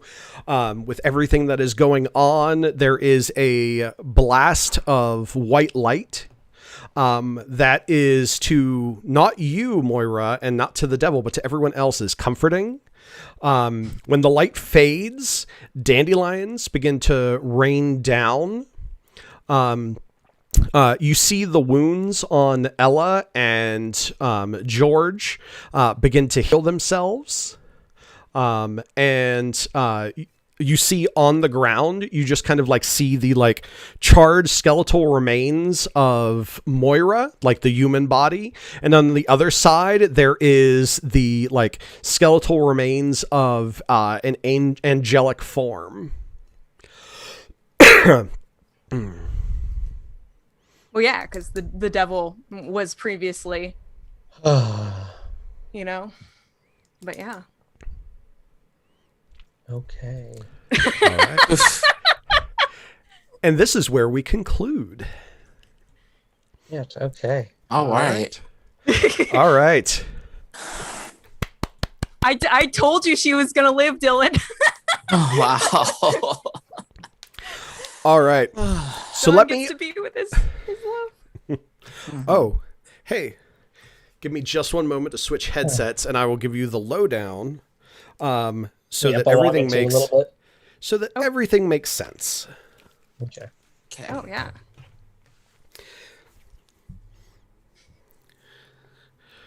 All right, let me switch this.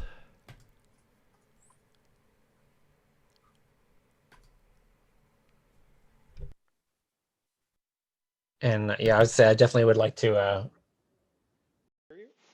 Can you hear Can me? you hear me? Hello. Nope. I am the American Space Prince. I know why. Give me just a moment. Why? Yes. All right, now back to my little audio thing. That was what was causing it. All right. All right. Before I explain everything, did everyone enjoy the session? Yes. Yep. Yeah. Yeah.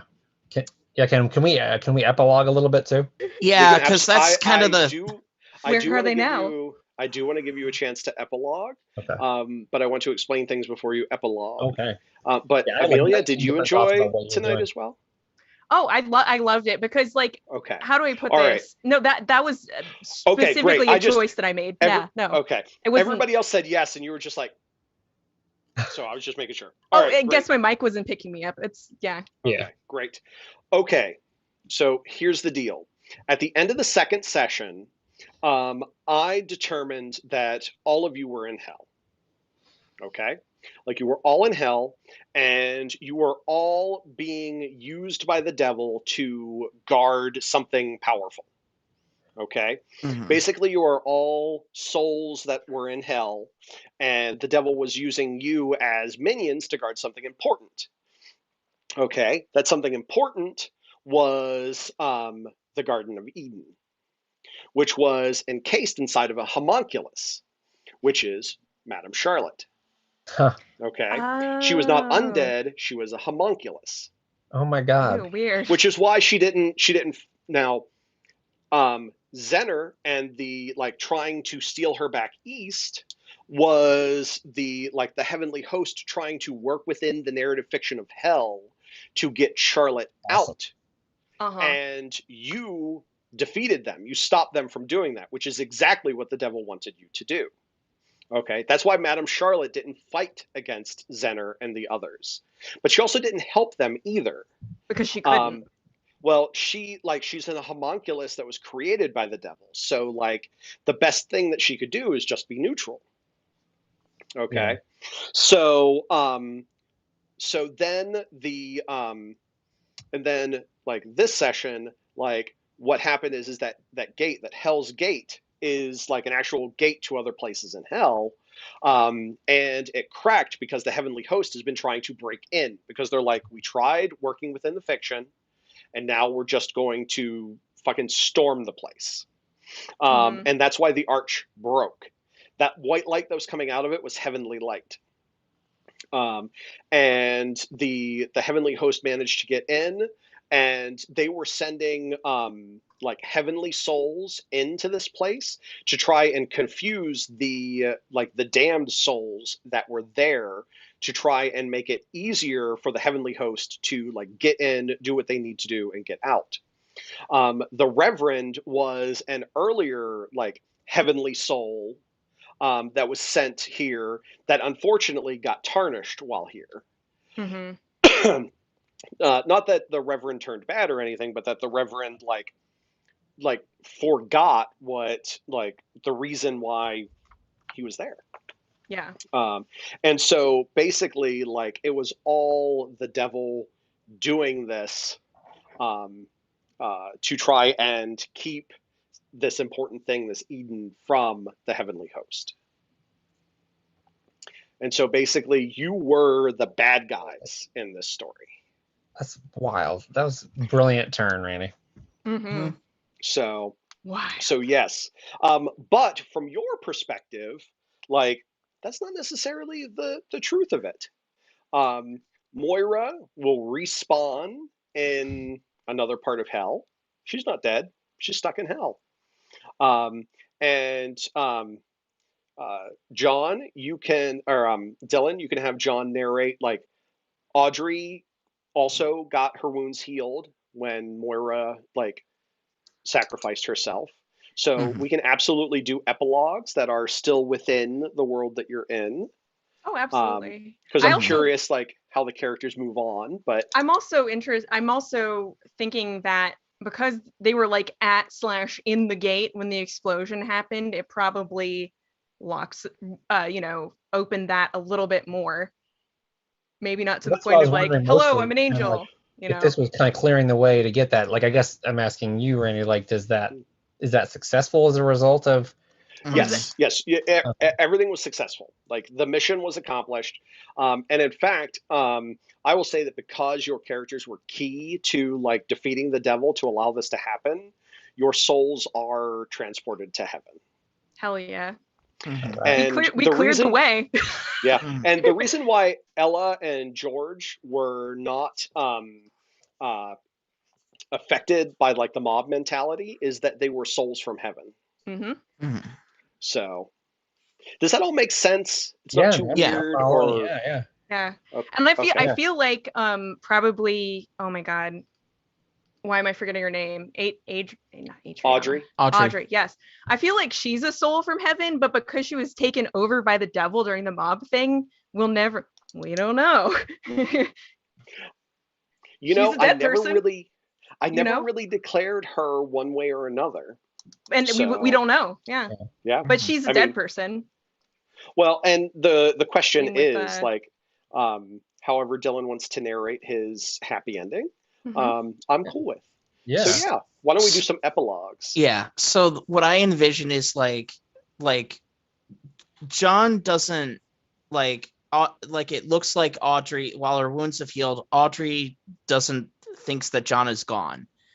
And kind of what happens is that she walks into town and she gets medical attention, and basically they're about to put her on a train to go back to Baltimore.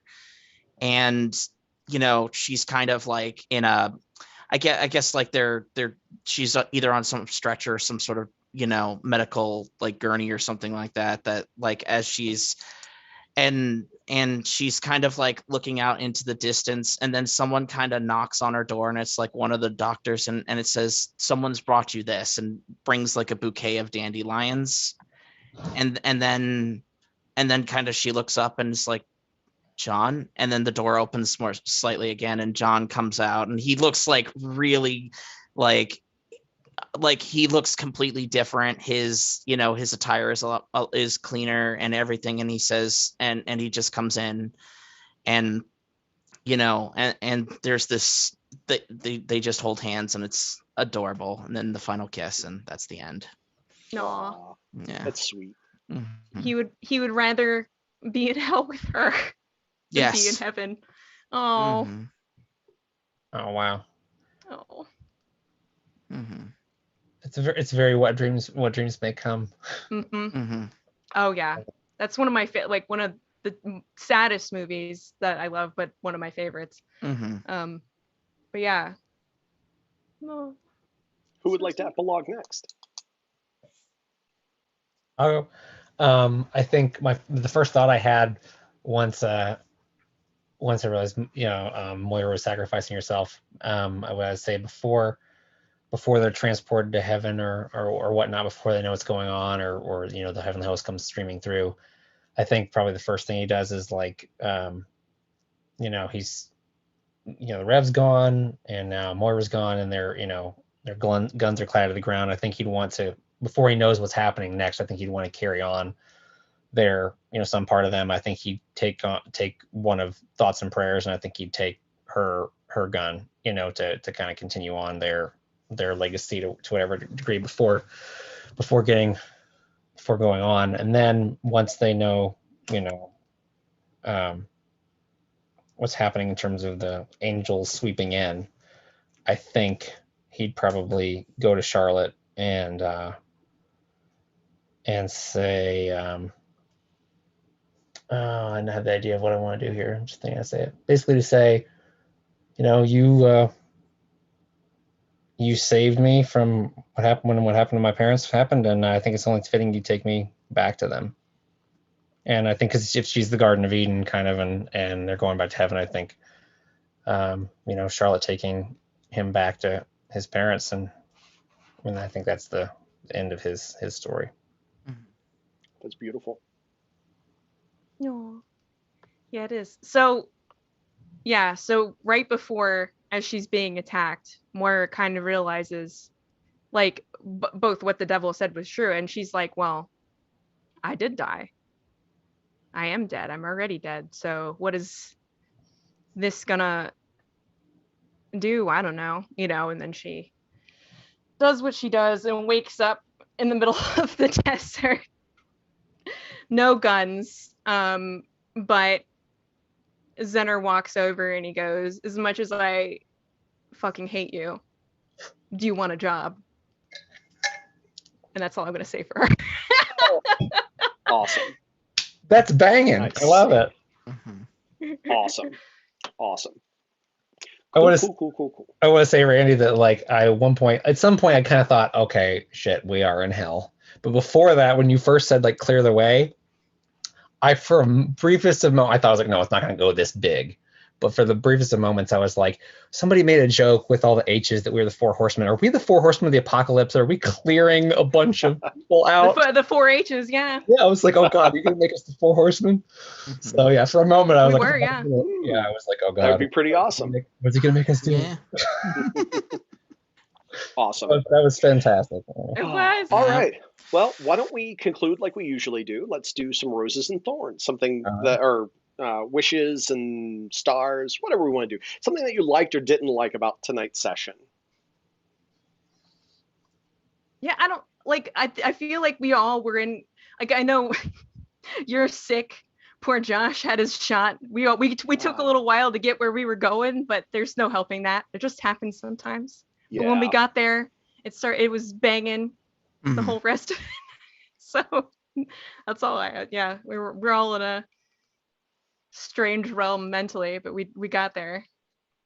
I think mostly it was that was just an element of like, there's clearly a whole lot of mystery happening that you've been that had in your head since the end of the second session, Randy, and there like was that we weren't aware of, It's episodic. It doesn't matter. Hey, I didn't say there was no meta plot. I said that we're not following one after the other.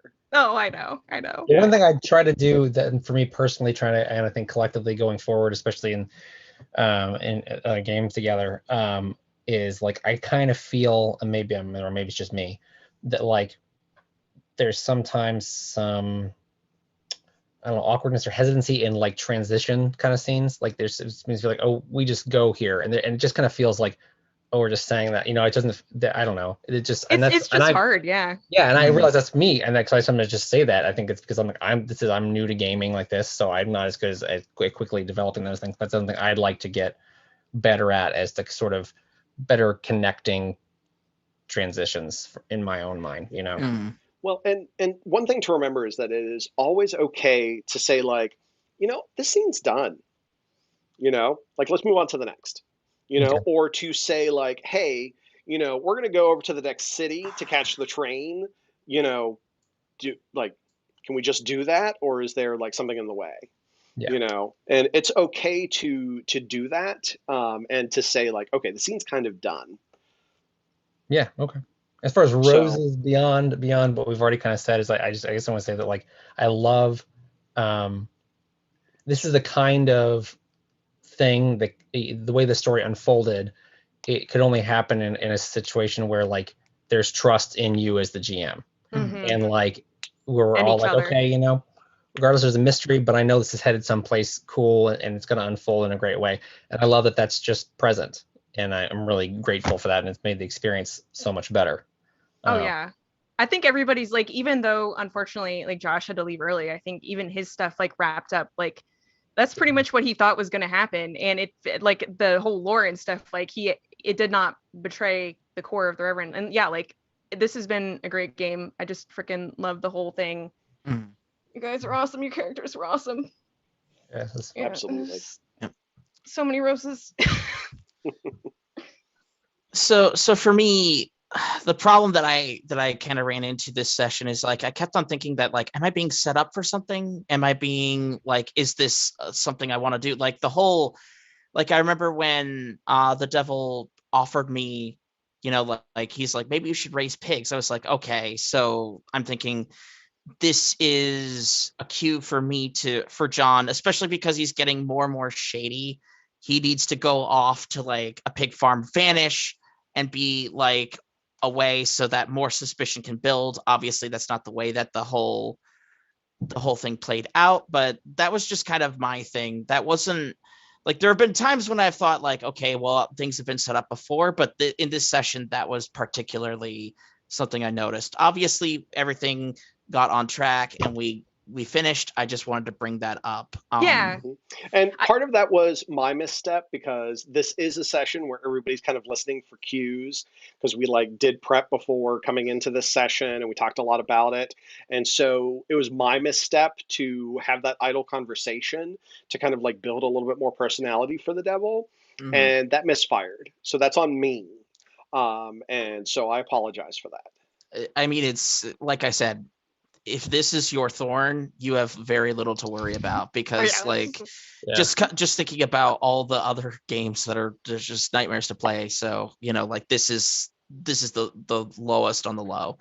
But I also just kind of just loved the session, loved the characters, loved the other players. It was great. And yeah, you all are amazing. Thank you. All you right. too. Yeah. I'm going to go ahead and stop the stream now. So thank you everyone for watching. Hi everybody. Hope you were entertained.